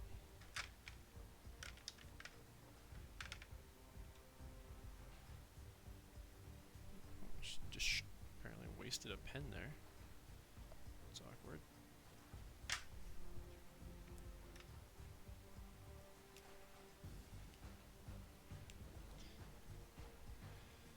By the way, we're doing spot blacks now on what I got so far. Gonna start with the brush, which I'm only using on Two-Face's hair and all of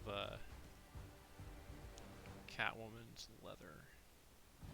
Or vinyl, I guess it actually is.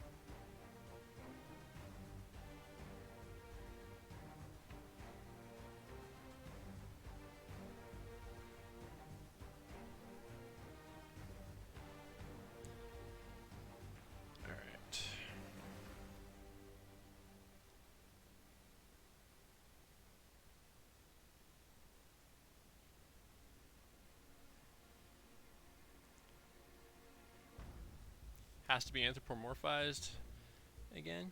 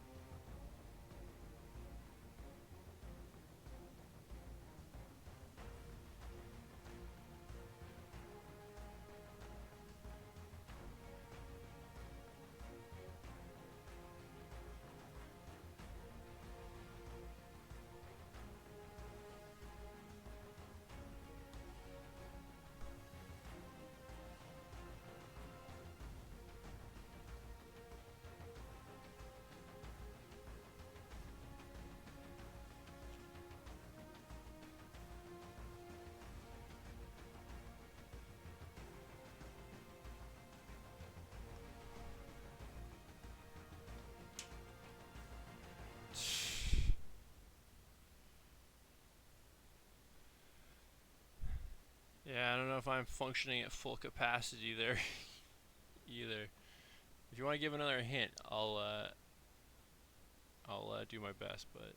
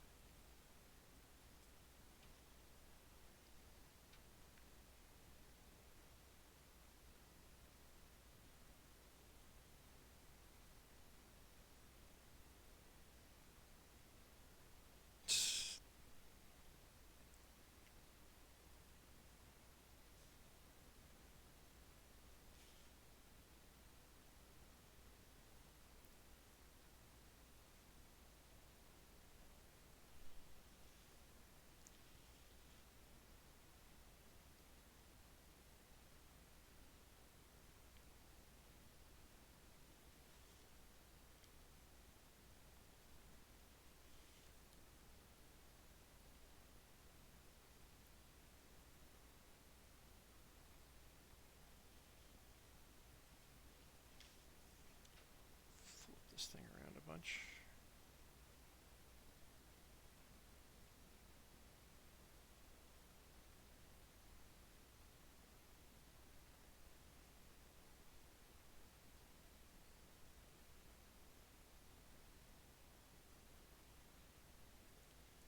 Music also just paused. We'll fix that in a second.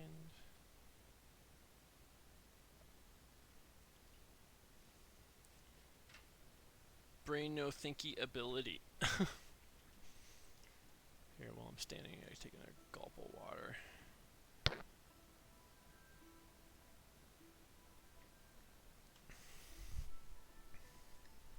Oof.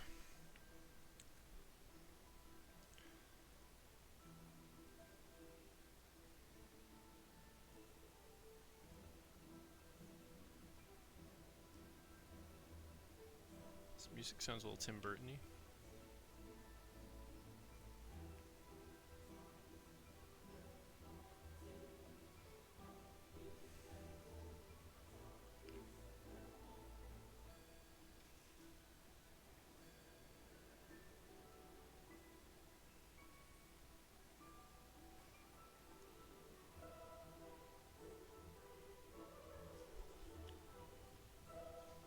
A bit more modern day Tim Burton, though, I think.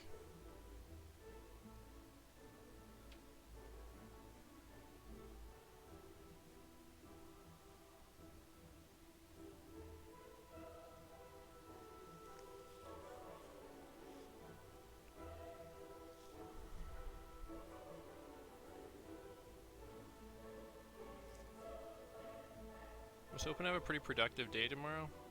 Probably not gonna happen. I think I'm gonna be pretty fucking tired.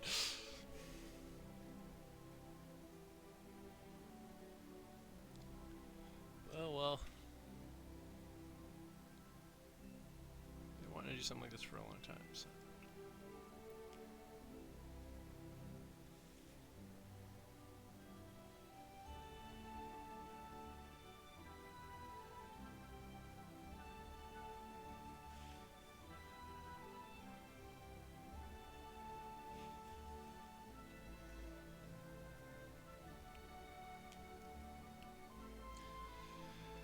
Oh, I'll try. I feel like I'm on a roll now, though. Like, obviously, it's almost 1:30, but I'm almost done this. That's at least half of it, right? The inking so far, I think, is going faster than the penciling was.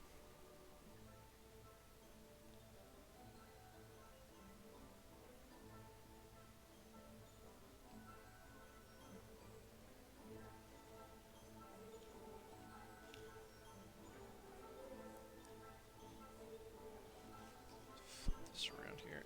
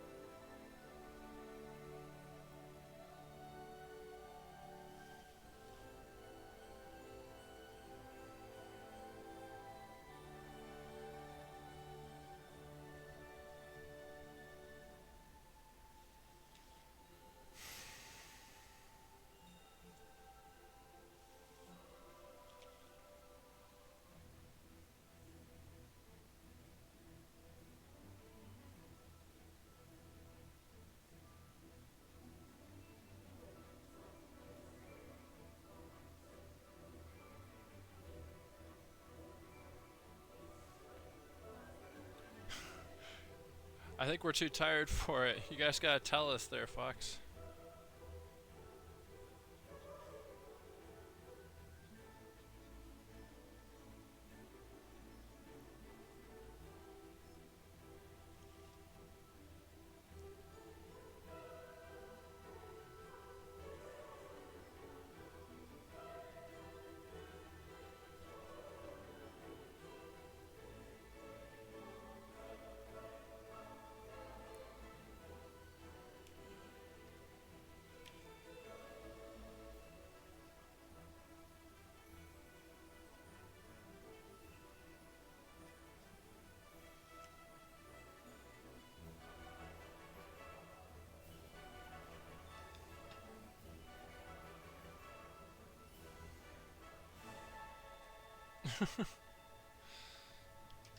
Here, I'm gonna do Catwoman stitching before I do the other spot blacks here.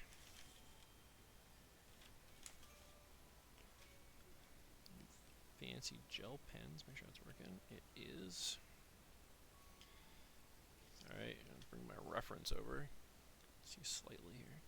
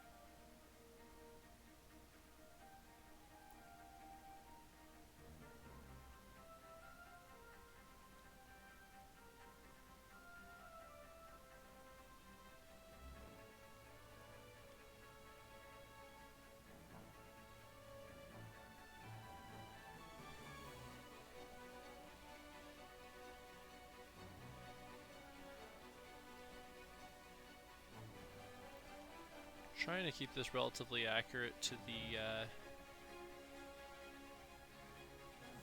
actual movie, but I'm definitely taking some liberties here.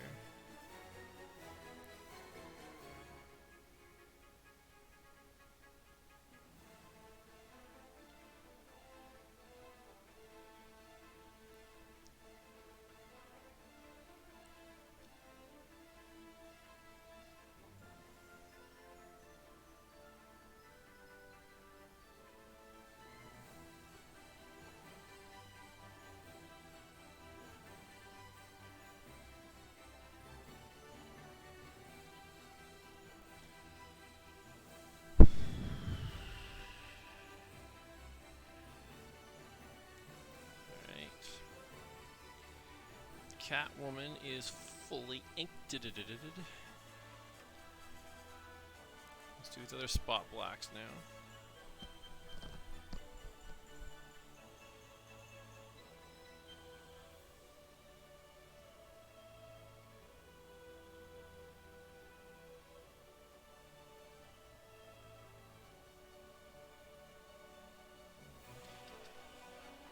I'm gonna start a new one of these pens because I'm not Parker Spicy. Meow.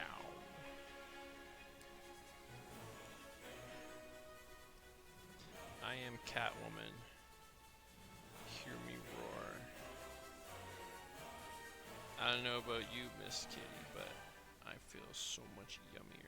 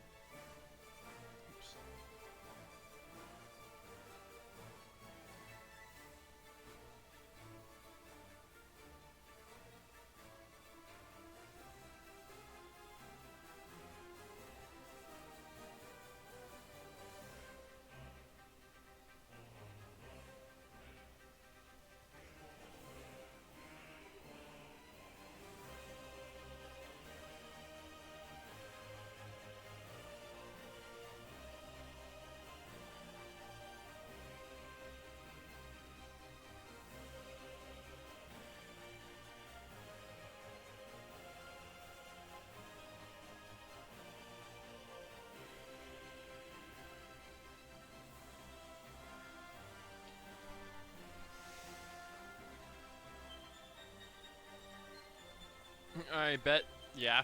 Is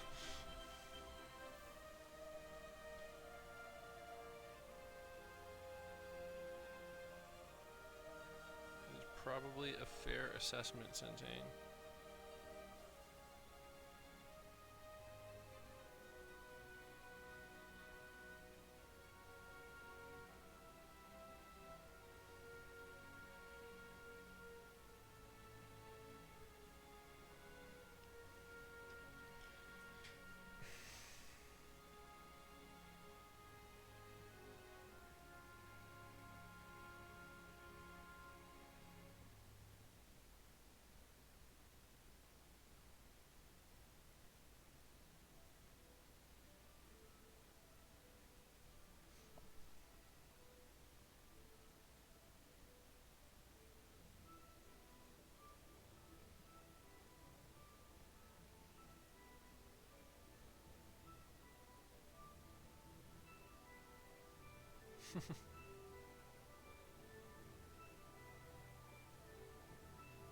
You still doing homework, Parker?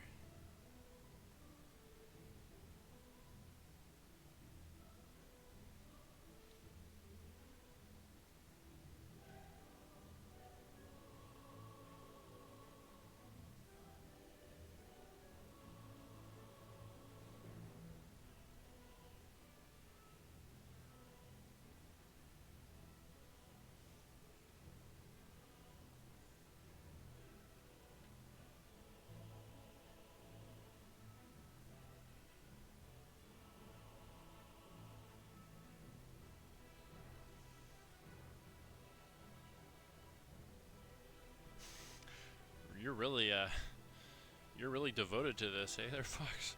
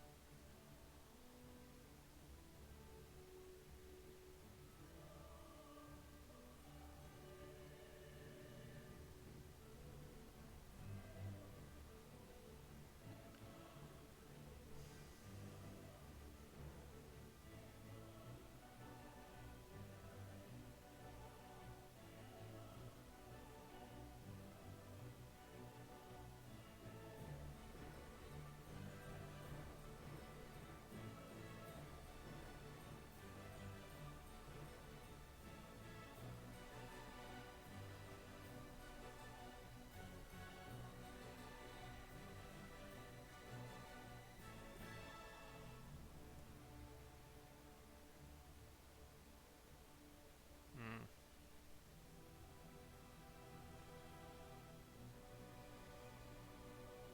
What kind of footage? Footage you shot, or just footage that you're editing, or?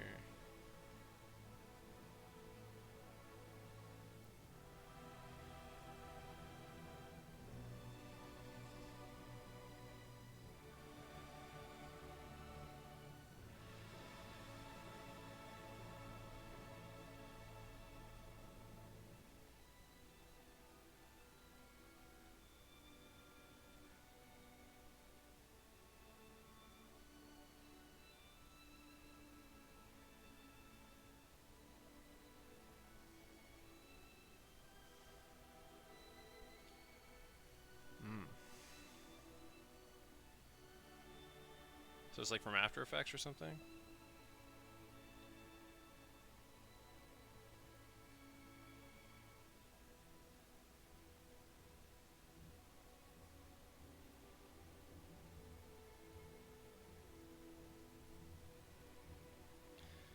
By the way, guys, here's my plan. I'm gonna do the spot blacks for everything I have left, or everything I've already inked done the line work for, and then I think I'm gonna have to call it a night in the interest of my own health. That'll probably take me to about 2, I'm thinking, and then I will stream what is left the tomorrow morning.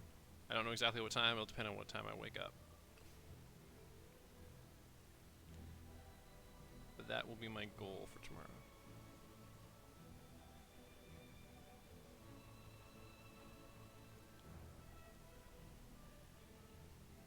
And I'm relatively optimistic that what is left won't take too long, but it'll take long enough that starting it at 2 a.m. probably not the best.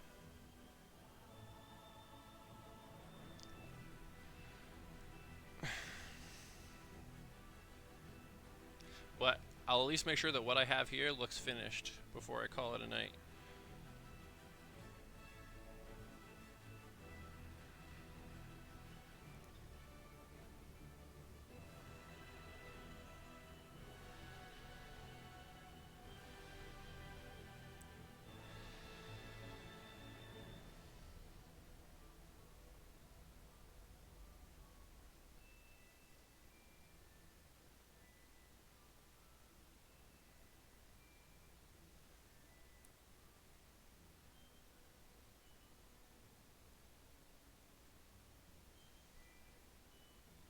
My plan is to not set an alarm for tomorrow either, by the way.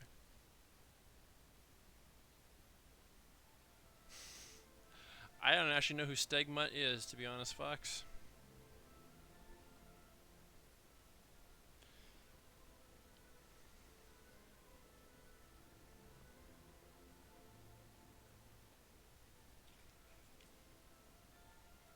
Is there a reason you're asking this, by the way? Is it just a trivia question, or are you trying to figure it out for some reason in particular?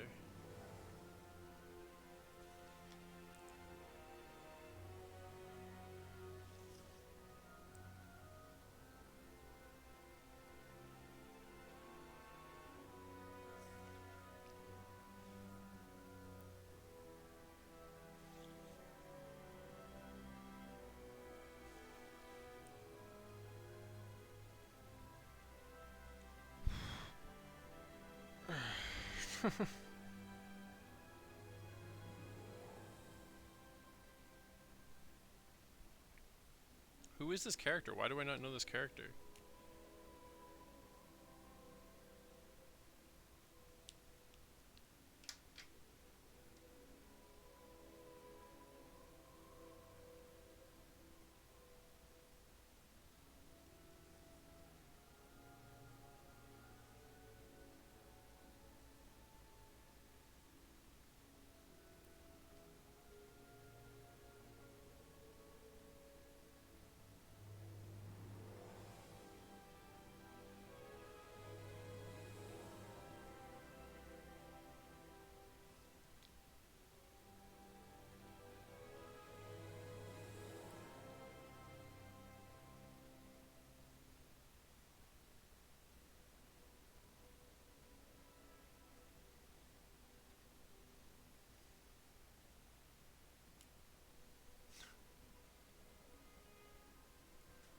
What about Winter?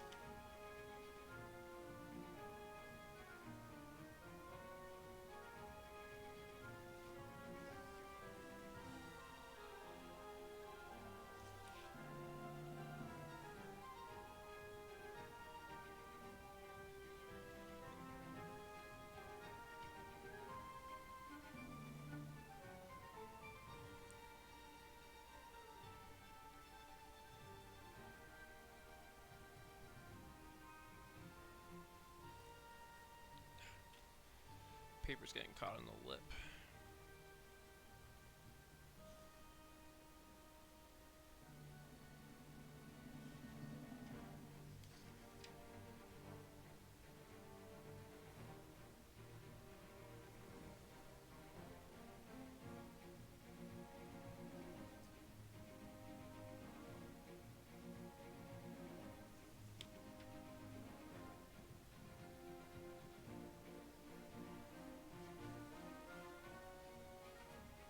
Wow, we're really getting ahead of ourselves here, I think, guys.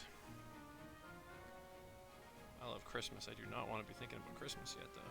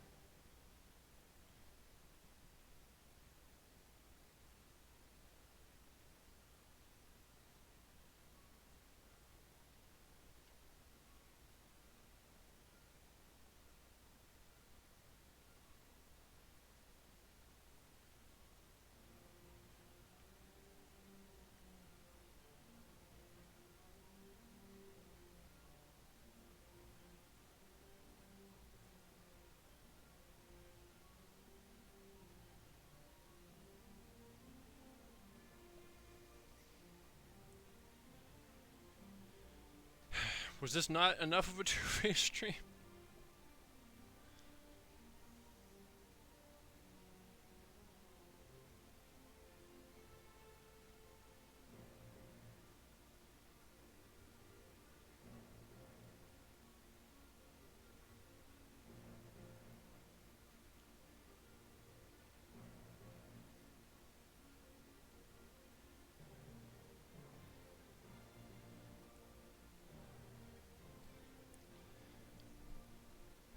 Oh, gotcha.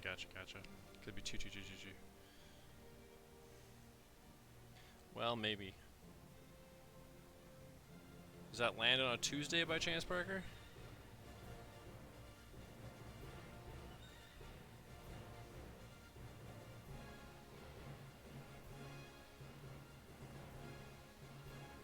Oh, it is. Okay, well, you know what? If I remember, and feel free to remind me when the time comes, I will definitely do that.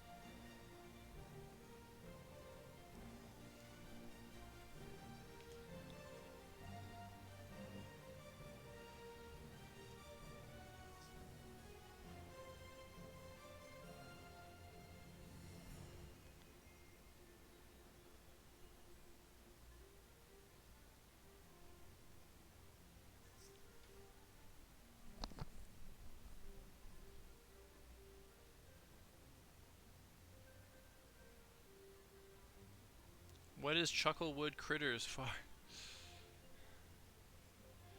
I mean, why don't you just think of any random animal and put them in a belted shorts?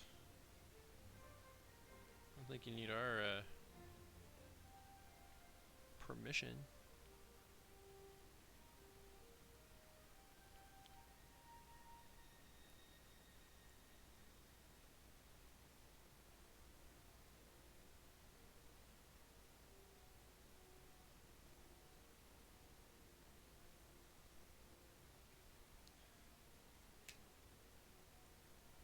Totally.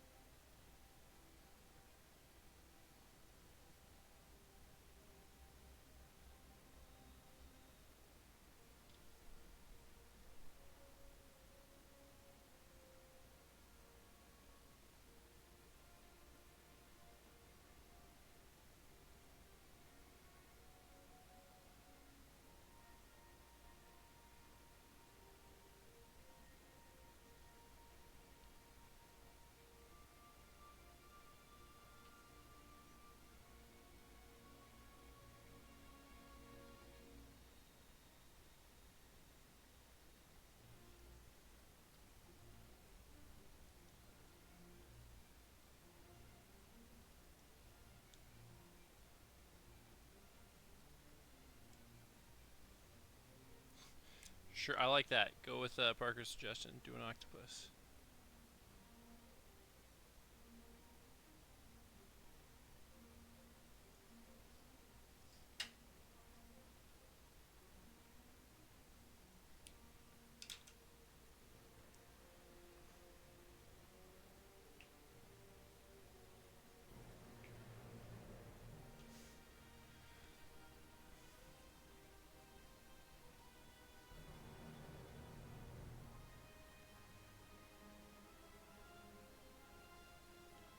I can't look it up right now. You're gonna have to tell me what Chucklewood Critters are.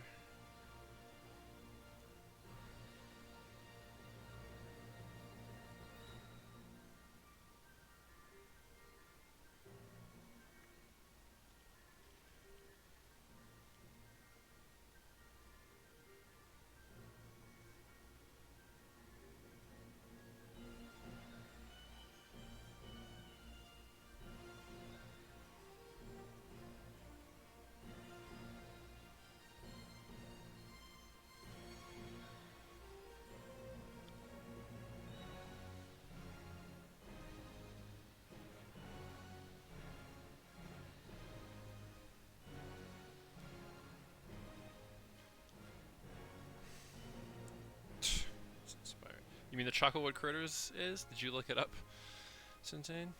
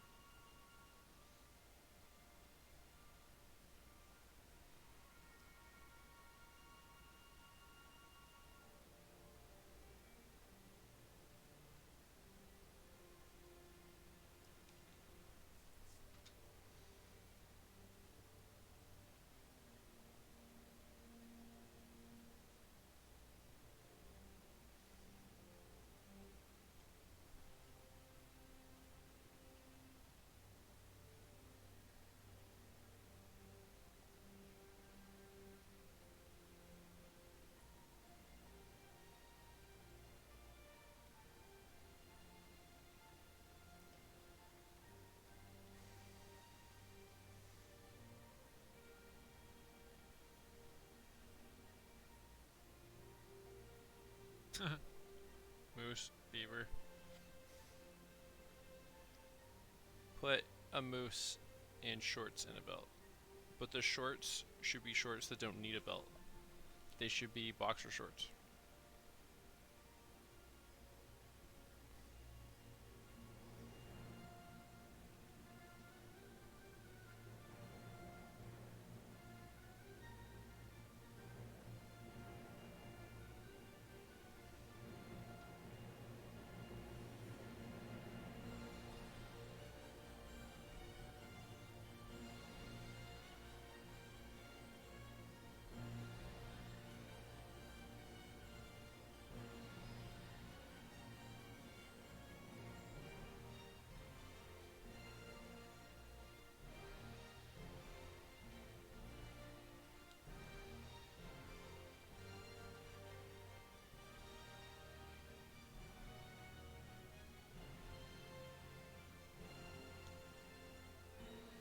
I feel like I recognize this tune, but I don't know what the hell it is.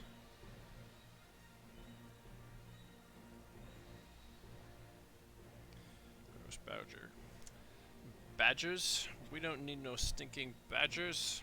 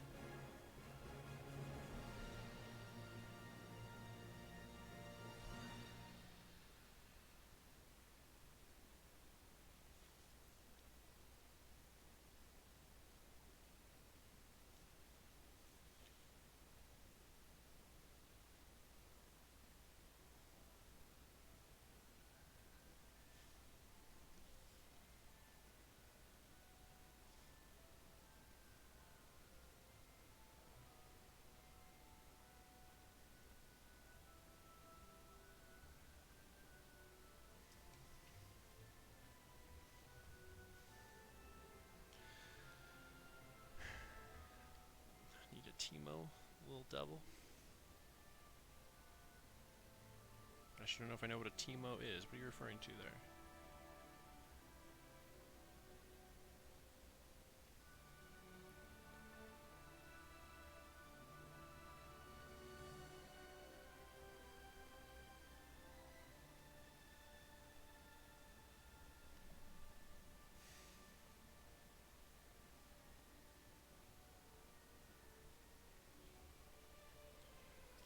Getting closer, guys. I'm getting excited and exhausted.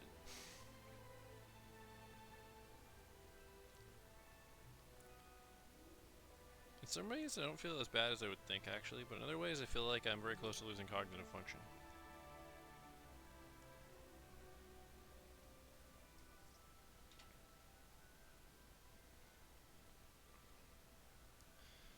Okay, got a bit of work work on Batman. I can fill in these big areas. And then we'll call it a night.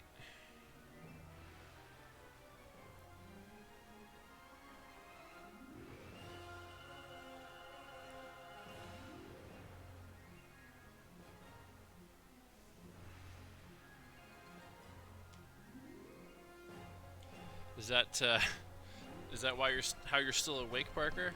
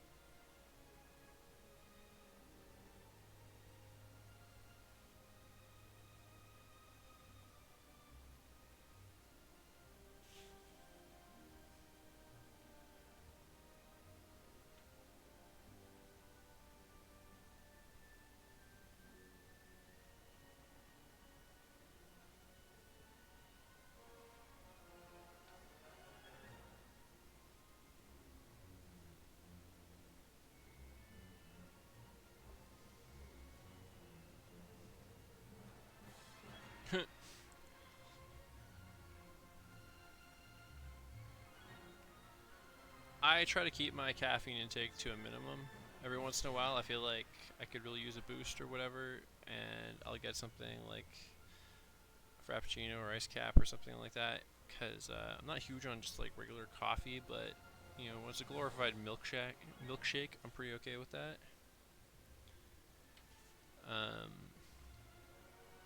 But I try not to make a habit out of it.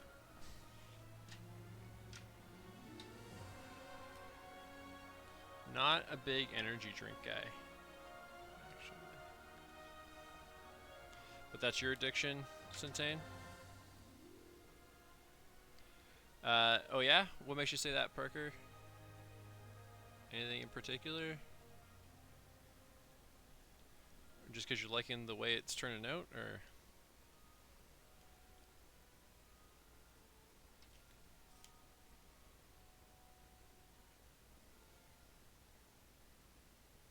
Thanks, Parker. Yeah, it'll be a fun one to color as well. Which, when I'm done the line work, I do have something else I've been working on trying to get done first, but this will be pretty high on my list when that thing's finished, so hopefully by this weekend I'll be coloring it, but I might have to wait till next week. We'll see.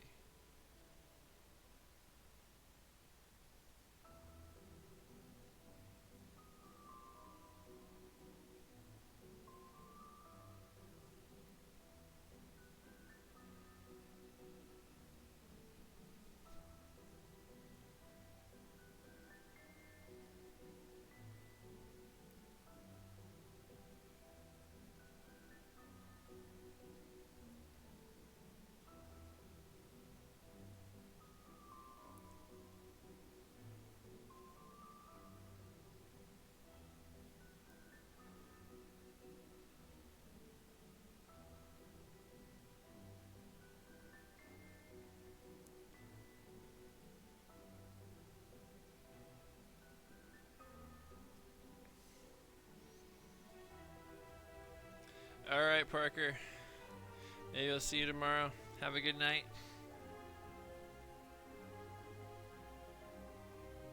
Oh, you're going too, Centane? Alright. Have a good one. I'll see you tomorrow for sure.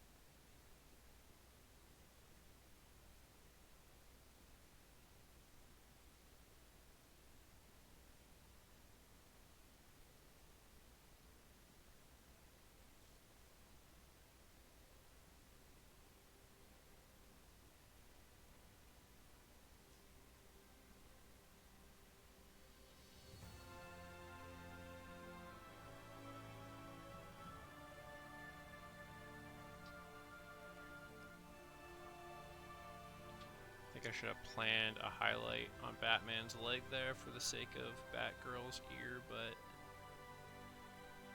oh well.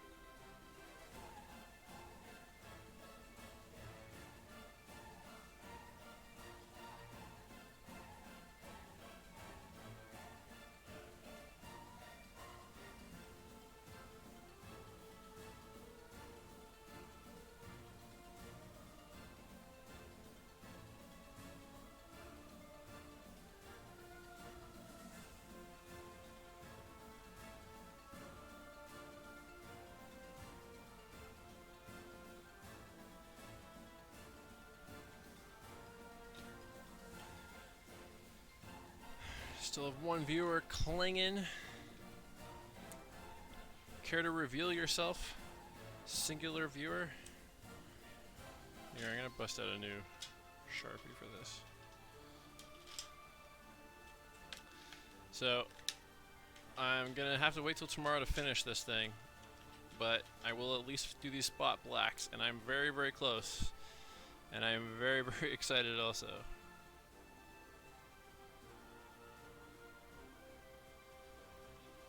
Let's do Batman himself first, I think.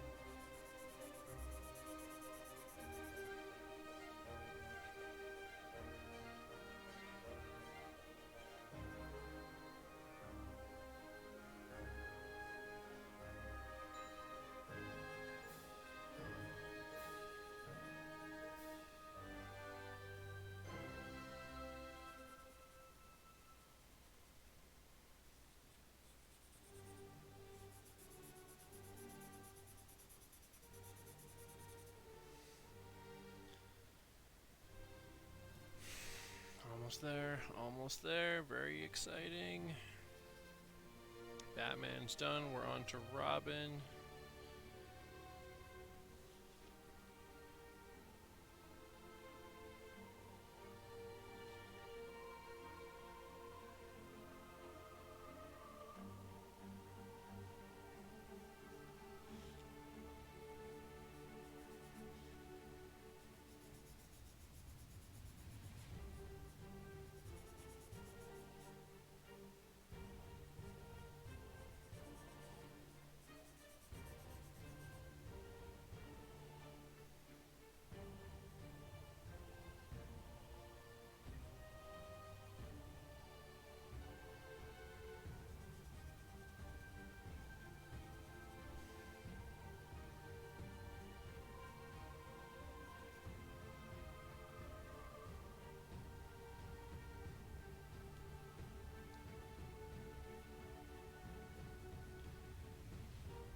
I'm stopping pretty soon to finish this tomorrow, of course, but we're coming up close to 6 hours.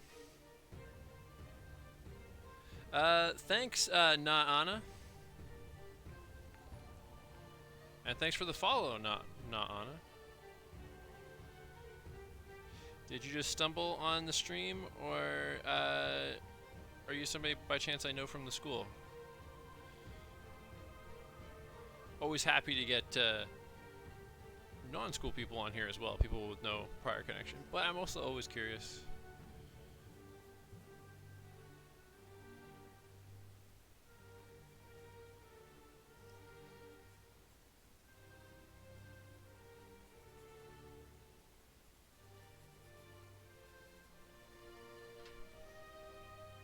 Alright, there's Robin done. Now Batgirl.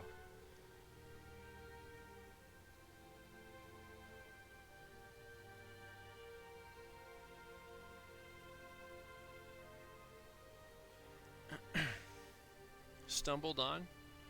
Well, cool. That's even more exciting. Welcome.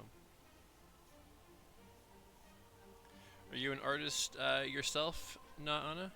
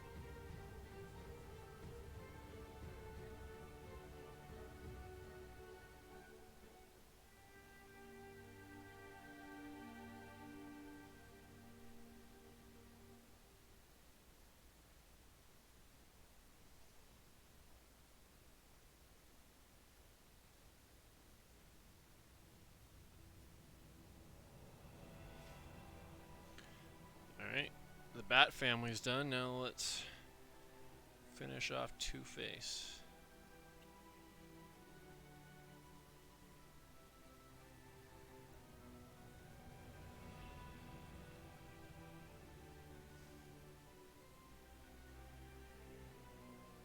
Okay, cool.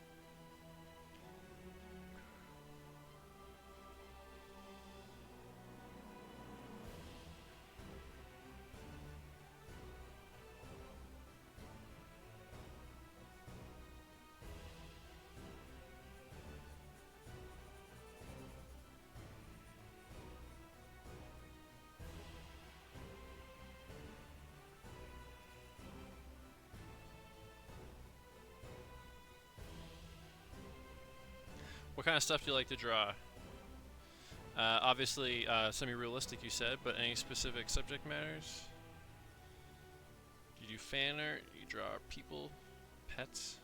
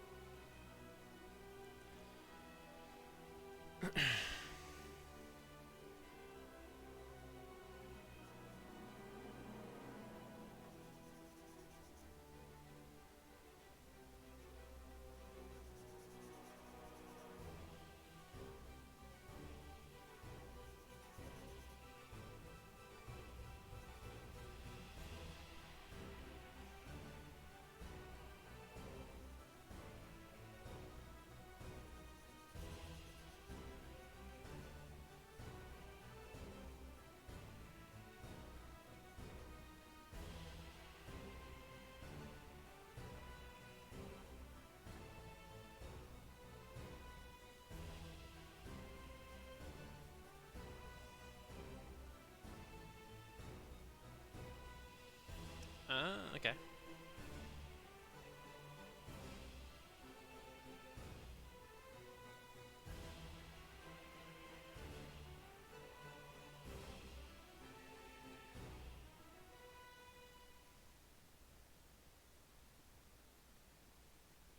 Suddenly really hungry, but I'm gonna have to crash pretty soon after. Pretty much immediately after I finish with Two-Face here, so gonna just have to be hungry for the night, I guess.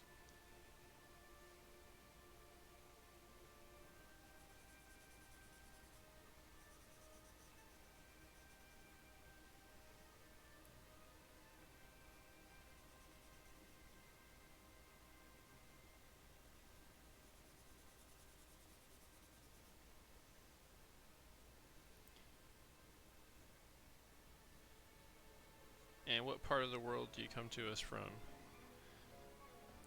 Nah. Also, sorry for all the questions. You don't have to answer them all. I'm just making conversation.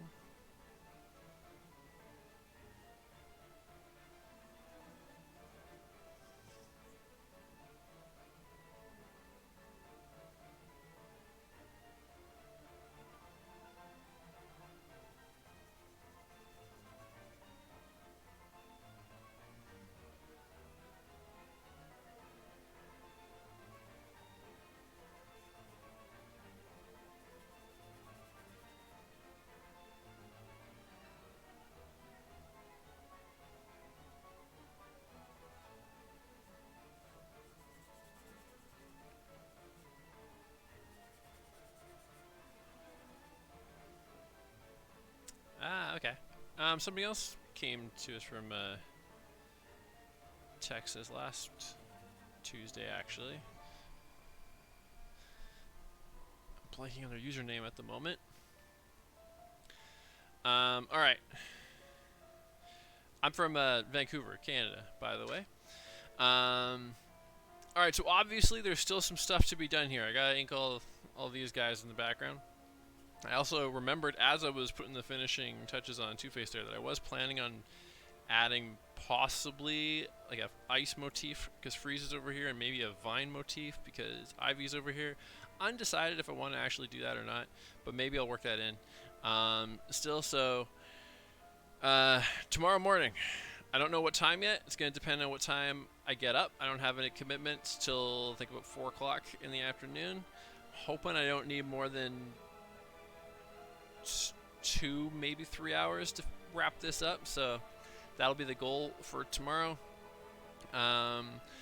So if you follow me, you already have Naana. If we got one other viewer, if you're not already following me and you want to see me finish this tomorrow morning, then give me a follow. Yeah, maybe I'll see you then. Thanks for watching. Thanks for stumbling in. Thanks for sticking with me if you've been here the entire time. Oh shit! You know what? Hang on. You got me for one more minute. I missed something here.